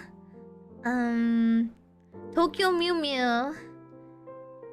And I think those are the main ones. I don't even remember anything of Sailor Moon anymore, so I'm not a really big Sailor Moon fan. I vaguely remember watching it when I was young, and I liked it really a lot when I was young, and I have no recall. I have no recall of what it was about. Am I a rhythm gamer? Is that what you're asking me? Aspiring rhythm gamer? I don't know how else to explain it. I do like rhythm games. Am I good at them? Not really. I'm like middle. Very middling.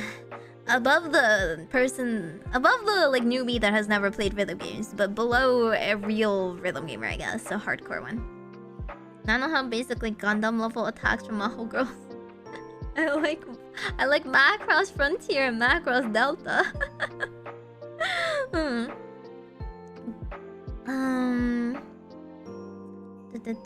Yes, I like Nikkei because it has auto. Yes, please redeem Star Rail gift if you haven't. Greed Island Peak Cinema. Okay, yes, Greed Island was great. Hi, welcome Raiders. Hello, hello. How's your stream today? Hi. Oh my gosh. Now I'm embarrassed to have this on stream. Don't look at this. Welcome for this you. You probably already know me, but I gotta say my intro anyway. I am Ex-Corpo Production Kawaii, but still with VTuber indie group Ephemira, little fortune-telling witch Majokko. I hope you guys had a good stream today. I hope you guys had a good time. And also, just so you know, I am simulcasting on Twitch. And if you use any emotes on Twitch, they interact with this tree over here. So that's why you see all those emotes. If you send bits, it throws a snowball at me. And you can also just change the lights in the chat for free. But welcome. If you guys had a good stream. I guess enjoying rhythm games is just the first steps to greatness in that regard. It depends. Are you guys real rhythm gamers? Let me know any rhythm gamer mains. Let me know your rhythm game of choice, and I will judge you all and let you know what I think.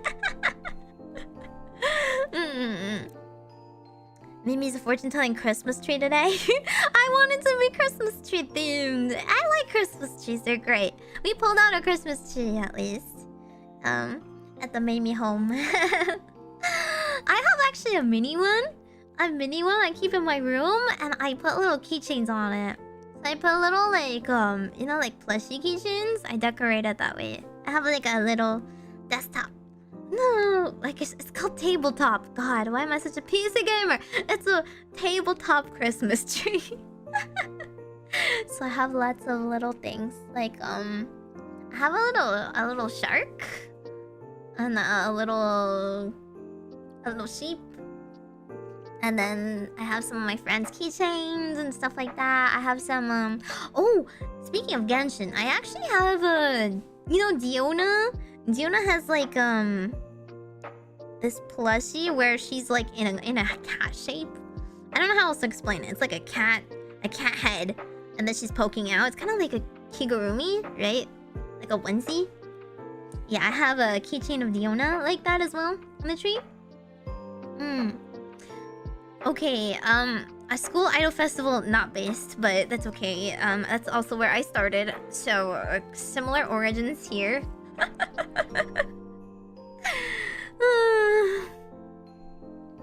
Wait, what's O2 Jam? Is that like an OG one I haven't heard of? Mustache is okay. I play Mustache. What's Audio Surf? Oh, hang on. I don't feel like that's real. Meimi-mu-me-mo, Meimi-mu-me-mo. Thank you so much for the super. I love you, Yappin, and answer everyone's questions. Thank you. Oh gosh, my tummy is grumbling though. I am kind of hungry. It's a super OG game, old and crusty.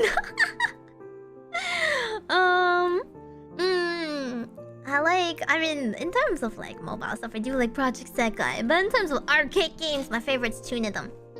But yeah, if we're talking about PC games, I like them in Mustache too. I worked very hard to full combo some stuff on Mustache, but I'm really bad at Mustache. I'm not good at I'm not good at rhythm games on the PC, I gotta admit.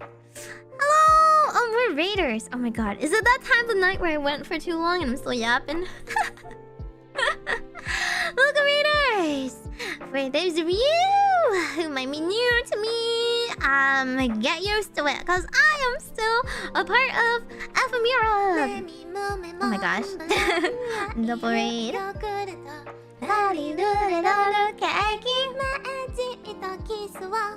Welcome, raiders! I am still a part of not production. Former production Kawaii Generation Ephemira, now indie friend VTuber group. We have a official Twitter now if you want to see. But I'm still part of Ephemira. I am Majokko Meimi, your local little board selling witch in training. I am Ex-Corpo, so if you guys have any questions about about Kawaii, about Ex-Corpos in general, about just about like VTubing in general, about me, myself, Meimi, content, anything like that, anything you're curious about, I will answer within reason. Keep it within the rules. I'll be on a good stream, Koha. Oh my gosh, I actually want to rank too. I need a rank in Overwatch. But for those of you on the Twitch side, or who want to check out the Twitch side that I'm simulcasting on, if you send emote in chat, it will fall into my tree. It's a little congested right now, so it might take a little bit. I don't know what the rules are. But it's a little overlay. You can also change the lights on the top of the screen, and you can change the lights on the tree, but they're kind of hidden right now. And if you send bits in Twitch, then I get hit by a snowball, and I will maybe be mad about it. Yeah. Maybe I have a friend who just left a corpo and she wants to know how to brand herself. Oh wow. I think she is already doing pretty well for herself. I think people who leave corpos don't necessarily have to rebrand themselves, but there is a chance to rebrand yourself if you do want to. For me, I'm just mostly I guess like changing the wording. So like, what keywords you want searched up along with your name. What type of VTuber you are. You want to emphasize that every stream. You want to make your thumbnails and your titles have those personality traits in your content and remind everyone that your content you stream. Yeah. I know, 2 Koha raids in one day. Crazy. How do you hit Meimi with a snowball? You send bits.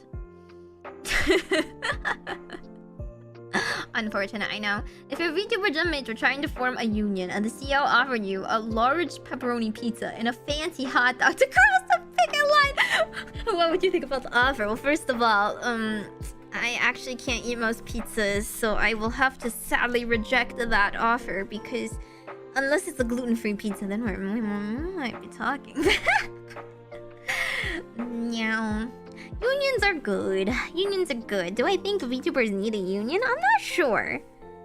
because VTubers are like freelancers, and freelancers historically do not have that many rights, unfortunately. But also it's kind of like up to you to like read over the contract and make sure the contract has the terms that you find acceptable and you're willing to abide by.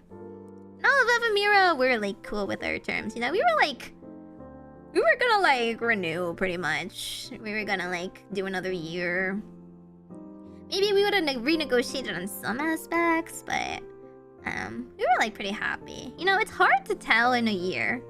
A VTuber is just like any other YouTube channel, any other streamer. There's like people who like slave away for a really long time and then like bam, their year just happens. Their moment is here and they take off and they grow a lot, right? But we were all growing. We were all like improving, so it's hard to say like if you like give it only 1 year, you know, that's like a very short amount of time to check if a business is doing well, if your investment is doing well. Was the witch your model of choice when auditioning? Yes there was. Yeah, I don't know how much I don't know how much the others want to talk about it, so maybe I'll ask them if I think I guess like just like the behind the scenes of how we became Ephemira. But which was absolutely my first model choice. It was like, it's like very me, you know? I think it suits me very well. I think Mane-san's also agreed that my personality suited Meimi. And that like I think Meimi's design is the cutest and I wouldn't trade the model for anything else. And I'm kind of a bit of the opinion that like a VTuber model should be designed with the audience in mind as well as your personal interests, right? It should both align with what content you're giving out, what your personality is like, and also the audience's preferences and what their expectations are gonna be set. I really do like I like witches. I've always been a huge fan of witches. I made my own like witch Sona before ever VTubing, and I would draw like doodles of it. You know, like that was literally my original OC Do Not Steal. I had one, okay, and it was a witch Sona, and she was a witch. She had pink hair though, so see, don't give me options. I would give myself pink hair, I guess. I think the Meimi design was very, very good. You know, it's like very original. My artist mama was like, she actually, I don't know what their gender is, not gonna lie. They're like very talented. Unfortunately, I can't get them back, but I'm gonna like try and preserve it as much as possible. They're like very talented. They do commission artwork for things like Azure Lane CGs, Fire Emblem Heroes designs, like official corporate VTuber like thumbnails and event promo art and stuff like that. So they're like pretty big profile artists actually. You keep mentioning personalized. I was wondering if you've ever taken an MBTI test. Yeah, I have done that before. I'm basically an ENFP. ENFP, but I'm kind of like in between. I used to be more like introverted, I guess. More shy is the better choice of word choice. So I was like an INFP growing up. And then I realized that I was actually more extroverted and I was just lonely. That's why I spend 6 hours at a time yapping at you guys. Because I hate being by myself. I think as a streamer, you need to have the personality that stream is fun for you. Right? It can be tiring no matter how much fun you're having, just because you're giving so much energy out for it. But if talking to people is not fun to you, then you probably shouldn't be a streamer, you know? Yeah, it was more like I was really shy. I was like very socially anxious growing up, you know? Very much like a hide behind people, didn't really talk to people. And then I grew up, I became more like the don't talk to people because I'm not interested in them. If you don't interest me, I don't want to talk to you. Kind of ignore them. It's because there's too many normies growing up. Ugh. And then once I realized, like, what the problem was, once I found more like-minded people that like games and like stuff that I liked, then I can't stop. I cannot stop yapping. I gotta shut up. Yeah, so that was the problem. The problem was that I was just never socialized with a group of people that like I wanted to hang out with and know like the similar interests. A lot of like my friends from schools, like we would talk about like homework and stuff, right? But in the end, like our personal interests just didn't really align. Like I would try and yap about idols, and you know how well that went. And then I grow up and like, okay, everybody likes anime now. Wow, I'm sorry. It used to be a thing that you were like, you know, quiet about because it's kind of embarrassing. Now people were just straight up like, I like this sussy anime on main. Whoa, when was that socially acceptable? Debatable if it should be socially acceptable, but I digress. Yeah.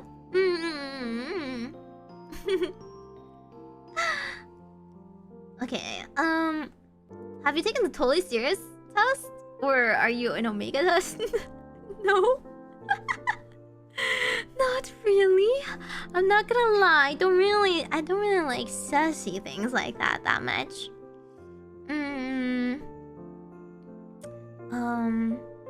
Most people on YouTube don't stream their content. Surprising, there's usually less than 30 people streaming at any given time.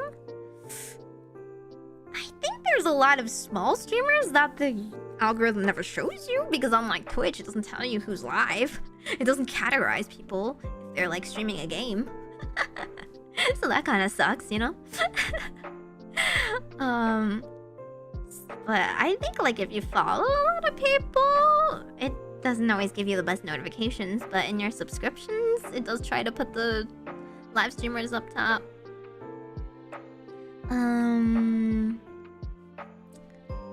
I grew up in a pretty normal area where anime wasn't normal. I mean, like, anime wasn't normal for... Anime isn't even normal in Japan, you know? It's like still an otaku thing. There is like popular anime that is fine. There's like a lot of it's still considered kid content, right? A lot of it was considered kid content for my parents. Are kind of like, why do you still like this stuff? You're like an adult now. You should go like adult things like hiking. So it's like, that's what it is. I think liking like, you know, like people tend to like whatever popular anime of the season is. That's like fine. That's just like people that like talk about Game of Thrones, right? It's like it's not like a niche. It's just like it got so popular that more people, it's more common to hear people say that they like it nowadays, you know? But is it the best in the genre? Probably not. Does it mean that when you say you like insert more niche thing from genre that people are gonna understand you? Maybe not. But I guess it's more of like a gateway into it, sure. Oh yeah, you can go onto the okay, watch. I'll go onto YouTube right now and click the live tab and see what happens. Yeah, I mean, it does show me everybody that I'm subscribed to. But I'm subscribed to like almost every VTuber ever. Well, just kidding. All like the small corpo ones. But now, like, see if I click on it, it just shows me random people that I've never subscribed to. Like, okay, I have tried to get into Critical Role, and I think Critical Role is really cool. But I'm not a subscriber of Critical Role, and it's showing like Critical Role, and then it just stops, right? It just stops there. A little bit after that, other than showing a couple of different like VTubers that like I follow. It shows me a couple of VTubers I don't follow with like only 20 viewers, which is interesting. That's cool, but like, are there more people than this streaming? Oh, absolutely. There's absolutely more people live streaming than this at once. It's just showing me what it thinks Like the algorithm thinks that I like. So yeah. I see 32 right now. I'm not counting. I'm not good at math. Okay, I say like a lot. I'm sorry. It's a verbal tick from watching too much Disney Channel growing up as a kid. I cannot control that. It is far too late to change that. But yeah. Like if you were on Twitch, it would show like everybody in the category that is streaming, and you can search for new people that way. Yeah, like what do you mean by that? Like God. I'm too used to the friggin' Valley Girls, okay? I watched too much Sweet Life of Zack and Cody. Sue me.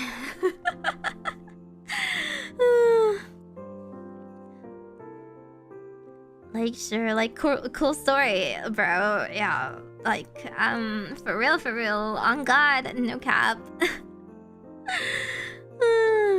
Yeah, you don't actually think there's only 30 people streaming on YouTube ever at one time? There's absolutely more than that.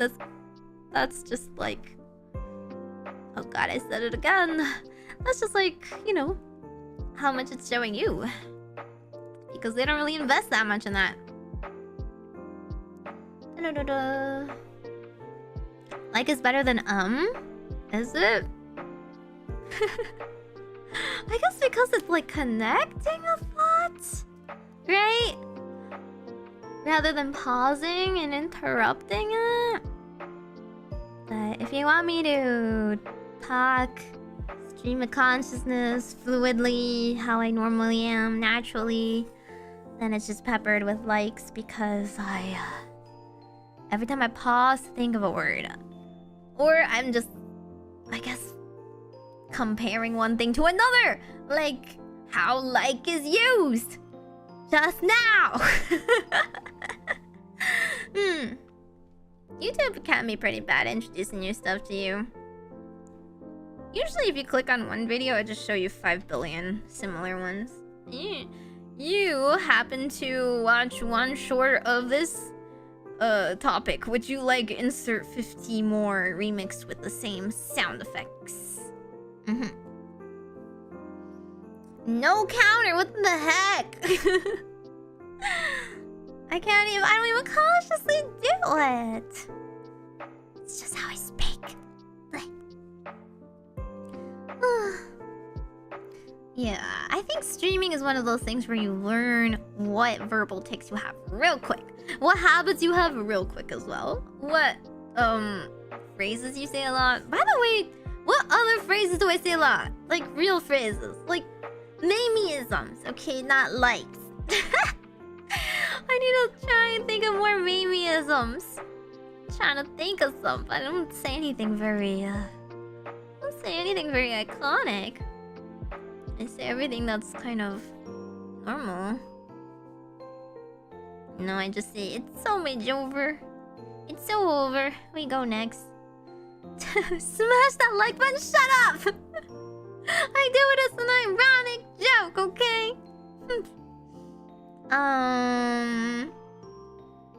I mean, lots of people meow though. I'm not even a cat. I don't know if I should make being a cat official model. I think cat ears alone are already okay. Cause we're obvious the second you have to subtitle your video, you can remove them. You know, you subtitle what is most relevant and clear.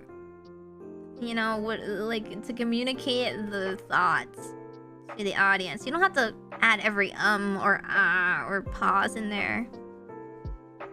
Doesn't have to be a full one-on-one transcription. Like, I like Meimi, like totes so much. Like, for real. Like, oh God, like, you don't even know, girl. You make angry mouth sounds. That's not. Other people make angry mouth sounds too. You shush. I do say that a lot. You shush.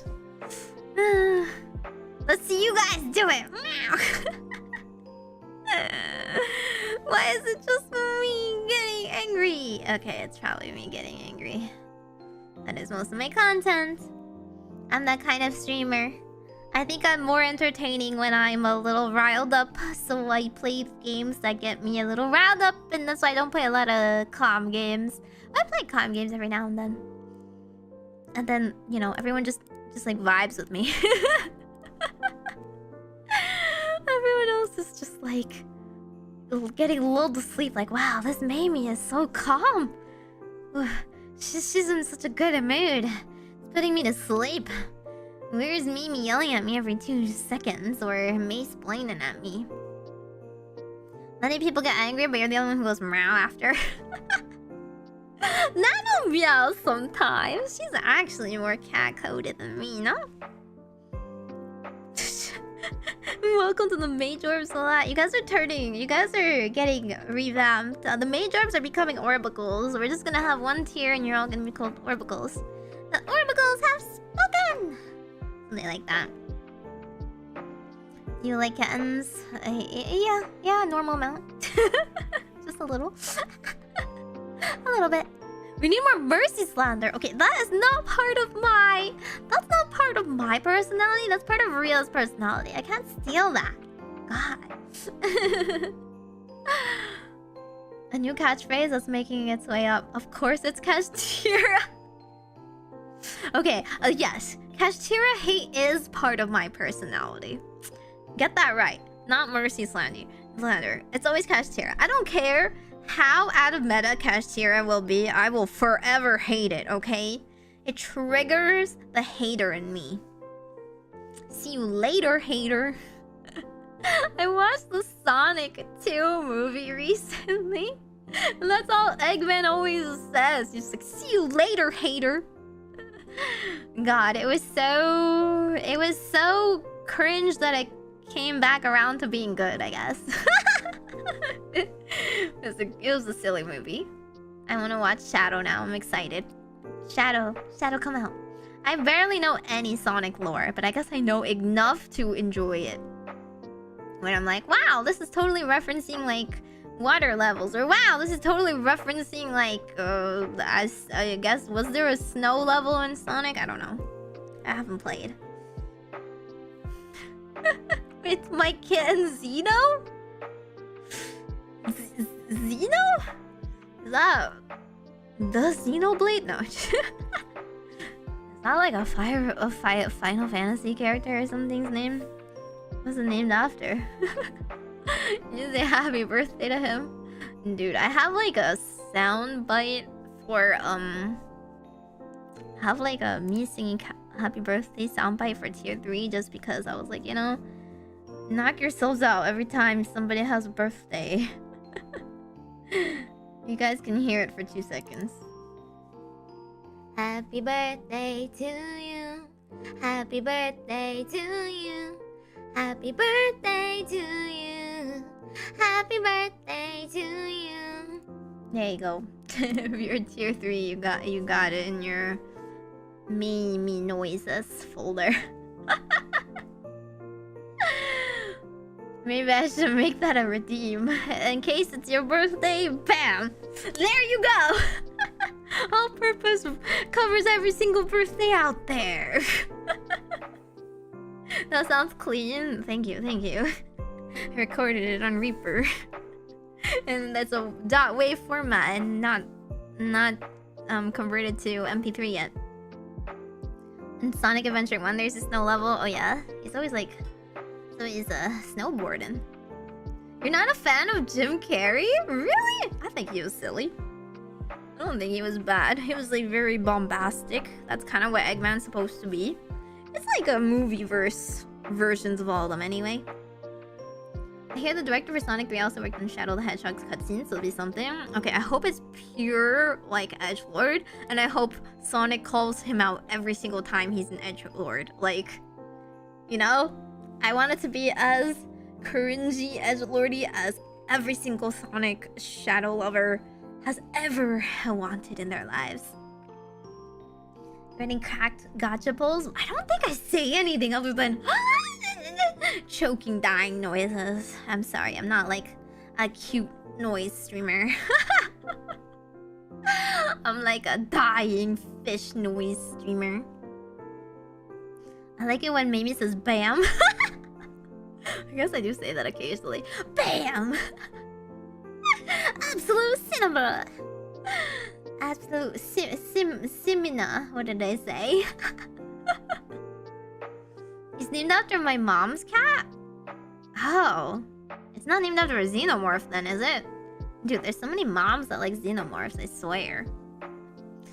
For the record, I'm afraid of xenomorphs. Who are your top 5 favorite music artists? Oh god. That is so hard to describe because I happen to like idol groups, and I feel like liking an idol group and liking their music is such a separate issue. Like, you know? Like, I can oshi them, and then I can also in the next breath admit that they're not the best singer, or not. I don't like every song they put out ever. In terms of Vocaloid, I like all like the basic stuff.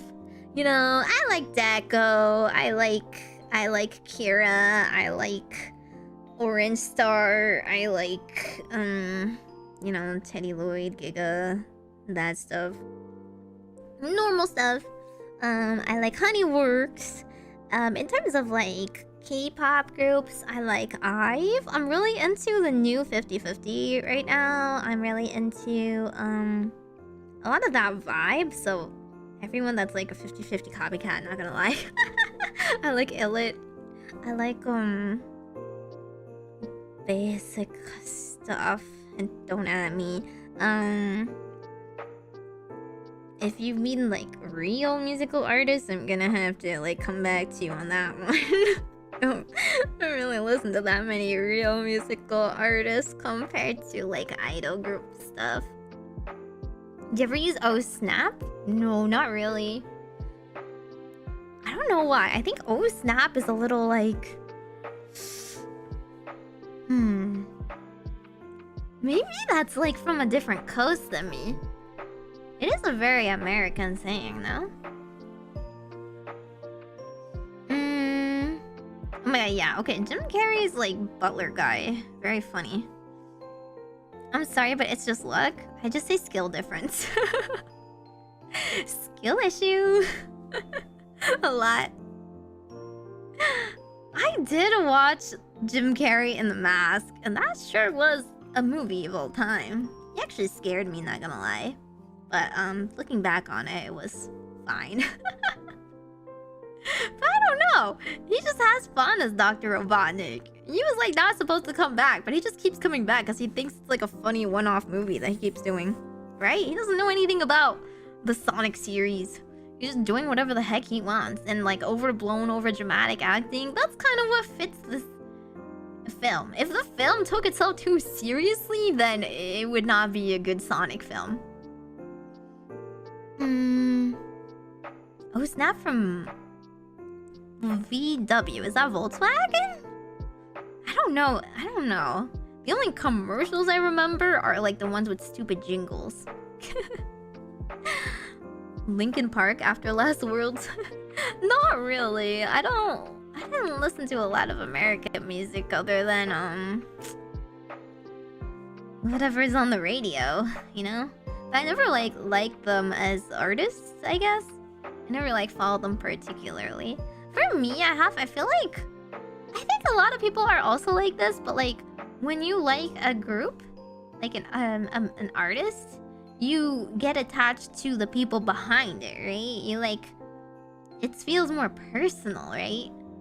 So I don't get more into a group if I don't feel any personal attachment to them, I guess. There's like songs where I'll think like, oh, One Off, it's a really good song, but then I don't really dig deeper into it and feel like I want to hear everything else that they've done or follow their careers and stuff. It'll just be like the one popular song. You have initiated a new Meigorb! Aquarius! Yes, thank you so much for being a member of the Adorablecles for 3 months. Hang on, switch to the lowest tier. First time viewer again, nice to meet you. Stop that. Switch to the lower tier. Okay, I'm changing my tier so you guys have 1 month. 1 whole month to switch to the bottom tier. Before, if I cancel it and you guys are not subscribed to the lower tier, then it's game over. You get your memberships canceled. Taylor Swift, yeah or nay? Nay? Nay, but I will admit some of her songs are generic bangers, you know? Listen, basic pop songs are catchy for a reason. Are they necessarily good? I don't know, but if you enjoy them, go for it. I do like Bruno Mars songs though, but I don't know much about the guy. Okay, so I have a personal story about Taylor Swift that I have told like ages ago. So like I have a friend of Taylor Swift. So basically my friend knew a guy growing up who was neighbors and family friends with Taylor Swift. And Taylor Swift was like 7 or something. And Taylor's mom asked his mom, he was like a high schooler, okay? Asked him to like drive her to school and stuff like that, you know? Just like pick her up and drive her on the way. And apparently, this 7-year-old girl was so thirsty that she kept trying to hit on him as like some 16, 17-year-old dude. And he felt so uncomfortable with it that he was like, I don't want to do that. And his mom got angry and was like, no, you either have to do it or don't drive to school anymore. He was like, I will not drive to school anymore. I will give up my car rights because I do not want to be in the same car with this 7-year-old that is trying to hit on me. So basically, whenever Taylor sings about how she was always like excluded, not one of those girls, I mean, she kind of always was, you know. She's always like thought pretty highly of herself. She's always like, maybe she wasn't a cheerleader, but she probably thought she should have been as popular as the cheerleaders. I don't know. That was just the impression I got from her. So I was like, you know, I just don't really like the girl behind her songs that much. But I mean, I don't begrudge her achievements now, right? Like that's just like kind of just like a little insight on her personality and how she always was. But nowadays, like, you know, when she says she's kind of like a girl boss that like wrote a lot of songs and kind of made her empire, you're like, you know what, sure, I think she worked really hard too. She definitely did get a little bit lucky with being like kind of like America's sweetheart model, whatever, what people like out of her, and out of a singer, and wrote really relatable songs for teenage girls, I guess. But I was fully in my J-pop idol era and could not care less about her songs because her songs were always like, boo-hoo, the guy didn't choose me. I am going to cry about it. And I was like, man, I am not interested in boys. I could care less about this song right now. And, you know, like all of her songs about like, I'm a breakup and we're never ever getting back together. I'm like, okay, you girl, you have your kid tantrum, girl. I don't care. The idol songs I liked growing up were a lot more relatable to me because they were like about growing up, you know? Like maybe some of them were about like having a first crush or whatever, but a lot of them were just about like one song is about how she wants to be a grown-up with a she like wants to be more mature and confident in herself when she grows up, and then she's like, when will I grow up to be a beautiful woman then? And then other songs are just kind of happy songs celebrating like the seasons or having fun singing and dancing, or like just part of being a young person, you know? It makes me sound old now talking about it, but a lot of it's just about youth. And that was like a lot more relatable to me. About like how I'm gonna cry today, but tomorrow I'm going to like get up and work hard and be better and stuff like that. Yeah. What about Sabrina Carpenter? She's like... I think she's a good singer. I think she's pretty. I don't really listen to the radio nowadays, so I only know Espresso. I only know like one song from her is all. I don't know much about her personality.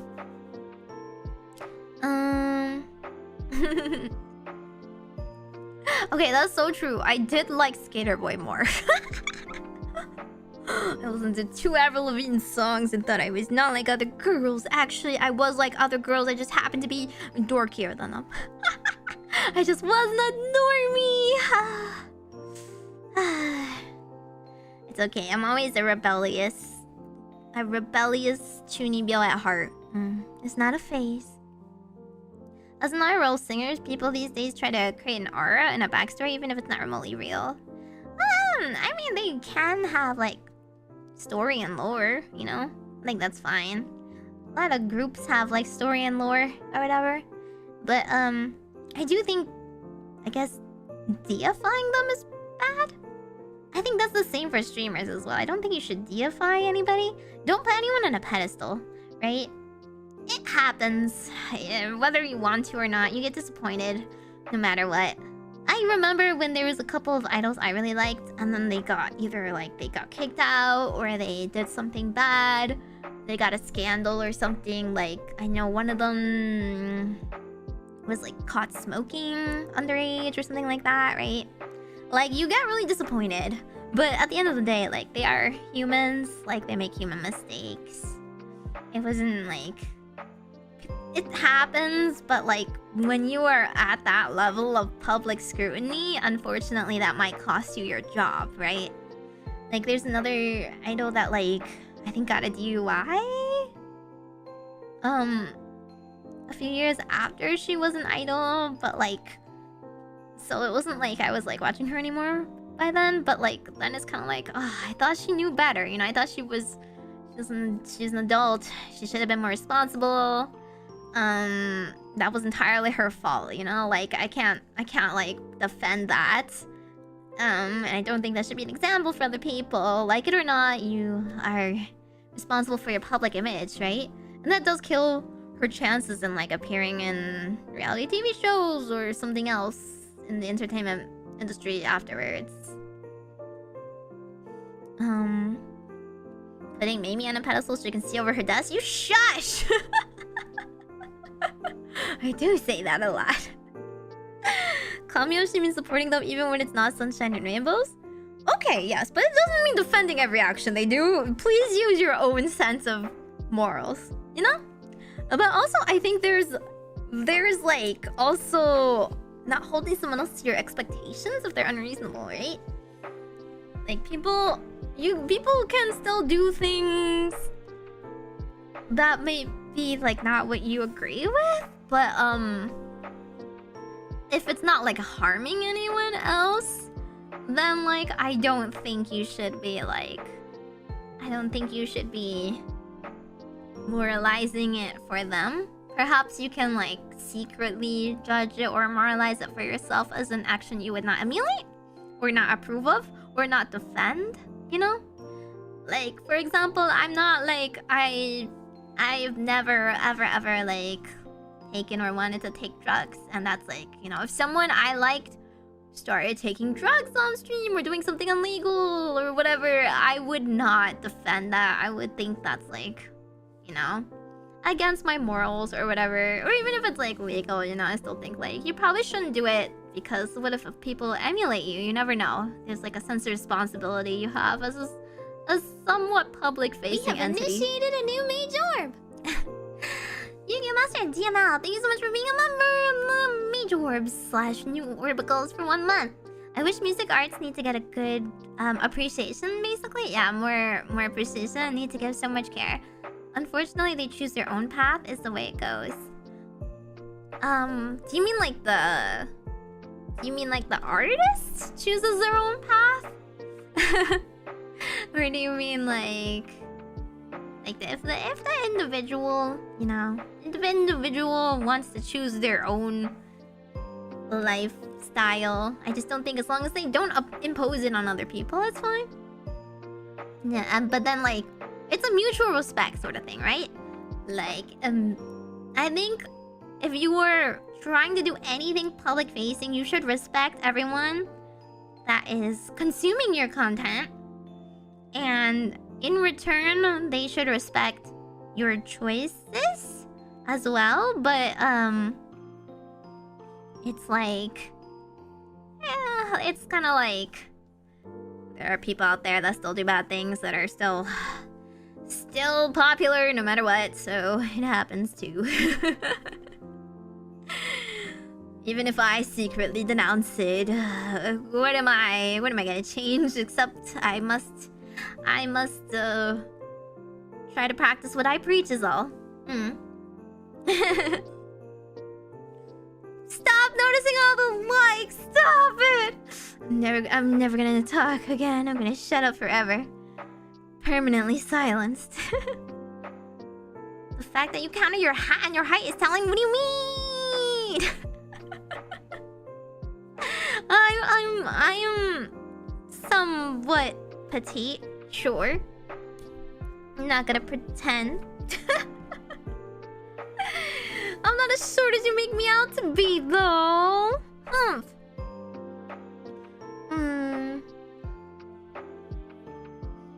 The truth reveals itself. Shush. It's 10 p.m. for me. Oh my god, it's 12 a.m. for me. I should go do something else. I should go do something else, like eat dinner. Eat dinner before I have to wake up and go do things tomorrow. It's been 5 hours. Oh my god. Every time I yap, it's just non-stop. Am I taller than Hio? I am only slightly shorter than Hio, but she has an Ahoge advantage. She's not that much taller than me, so shush. Oh wait, there's a few more questions. How quickly would you win in a fight against Sharzu? 30 seconds or a minute? I think I would lose against her, not gonna lie. I would lose against her before I ever threw a punch. But if you mean, like, if it was like a life or death match and I had to, like, shove her over, I guess I would. But then, like, you know, she would make me rue that move ever for the rest of my life. For the rest of my limited life. She's too intimidating. You don't fight against Sharzu. Well, maybe becomes Koha's third wife. No, why would I be third wife to Koha when I could be first wife to someone else? Okay, I'm starting my own harem, okay? Will you be giving Christmas presents to Ephemira? I technically already gave them Christmas presents because I bought them pins. I need to finish mailing out the presents to the rest of the ex-kawaii girls. I'll be writing a little Christmas card with them. I gotta get on that. Gosh, mail is so slow nowadays. With your experience, would you ever want to try managing other VTubers part-time? Also, if I wanted to start my own VTuber agency, how much capital would you think I would need minimum? Like a last year? Personally, you should only be starting a VTuber agency if you are a billionaire and have a lot of money to throw away and have a job to fund your hobbies. It's very expensive. But would you try managing other VTubers? I've always said that I was kind of interested in becoming a manager, but I don't think becoming a part-time manager is helpful at all. If I ever seriously wanted to do it, I would do it seriously after I no longer have VTubing, you know? Kind of like as an actual job, maybe try and get hired as an agency person. Otherwise, I'll just, I guess, like do a for hire manager thing. But I don't know. There are people that want to advertise themselves as VTuber managers and sell their services. I don't know how much I trust that, because it's so volatile already. Like, already hired, vetted, like, resume to people out there, like, even them, they don't really have answers, because being a VTuber is like, you are the product, right? The talent, the creative person in head of everything is the product. there's only so much you can like do as a manager to be successful, or help them be successful. So if you're like falsely advertising stuff, it's a little questionable, I guess. There are things you can help do in the short term, in my opinion. You can like increase their social media presence. You can like help them take over logistics for small things like finding people, networking, clippers, and stuff like that, recommending things. But if you are not like sitting down with them at least like once a month to go over their content and content branding strategy, and if you are not doing things that are like utilizing your own existent like network and connections and stuff, then I think you are just an admin and like an assistant, you know? And I don't think there's anything wrong with that. I just think you shouldn't say manager. Like, it's a very common misnomer because people don't know what a manager does compared to what an assistant does. If you pay for and hire an assistant to do logistical stuff for you, then that's fine, that's sure. Pay them their worth. But like, it's not worth it if you expect long-term like success, big changes in growth, branding and stuff like that from just one singular manager, right? One singular manager might not be able to do that sort of thing. At that point, just join a big agency, right? Get yourself hired into a big agency instead. Rocket, thank you so much. Welcome to the Orbicals. That's the legacy tier. wait. Join the first tier. Join the first tier, the lower tier. Downgrade. I'm changing it so that the tier 2 is gonna be defunct and it's gonna be tier 1 instead. Realistically, an indie manager still doesn't have the resources an actual company does. Yeah, exactly. That's like, I need to see their resume, right? I need to see what they can actually offer. Like me as a current like has been VTubing for so long, ever so long in Corpo, I don't think I have the qualifications to be a for hire manager yet. Like, hello? I would only like trust somebody that's been in the industry that really understands the algorithm, that has succeeded in some front, right? But I could be like an advisor slash administrator, sure. I could like, but like half of the stuff I could teach them, I could send over a document. You know? Why are you hiring me month to month? I could literally send over a document with a lot of like how-tos and tips. Because at the end of the day, the individual is very, you know, individual. What works for some people doesn't work across the board. If you do these like tips, they might improve your traction. But if I'm like, I don't have connections to sponsorships, I can't get you big ticket collabs and stuff like that. I can't like promote you and set up good marketing campaigns and stuff like that. I can only recommend what I've worked with so far. That's definitely not something I think is worth paying me for. I'll give advice for free to my friends, I guess. But that's about it.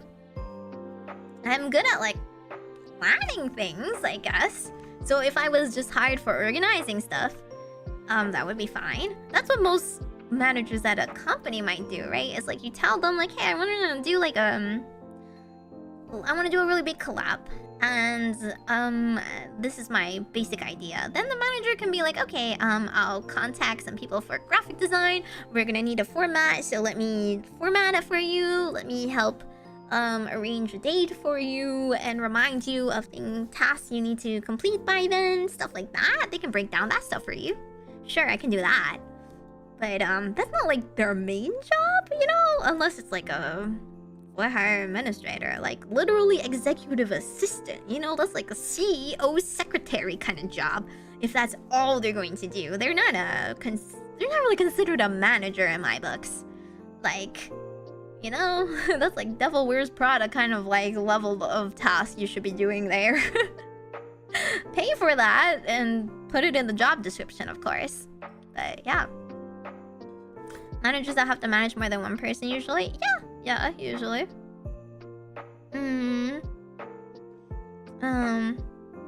I wanted to check the art folder out.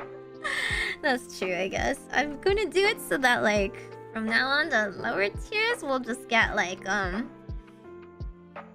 don't really mind because tier 2s have, you know, they've like opted to pay for it. It's just like that if you're in the lowest tier, you're gonna end up getting a gift sub, and somebody might like get a gift sub one day and then just never sub again. And I mean, not a sub, membership. Simulcasting, rotting my brain. They might get like a gift membership and then like grab a hold of that art folder and then just like never pay for it again, and they get all my art forever. So just like from moving forward, I will probably just leave individual links to download the art and whatnot for art folder stuff. But I don't really care if you are a tier 2 and you are a Meimi enthusiast. Go forth. Enjoy. I trust you guys who have paid for the money willingly and conscientiously to not spread it, you know?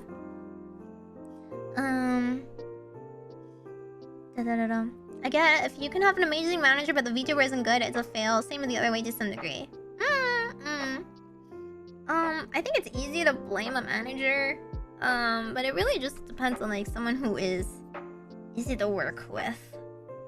Even in the someone who like sees your vision, I guess. Basically a manager is there, like, I've said this before, but a manager is not there to work for you if you are in a company. But if you hire a manager, then they do in fact work for you. So they only work to what you dictate, right? But if you are in a company, you work for the manager. The manager does tasks for you. But they're not your assistant anymore in that case, right? How to get sponsorship? Misclick on a Honkai Star Rail sponsor banner on Stream Elements dashboard. Well, not allowed to do it. How do you get connections?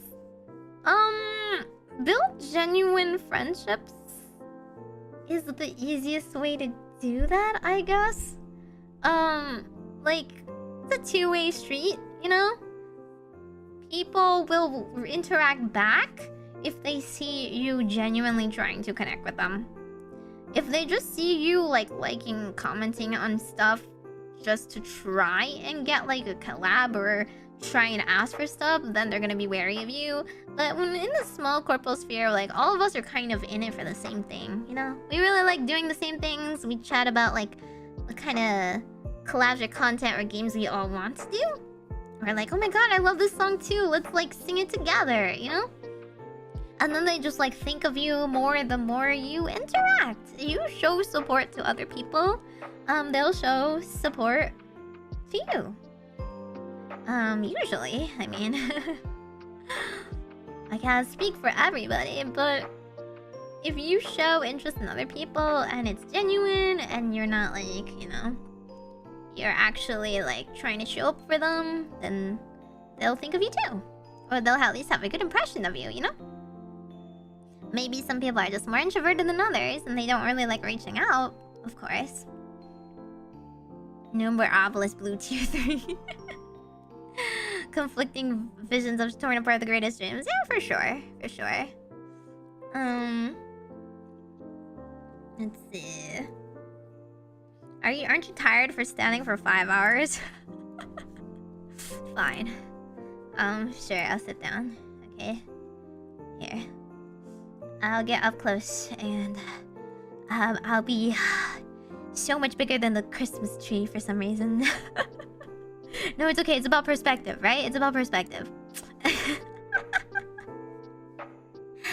I'm sitting down on the ground. You just can't see it. Noom. Walking up, walking up.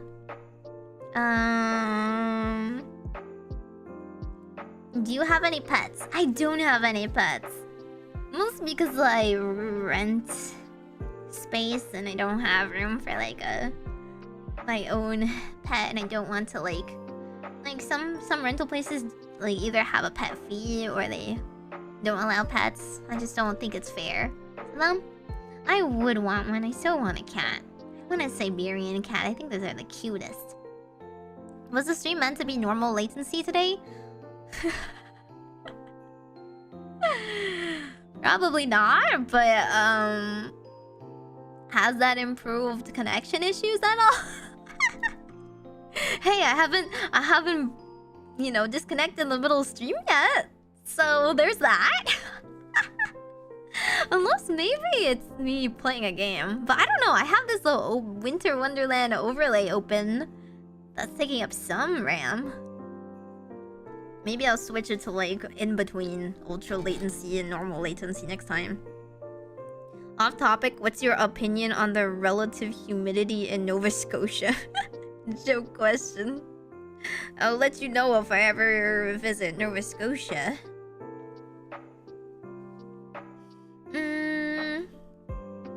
Let's see. One pet that I... like a wild choice for a pet that I think would be adorable if I ever became a, you know, a semi-multi-millionaire and got to do whatever the heck I want and got to hire cleaners for it. A sugar glider. Sugar gliders are so cute. Oh, and a chinchilla. A sugar gliders and chinchillas. The tiny little guys. The little chirpy dudes. They're so cute and they fly from like the table to your hand and your shoulder, right? So cute. And chinchillas. Chinchillas are so fluffy. Like they can't even take normal baths. They have to take dust baths. And then they can hold things. Yeah. Are you the real Santa Claus? Not this stream. I'll be the real Santa Claus another stream. Don't worry. Today I'm a Christmas tree. Can't you tell? I'll break up my Santa next time. What about hamsters? Hamsters are too fragile. I want them to be a little bit bigger. A little bit more long-lived.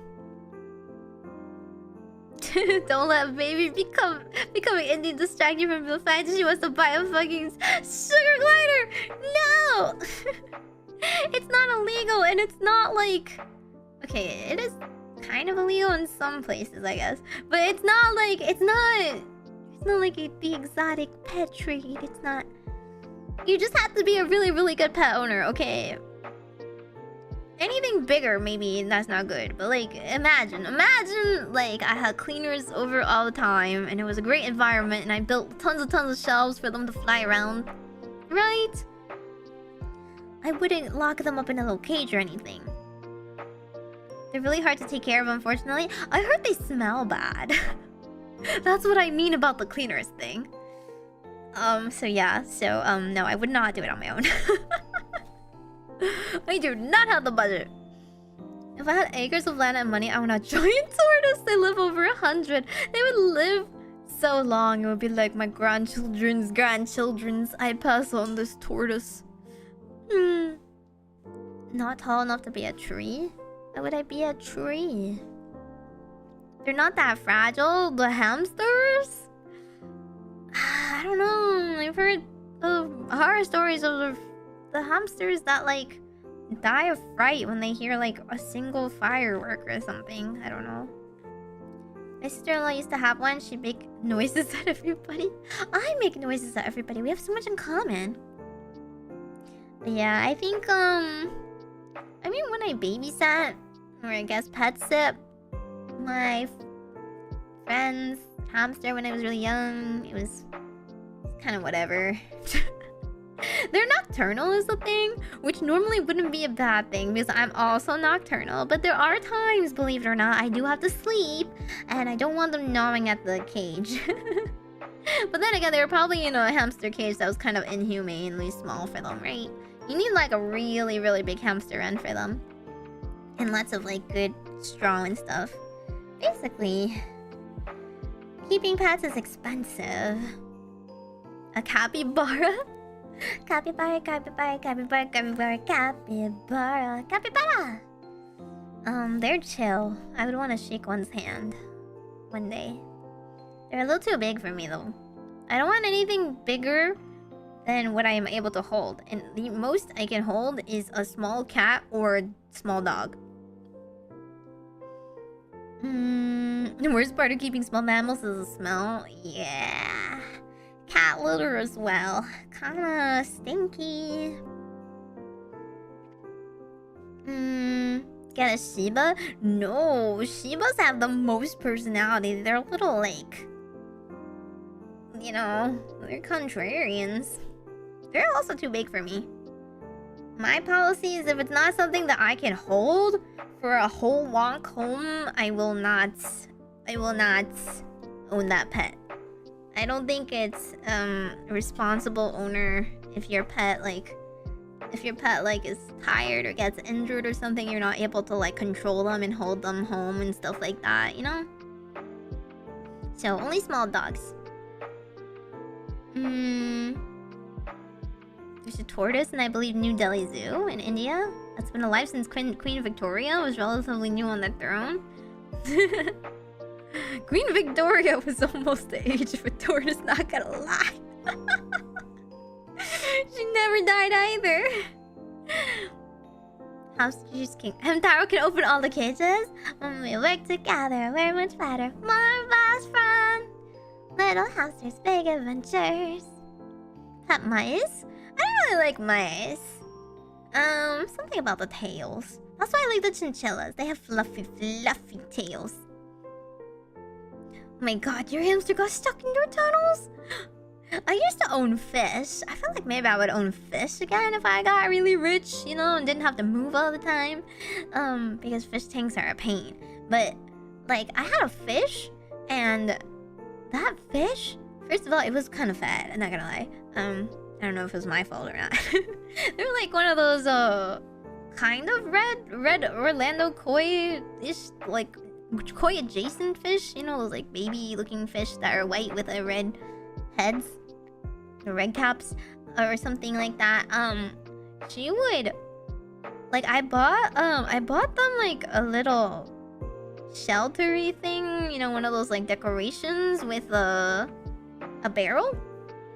Dude, that fish would like sleep under the barrel, and I would just be like, is she dead? She like slept upside down. Actually, I'm not sure if she was a female fish or not. You know, how do you tell? But, yeah, she would sleep in the barrel upside down. That was just her thing. Not moving. Interesting fish. But now that I think about it, it's kind of mean to, like, have fish and have the lights on all the time. Even if it wasn't that bright, right? Like, you need to have more shade for them. Ferrets are pretty cool, but they can be stinky. All pets are stinky. All pets, no matter what, are stinky. But I think ferrets get into too much. I don't want to live in a room that has to be, like, ferret-proof. Because ferrets have opposable thumbs, and they're very smart. And they get bored very easily. So if you're not home all day to entertain them and play games with them 24/7, they're not gonna do well. Guinea pigs are cute, I guess. What's the difference between a guinea pig and a chinchilla at that point? I just think chinchillas are cuter. No Saint Bernards? Not really. Big dogs also drool a lot. Don't want to clean up their drool. I don't want to clean up their poo either. Birds? Birds are a bit too loud. They're also very smart. I mean, okay, this would have to be like after I don't know, turned to 80 and retired or something, if I'll ever retire. But like, you really need a full family around or something. You need like a multi-person family to take care of animals that are very smart. Because no matter what, you can't just like leave them alone all day. They'll be tired. They'll be bored, and if bored animals get very destructive and they get very stressed. French bulldogs are pretty cute. I disagree. I'm kind of a Frenchie hater. They're okay, but they're kind of dumb. My family friend's Frenchie, like when you walk her, you have to hold tight to the leash because the Frenchie is like condensed pure muscle, right? God, they're so heavy. They're like a bowling ball. Their mass has been bred down to like this tiny like chunk of a dog, right?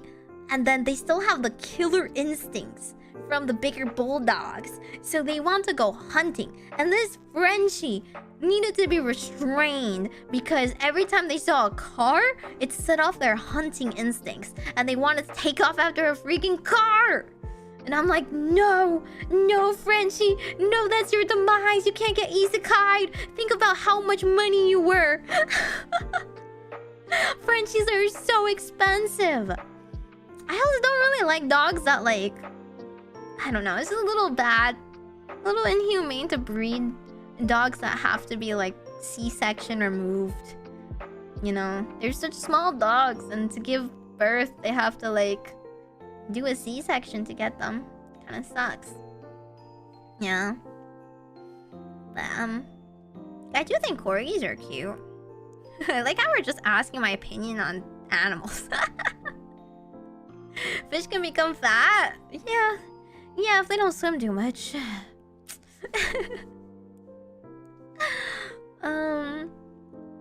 Rabbits are pretty cute. Rabbits are pretty similar to chinchillas, I think. They're like a mini cat. They're not as smart or as intensive as a cat, but they do have needs that are similar to a cat. So you do need like a little rabbit run for them. Kind of need to give them like a lot of space, if not the run of your house and stuff like that. Another one of my family friends owns a rabbit. Apparently she's a pretty cute rabbit. Crows are very smart. They are smart. Maybe his French people confirm. I just think the rumors about the French are true. And also, I used to be in a lot of like history classes. Okay, so I say all the jokes and I repeat all the jokes about French people just waving white flags. Look up Netherland dwarf rabbits. They are cute. They're huge though. They're so big. I like the lobbier rabbits. It would definitely have to be a smaller one. I don't want a really big one. But I think the ones with the bunny ears that go flap are the cutest. And the bunnies, when they do a happy flump, are the cutest too. Yeah, bunnies are cute, but they're too much work. A lot more hands-on. Like cats, because they are a little bit more independent, you just give them food and water and clean their litter, and they're pretty okay. You know, give them some things to entertain themselves on. They're pretty okay. You can leave them alone for a weekend or so. But bunnies, not that okay. You need to give them food. They'll poop all over themselves. Teacup dog? No teacup dogs. Anything that is advertised as teacup is inhumane. No dog should be that small. And they're usually puppy mill bred, and they're usually like, you know, it's like bad genetics. You're gonna get the dog and they grow up and they're gonna have like early arthritis and heart problems and limb problems and stuff like that. I used to have a Pomeranian, and the Pomeranian was already like 10 pounds, not gonna lie. He was still pretty small. But he was like lap size doggo. He's really cute. But even he wasn't teacup size, you know? He was already pretty small. A little chubby at times, but it's okay. And their personalities are like their personalities are like cats, to be honest. They're the most cat-like dog. Shibas are kind of cat-like too. But yeah, it was really silly. I would want another pom or another like curly-haired dog, a curly-haired little mini doggo. But doggies require a lot of care. Oh wait, they're the small rabbits? Oh, because it's a dwarf rabbit, sorry. I was thinking of like the really big ones. Bunny girl's much better. You're good with animals? I don't know if I'm good with animals. I just happen to really like animals, so I just naturally read up on them. Dwarf hamsters? Oh yeah, they are pretty cute. I think golden hamsters are pretty cute too. So they need like 5 by 5 feet cage space. I still think they need more cage space, you know? Like, the smallest animal you think still needs a lot more room than you should give them. It's like the same thing with betta fish, right? There's always like this thing where like Petco or PetSmart or whatever would sell those betta fish in those tiny little bowls and give it to you in that cup, and no, they do not need that much. They need like 10 gallons at least, you know, to humanely raise them. And then they need a lot of enrichment in their space. They need like water filter and stuff like that. So if you're not willing to commit, you shouldn't. Even some bird breeds with different colors are unhealthy. Really? I only know like a lot of birds that naturally come in different colors. But yeah, parakeets and stuff, they can be finicky. The smarter an animal is, the more finicky they can be sometimes, you know? Kind of hard to like do things that are for the benefit of keeping that animal alive. Because they're like, I don't like you giving me this food. And you're like, this food is healthy for you. And they're like, I want the snack. And it's like, you cannot have the sugary snack every second. Do it. Really, it's just like having an unruly child, but you cannot reason with them. It's like getting animals to take meds, you know? You can try and hide it, but sometimes they're smart and they spit it out. What does Ex-Corpo mean? I used to be part of a VTuber corporation, agency, company, however you like to call it, Production Kawaii. And Production Kawaii has dissolved as of November 30th, well, December 1st, in JST. So I am an indie. I'm still a VTuber and I'm still Majokko Meimi, but I'm no longer affiliated with an agency. One of those small monkeys like Petco has. I don't know, but I assume someone with money is going to be able to take care of it, but I don't like promoting the exotic animal trade, you know? I don't think it's something that you should do. A lot of Asians also don't really train their pets and like, or leash their pets and stuff like that, you know, or neuter their pets, stuff like that, like. So that's just, you know, worse for the pet's health. I thought it was one of those office jobs. Not quite. I'm an OL VTuber. Nice to meet you. Here is my 9 to 5. Except it's my 7 to 12. Technically, I end at like 1 AM most times nowadays. Oof. I stream for 6 hours for no good reason. I literally said I wasn't gonna stream for 6 hours today. What happened? I streamed for 6 hours. Why am I like this? I haven't streamed in a long time. Please forgive me and my brain worms. I really like streaming, as you can tell. I will do this again. Corpo sounds like a big boy professional. It was a professional, to be fair. Even if we were a small team. It was a small team. It was very official. It was official business. We were a company in Japan, you know, and then we were sold and affiliated with Culture Entertainment, which is a very big company in Japan. Is very has like a lot of different, like, I guess, ties and branches and stuff like that.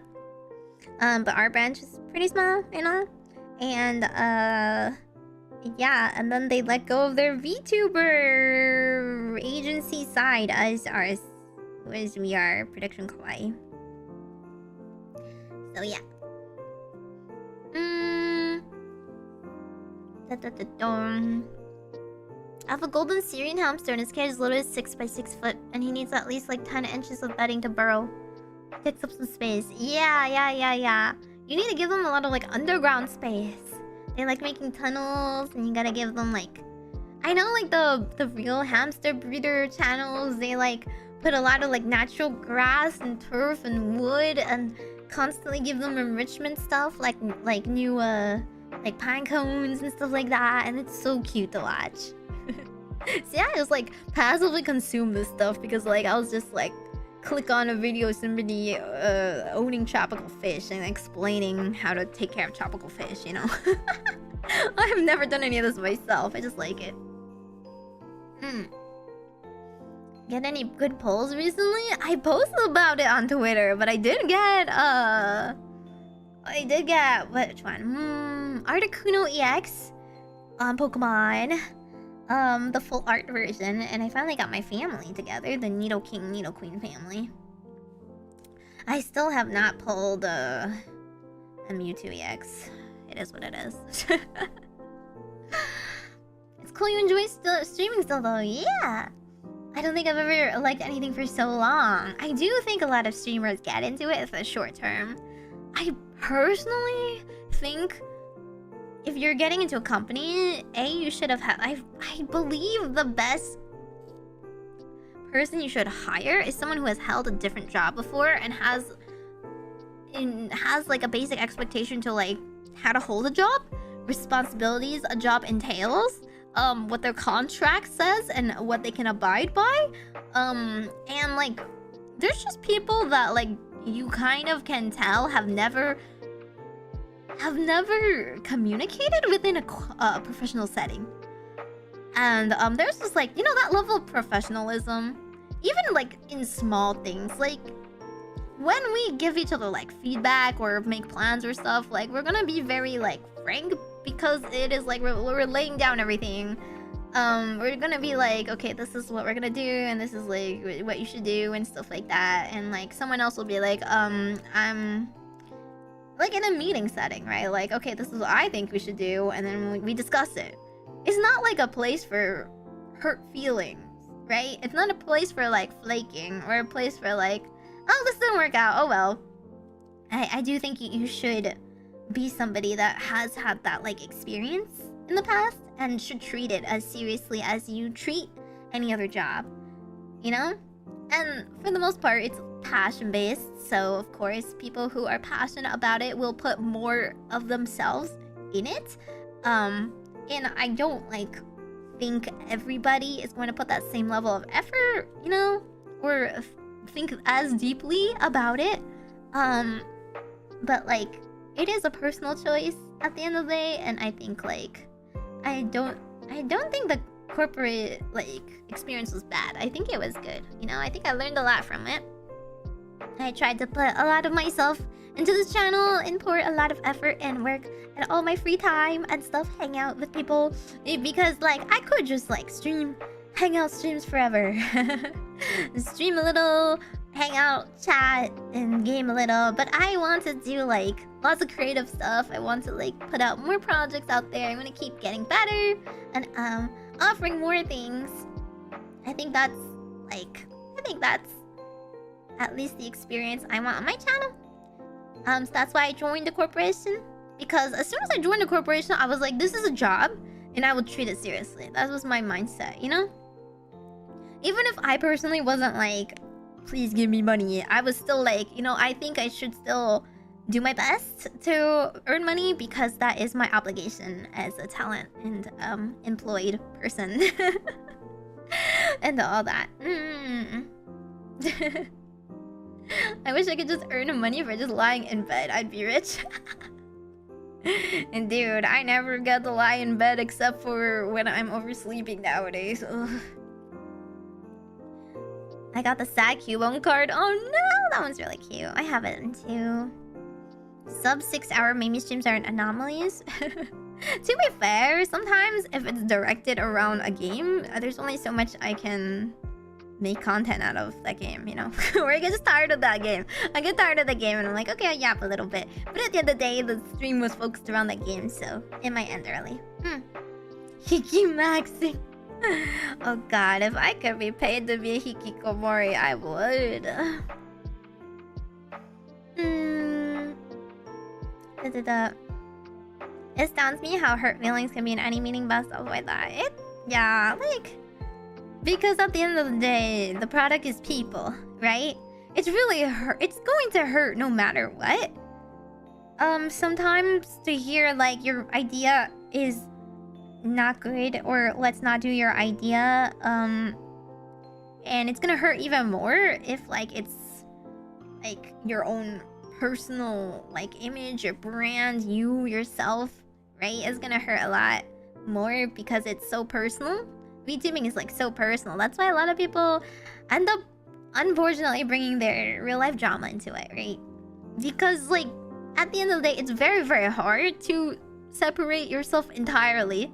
You do want to inject like yeah, like your genuine self and show how much you care for it instead of just like putting on an act 24/7. There's some people who can, like, I honestly kudos to them. I can't because I'm not like really good at acting or anything. I can only do it in like a scripted scenario. But like at the end of the day, they're still, even if they like want to put on an act, their like real passion still shows based on their actions and their commitment and stuff. But it's really hard to like, at the end of the day, like what affects you in real life is gonna affect your stream quality and content sometimes, and it's hard to try and balance being transparent while also not putting the onus of your bad mood or situation on everybody else that it doesn't pertain to, you know? Like, is it your business or is it not everyone else's business? There is definitely a line. I mean, at least if like I'm not a very negative person, I don't think. Or like if something bad happens to me, I'll just make a funny story about it. Or I'll just be like, hey guys, I'm like just not feeling the best right now, so just be patient and that's it, right? I don't want to like complain about it unless it's funny. Unless we're gonna complain about it together. And let's complain about the situation and it's like not harming anybody, right? Yeah. Did chat die? Oh, maybe. I know it's like it's updating. It's just updating very, very slowly because I have a bad latency right now. I apologize. Sometimes I think having a day job along with streaming is healthier. I think some streamers struggle with the lack of physical activity. I think it's just like, well, it's not like physical activity. I think it's like a touch with reality, you know? Because if 24/7 of your life is streaming, a lot of it is like a reflection. You feel like you put so much of it, of yourself into it that you end up taking it very personally. It ends up consuming you. It's like your whole life, right? And what you're putting out there is like your personality, your talents, yourself on display. And it's so easy for it to get into your head and for you to be like, okay, well, I'm not doing well because everyone hates me. Or like, if only I did this and this, it would be working. Like, you really need to like surround yourself with a support system to be a healthy streamer and to be a healthy person in general, right?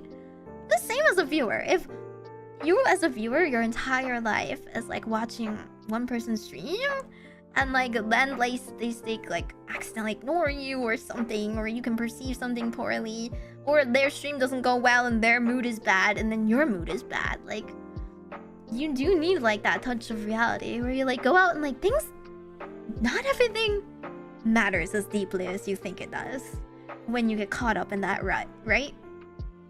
At the end of the day, it's fine. Things are fine. Like, life can be good, right?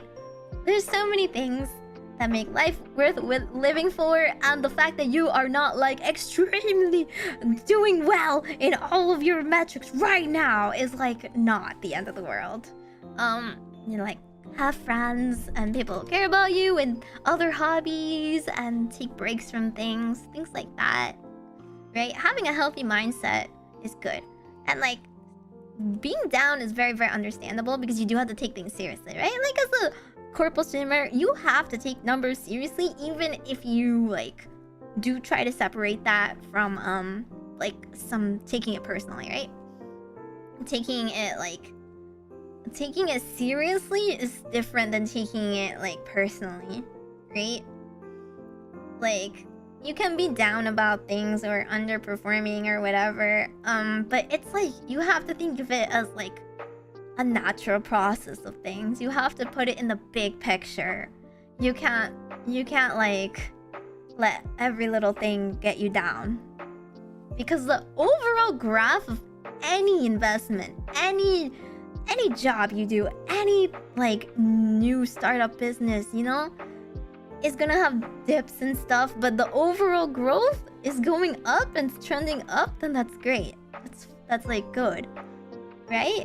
And even if it plateaus at some points, like, you know, think about stocks, like there's ups and downs. Sometimes there's slow periods. You can make excuses for like things that are actually like phenomena, right? Like YouTube algorithm sucking, or like this is a bad time of the year for streaming and donating, or something like that. Or you can just like, you can also be like, okay, this thing I tried didn't do so well, but like, just don't take it like as a reflection of you yourself as a person. At the end of the day, you can only put like however much you like effort you can as a streamer, and like show however much of yourself you can, but it's not your whole life, you know? There's a fox in your backyard? That's kind of cute. Go out and touch a Christmas tree. True. Don't chop it down. My fear is making it big and going viral. I don't know how viral I would want to go. I feel like once you're too big, it's out of your control, right? People are gonna make assumptions based on the 2 seconds they know and heard about you, and it's very, very hard to change their mind. It's like a book, you know? Some people are just only ever gonna know you based on the cover. Some people are only gonna know based on the one rumor or word of mouth. People even now are going to think like, oh, maybe Production Kawaii was a bad company. Maybe like, you know, maybe the towns were all unhappy and stuff. Like, we weren't perfect, but we were definitely not a black company. We were given a lot of leeway, a lot of rights, a lot of support. Human error happens. Disagreements happen. The directions may have clashed, you know, creative differences or whatnot. But at the end of the day, like, we were treated a lot better than people probably assume. We were always treated with fairness. You know, all the talents were treated very fairly. We were always paid on time. Yeah, not every corporation can say that. We were always, you know, we were always like offered the same thing, regardless of every individual's like performance and stuff like that, which is also good. Nobody feels neglected. If anybody had like delays and stuff, it was mostly due to individual model artists and stuff like that. It's not really the manager's fault. They try contacting some artists, just ghost. Some artists just don't have any free time. You know, they have a pretty booked schedule. It is what it is. If like, and then like there's errors sometimes, right? Like merch gets misprinted. There wasn't enough oversight. People were overworked. They couldn't get back in time about certain things. Certain perms were not able to get done or organized, or perhaps we wanted management to do more than we had enough management power to do. That's just like normal stuff, right? Every company kind of like goes through those kinds of pains.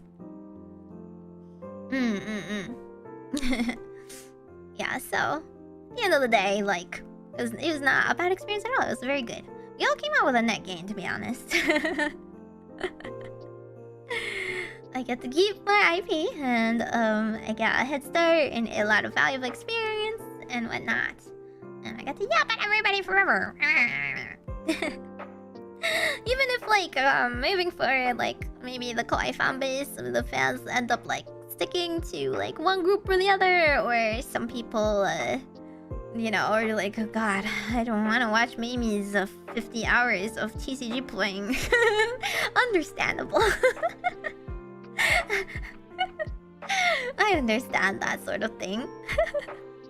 It's the way the world works.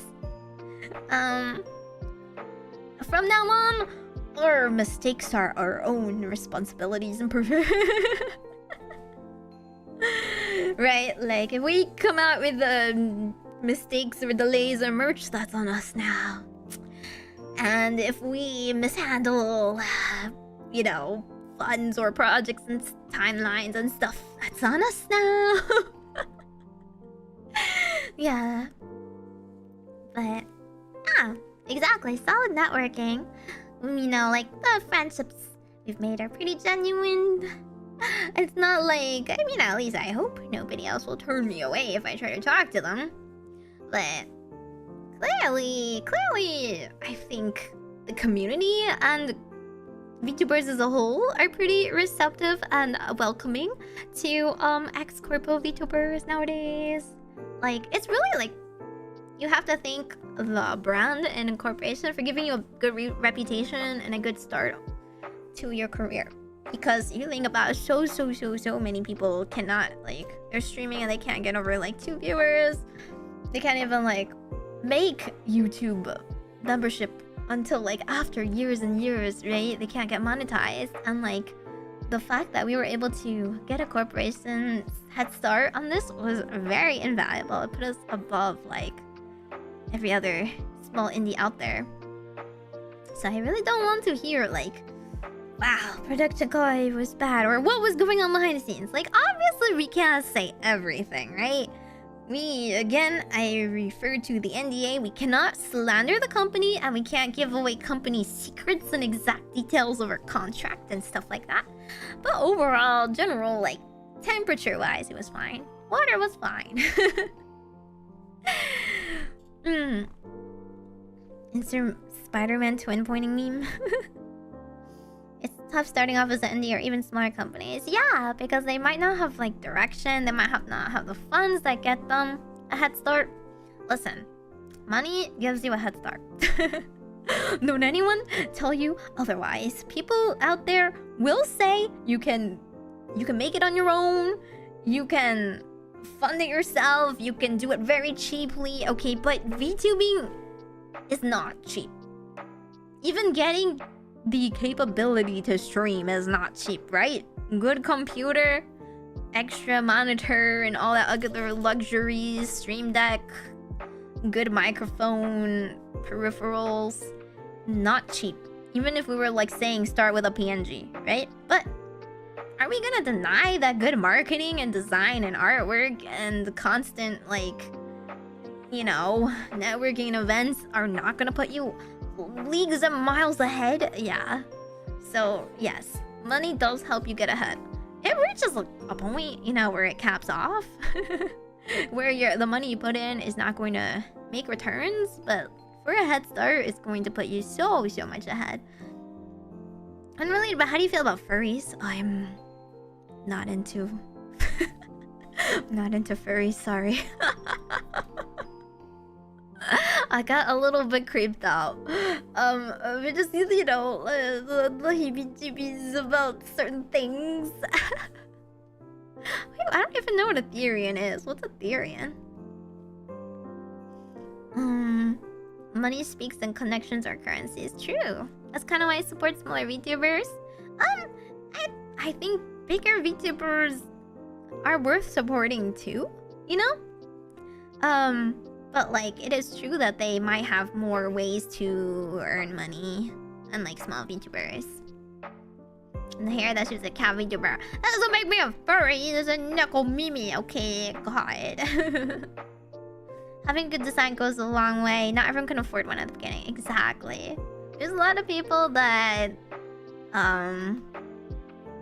they just have to go with a budget, like a budget model, you know, which is fine. Or like there's a lot of there's actually a lot of really good cheap, like, mass market models nowadays. On Booth, I saw some people use them. And, like, a lot of customizable ones and stuff.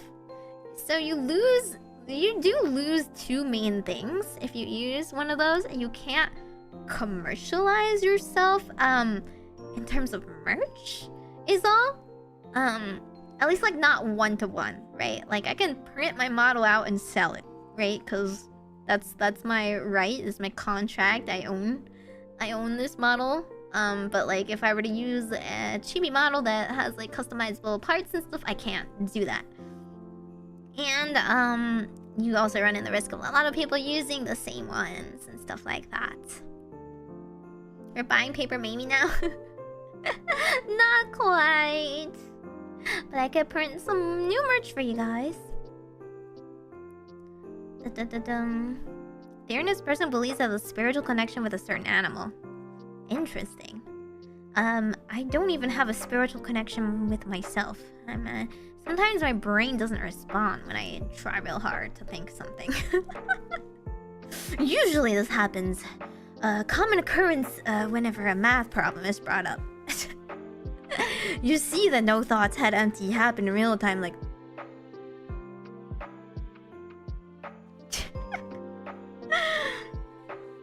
Yeah, I don't know too much about that sort of thing. I am a witch, but I have said before that I don't... It's not like I necessarily believe in...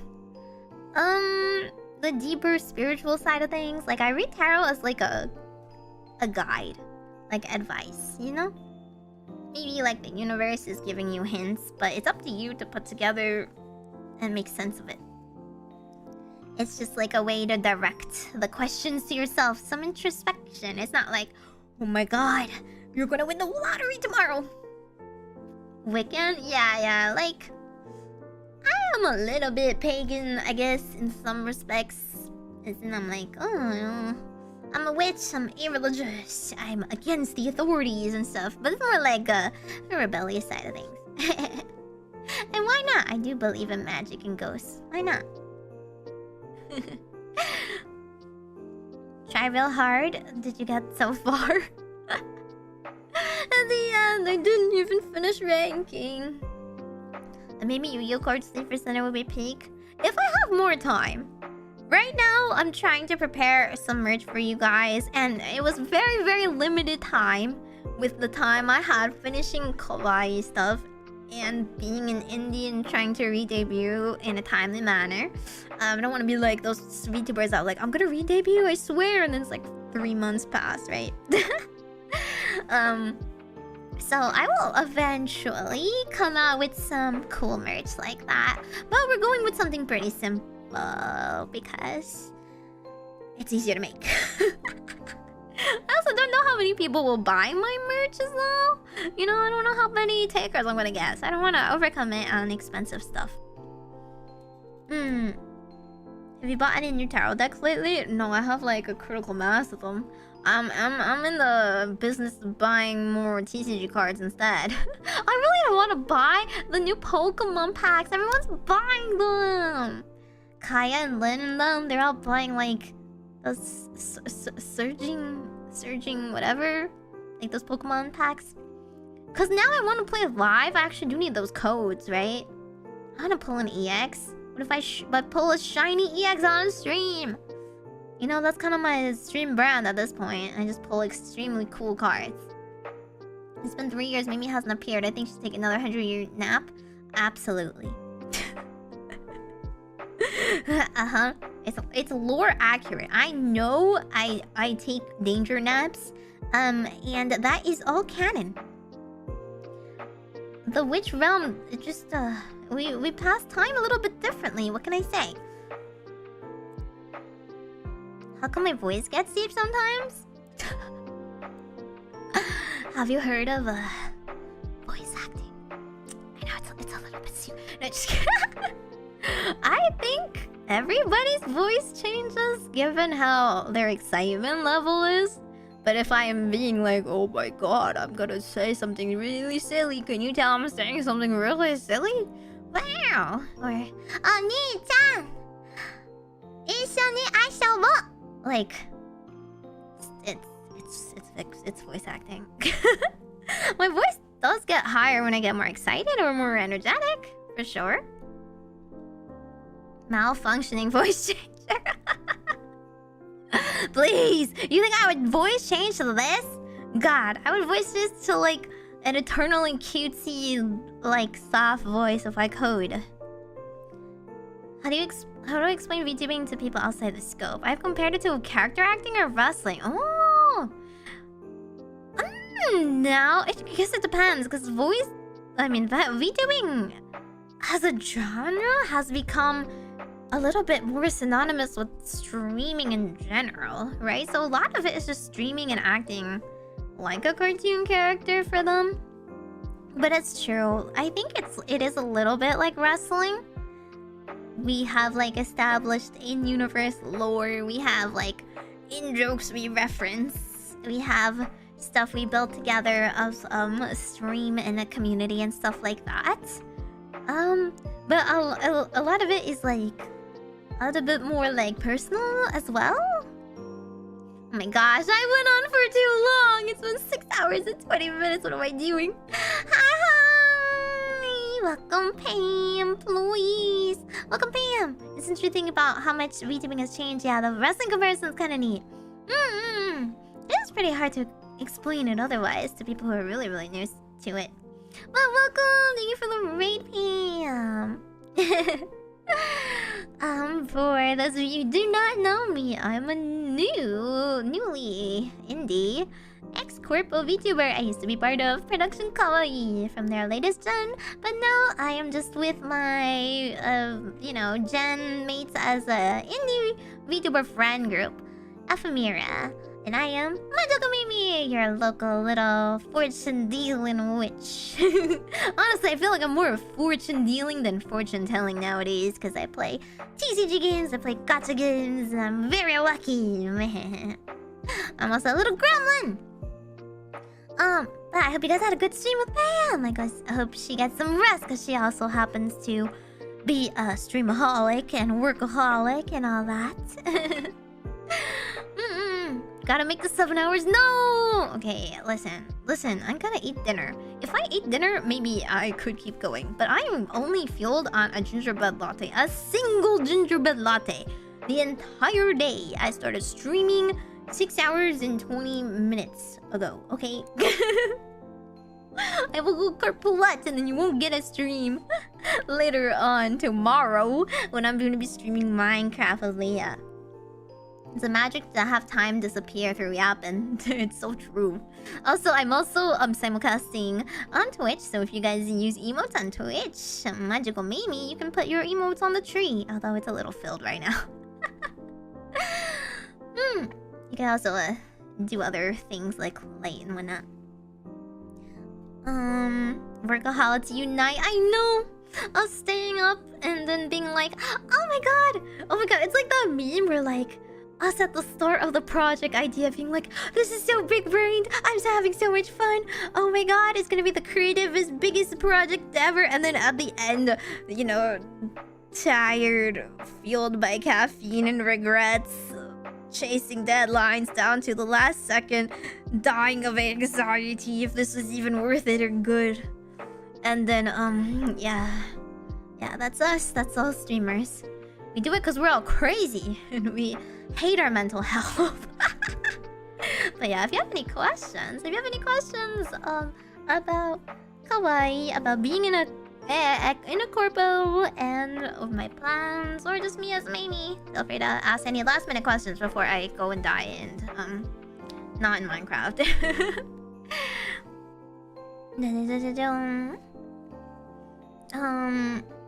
Gingerbread latte isn't enough fuel to fly around the world with. No, I need more mana potions. It's a good one-time booster. But I'm like Megumin. I have one big magic spell in me, and if I do anything else, it's like explosion, you know? And streaming just happens to be mine for today. She's like this pre-debut too? I'm not pre-debut! I'm re-debuting, yes. I'm re-debuting on December 14th. December 14th, I'm gonna be having a new lore video, a couple of new, you know, tiny assets, nothing too huge. Listen, I've got to afford it on my shoestring Ex-Corpo budget. Where I'm no longer given, like, a stack of cash and free to spend it however I like. Quick stream some Yu-Gi-Oh! Stop that! What's a short-term goal that you have, like, within the month? Have good holiday-themed streams. I want to take advantage of the holiday season so much, because, festive stuff is just so fun. It just hits different, right? Everything is special if you attach Christmas to it. Even if you don't really celebrate, like, the day of Christmas that much, everything feels, like, charged with this cute, jolly energy, and I love it so much. So I want to think of some fun things we can do together, but I don't really have a lot of time to think about it right now. So you guys have any cool stream ideas and hangouts you want to do? Please, please. My inbox is open in my Maros. And we're spending money on scabs. I will spend money on scabs, but like, you know, instead of the $100 scabs, we're gonna have to like downgrade a little bit. And I really should open my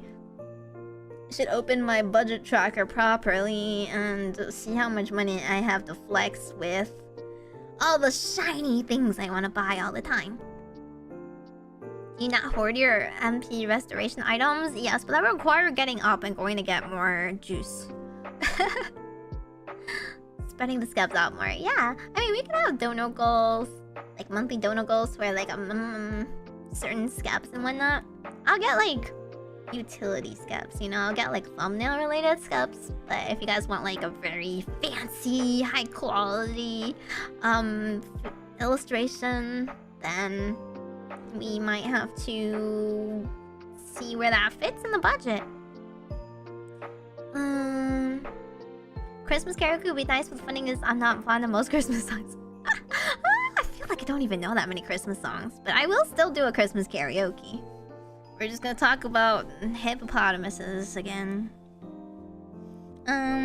Halloween you can be silly with costumes and songs. Christmas is like great songs and there's many hand cam streams like building a gingerbread man. I think I kinda wanna try the gingerbread house. Maybe? That'd be kind of fun. A short fluffy Meimi fanfic on AO3. What the heck? You guys are rating Meimi fanfics? I'm gonna come back with 50 grammar errors I noted, and a mischaracterization here. Just kidding. Okay, I'll read it later then. 12 hours of Mariah Carey? Is it Mariah Carey? Am I saying it wrong this entire time? I don't know. What's a Christmas song other than the 12 songs that drive retail workers insane? I don't know. I have worked in retail before and pretty okay with them. I'm pretty okay with most of these songs.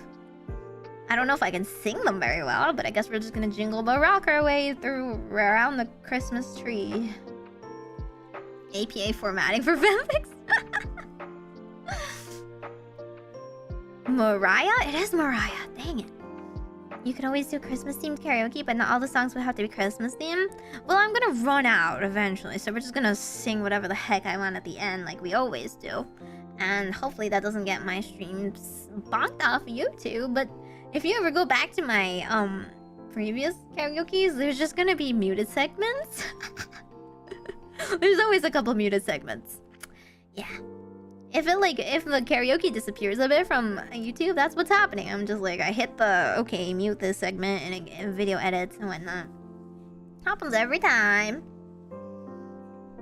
I am not familiar with IPA, oh boy. I did not take a class in linguistics. It's no halation a Christmas song? It is a Christmas song. But I sing that all the time.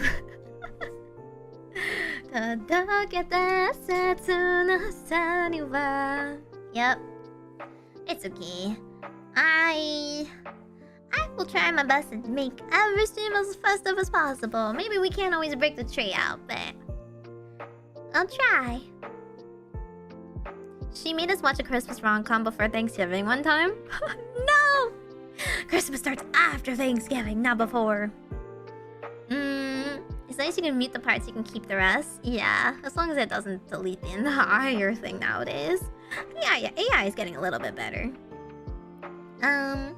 I would like to do a watch along. I don't know if it has to be Die Hard. I feel like surely there's a Christmas movie we can watch together.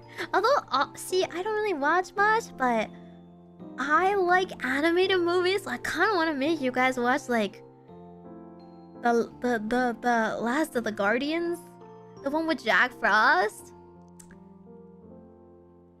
I don't know, he was just kind of cute there. Don't at me for my childhood crushes.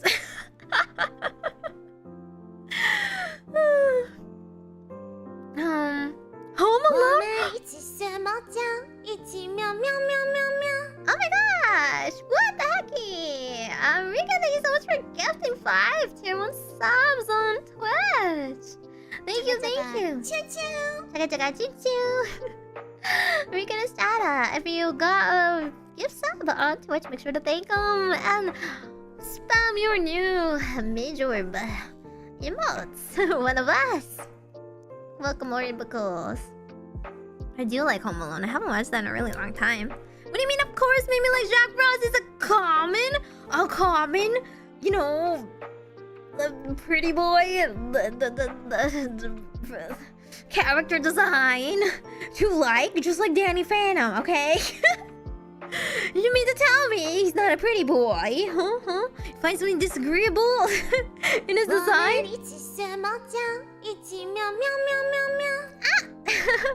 Wait, what the heck? Thank you for gifting more subs. You don't have to follow the scam. I mean, hype train. But okay, we can go to level like. What are we on? We have initiated a new Meigorb. Thank you. Oh, thank you for gifting 5 more community subs. Thunderstop to you, and welcome to the Meigorb. So we'll soon to be Orbicles. The Orbicles have spoken on YouTube. I prefer SMT Jack Frost, the little hee hee hoo hoo guy. Okay, I wanted to talk about it when we do a Yu-Gi-Oh stream again, but like Dual Pass. Okay, I get it. We get the little snowman because it's the Christmas season, but he looks like a Jack Frost. He looks like a little Jack Frost snowman kind of guy. I thought you were gonna say you like the Hugh Jackman rabbit. I do not. What the heck? Why would I like a rabbit? I've been public about it. I don't really like furry related stuff that much. Just makes me a little uncomfy, but is what it is. They can survive and you know, make content just separate from me, please, if possible. I just don't want too much to do with it. Snowman, the Jack Frost mate. I thought you were gonna oh yeah, I already answered that. Which one's the cute jingle? My chugga chugga choo choo. I needed to make some Twitch ones. I need to come up with new ones. But no, I really need to stop streaming, guys. Stop it! This girl's addicted! You would not believe this VTuber. Do you know if you stream over 6 hours on YouTube, they don't allow you to do certain things, such as what was it? I think you can't like. There's like 2 abilities you have on YouTube to get rid of like a copyrighted song, for example. You can either mute the entire segment, which is like completely gone, or you can erase the song, which I find interesting. Because if you were like listening to it in the background, that would make sense because you're still talking over it. But if you're just like singing, then nothing's happening there anyway. Thank you for throwing a snowball at me again, just to someone. I really appreciate that. And actually, I can't believe I zoomed in and I caught that on my chin. What the Max! Oh, no! Thank you for gifting all 10 more subs! You don't have to hit my sub goals right away! 我们一起学猫叫，一起喵喵喵喵喵。Thank you for gifting more subs, Regan! Oh my gosh. Don't worry about my sub goals. They were set with you know, Twitch algorithm AI. I don't know what they're set with. Welcome. Hopefully I'll be able to unlock subscriber only streams on Twitch as well. You lose that ability if you go for 6 hours. Yes, pretty much. Some streams have been a hit, which is some of my past streams that I used like a certain what should have been royalty free, copyright like free intro song have been hit, and I had to like mute that. Not that like VOD viewers really care, like, oh my god, there's no music during the intro, what the heck? Like, yeah, they skipped that anyway, but I'm just like, you said it was free to use. It was free to use for months. Why is it not free to use anymore? Always use Dova syndrome. Eventually, I would like my own individual BGM so that I can copyright strike others. See how they feel about that, huh? Yeah, demonetize them. Yeah, thank you for all the big subs. Oh my gosh, I don't know how to count all this stuff up together. Don't look at this little guy. My little guy over there just hanging out. But yeah, I think my next outfit. So okay, so I had a plan before I found out Kalai was gonna go under. That like I was gonna fundraise for an original song. So I had some figures. I'm gonna have to readjust the figures, change the company cut and whatnot. But it is a commercialized song, so you do have to pay for it. Like, pay for more than what you think the listed price would be for, like, for example, a cover song. So I'm gonna calculate that out and see how much we need, and also see how much like a new model outfit would be. I've said the ballpark will probably be around like, let's say 700 USD, perhaps, if I manage to get without counting rigging, because I don't know what the rigging will be like. I will ask, you know, Nami, but she is kind of neck deep in rigging every other girl that is Aster right now. So perhaps I might have to go with someone else, but yeah.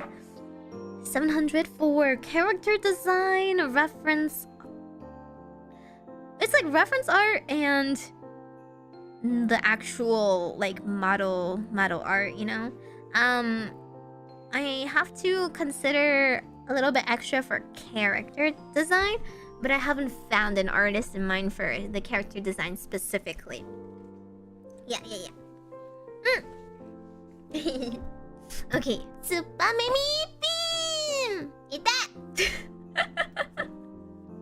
Thank you for hitting me with that snowball, like, but Nami's working so hard. She is. She's working on. She had to finish that. Nene outfit in time for Nene's redebut, right? And now she's like working on some other stuff. So she's quite the well-booked rigger right now. But I'll try and compromise with the rigging so that it won't be too expensive and also won't be like worse than what I have, you know? Won't be worse quality and whatnot. And I would like to add a couple new toggles and stuff that I don't have yet. Some new expressions and stuff. And more movement, more turning and whatnot would be fun. Then his new outfit too. Oh, no, there's it's the one where she just redebuted in. The like new Nene base sweater one. Yeah, that was the one that Nami was like working hard on. She finished her own model and then she's working on that. She worked hard until the last minute for that Nene new outfit. I don't know what she's working on specifically now, but a lot of people have been queuing up for new outfits soon. So yeah. Super Meimi-mu-me-mo ad, please. Kuno asked what hashtag to use as his merch picture on Twitter. Oh, I always use hashtag Majokko Meimi, which is fine. I don't think we need like a separate thing. I'll just look at any miscellaneous thing with hashtag Majokko Meimi. If you have a meme specifically, or any like silly things, it's Mojover. No one really uses my clip one because I'm the one who clips myself. So yeah, if it's in a general one, I'll see. Okay. Wait, any last minute? Well, but tell him Meimi looks up at her ceiling. That's true. That's true. I get blocked to that, right? Okay. I don't think there's any last minute questions, right? So can I raid, please, please, please, please let me raid. That's good to catch up. I wasn't able to yap all break. Man. Listen, my sister is... She has her moods, and she was not in the mood to talk to me. She got all her own friends to talk to. So she was, gone, so... I just had to yap with my mom. But then I had to yap in Chinese to my mom. My baby mama has, I swear, every year her handling on English gets worse and worse. Just as my Chinese gets worse and worse. It's a bad matchup. The good thing is both of us are very good at understanding context clues. Okay. Let me see who I rate you guys into.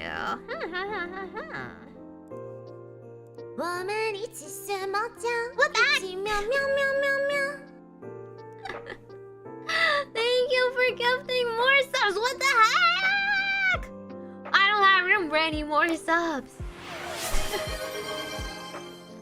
75% of my way to completing my goal. Okay, if we do hit my sub goal on Twitch, I get one more emote slot.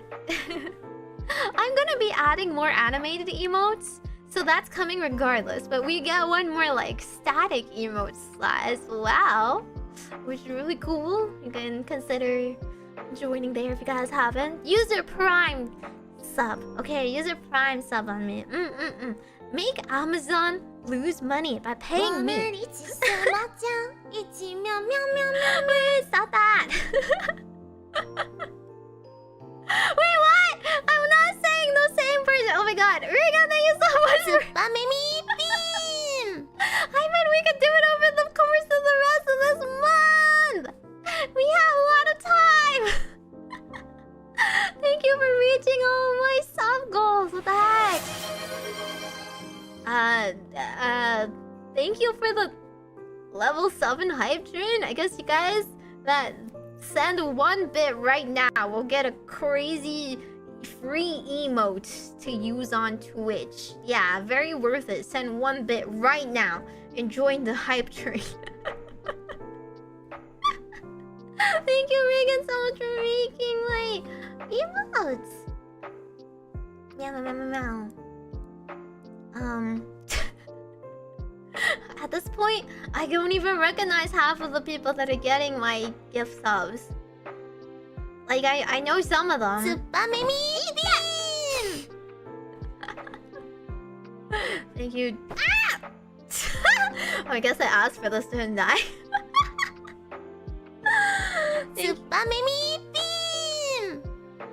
Thank you, Dozer, for the 100. Yeah, crazy. It's 100 bits is the minimum allowed? Okay, that's $1 whole. I guess you can't send 1 bit. That's 1 whole cent. Eat that! Art Captain, thank you so much for the 100 bits. Get into the sound, thank you so much for the 100 bits. Eat that! You got no Twitch? That's okay. You don't have to use Twitch if you don't want to. It's an option just because there's more interactability. Oh my goodness. Yep, so many snowballs. What the heck? Who's Steve Curry? The GOAT? What do you mean? open mouth and eat the snowball. I don't. That made me eat. What? I actually caught it on the mouth! I didn't even mean to! Ah! Eat that! Thank you, Nathan and Mimu, for that made me eat for the snowballs. That was cold. You ever get a handful of snow in your mouth? Meow meow meow. Is Steve Curry the GOAT? Yes or no? Sure. I don't know what I'm signing my name to, but sure.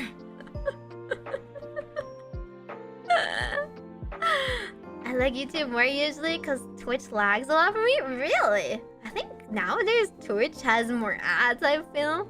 But I think the latency on Twitch is usually a bit better. I usually get more lags on YouTube, to be honest. YouTube just like randomly stops catching up to streams and whatnot. But you do get a lot of ads. I'ma lose my mind. Why are we entertaining this trade? Oh my goodness, thank you for 10 more subs, Regan. I swear I'm gonna raid before we reach another level of hype train. Thank you for level 8 hype train. Okay, fine. Steve Curry is the GOAT. Fine. There you go. There's your sound bit. Clip it. I don't know what it means. I don't watch basketball. Twitch is better with the latency, but long ads really suck. I know. The long ads are awful. But it's either that or where there's going to be the pre-roll ads where you get ads every time you go into my stream for the first time. So I don't know what's better. Surprisingly, both Twitch and YouTube are paying like a decent amount for the amount of the ads you're running. Like, I didn't think Twitch would make a significant amount of money, and I wouldn't call it like significant for like the split and everything, but like it does pay for the ads you run. So I'm like, oh, okay, because the whole draw of YouTube is like VODs and stuff also like can generate ad revenue. Man, I don't know. Don't ask me. Okay. I will raid you all out. I swear. I'm looking up raiding people right now. Who on earth is who's on at this time of night? Oh, it's only the West Coasters, huh? It's only ever the West Coasters. I get the occasional 1 to 2 minute ads on Twitch. Yeah, it's just there's no skip button. On YouTube, you at least get a skip button. Get that! Extreme, thank you so much for the snowball.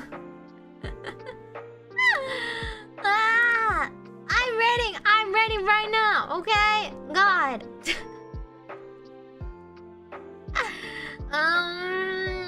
You guys want a cozy stream? I'll raid you into a cozy streamer, okay? I'll raid you guys into a cozy streamer there, and then on YouTube side, I'll raid you guys into Aimee.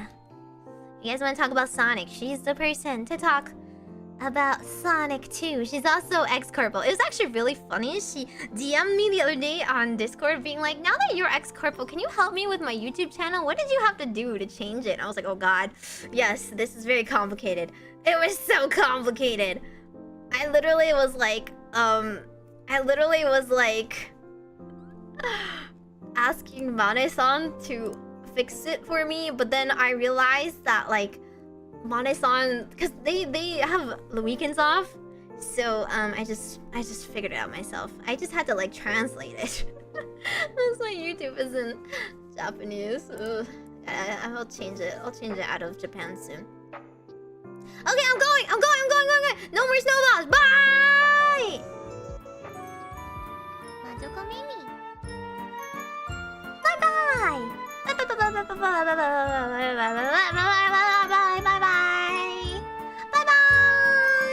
See you guys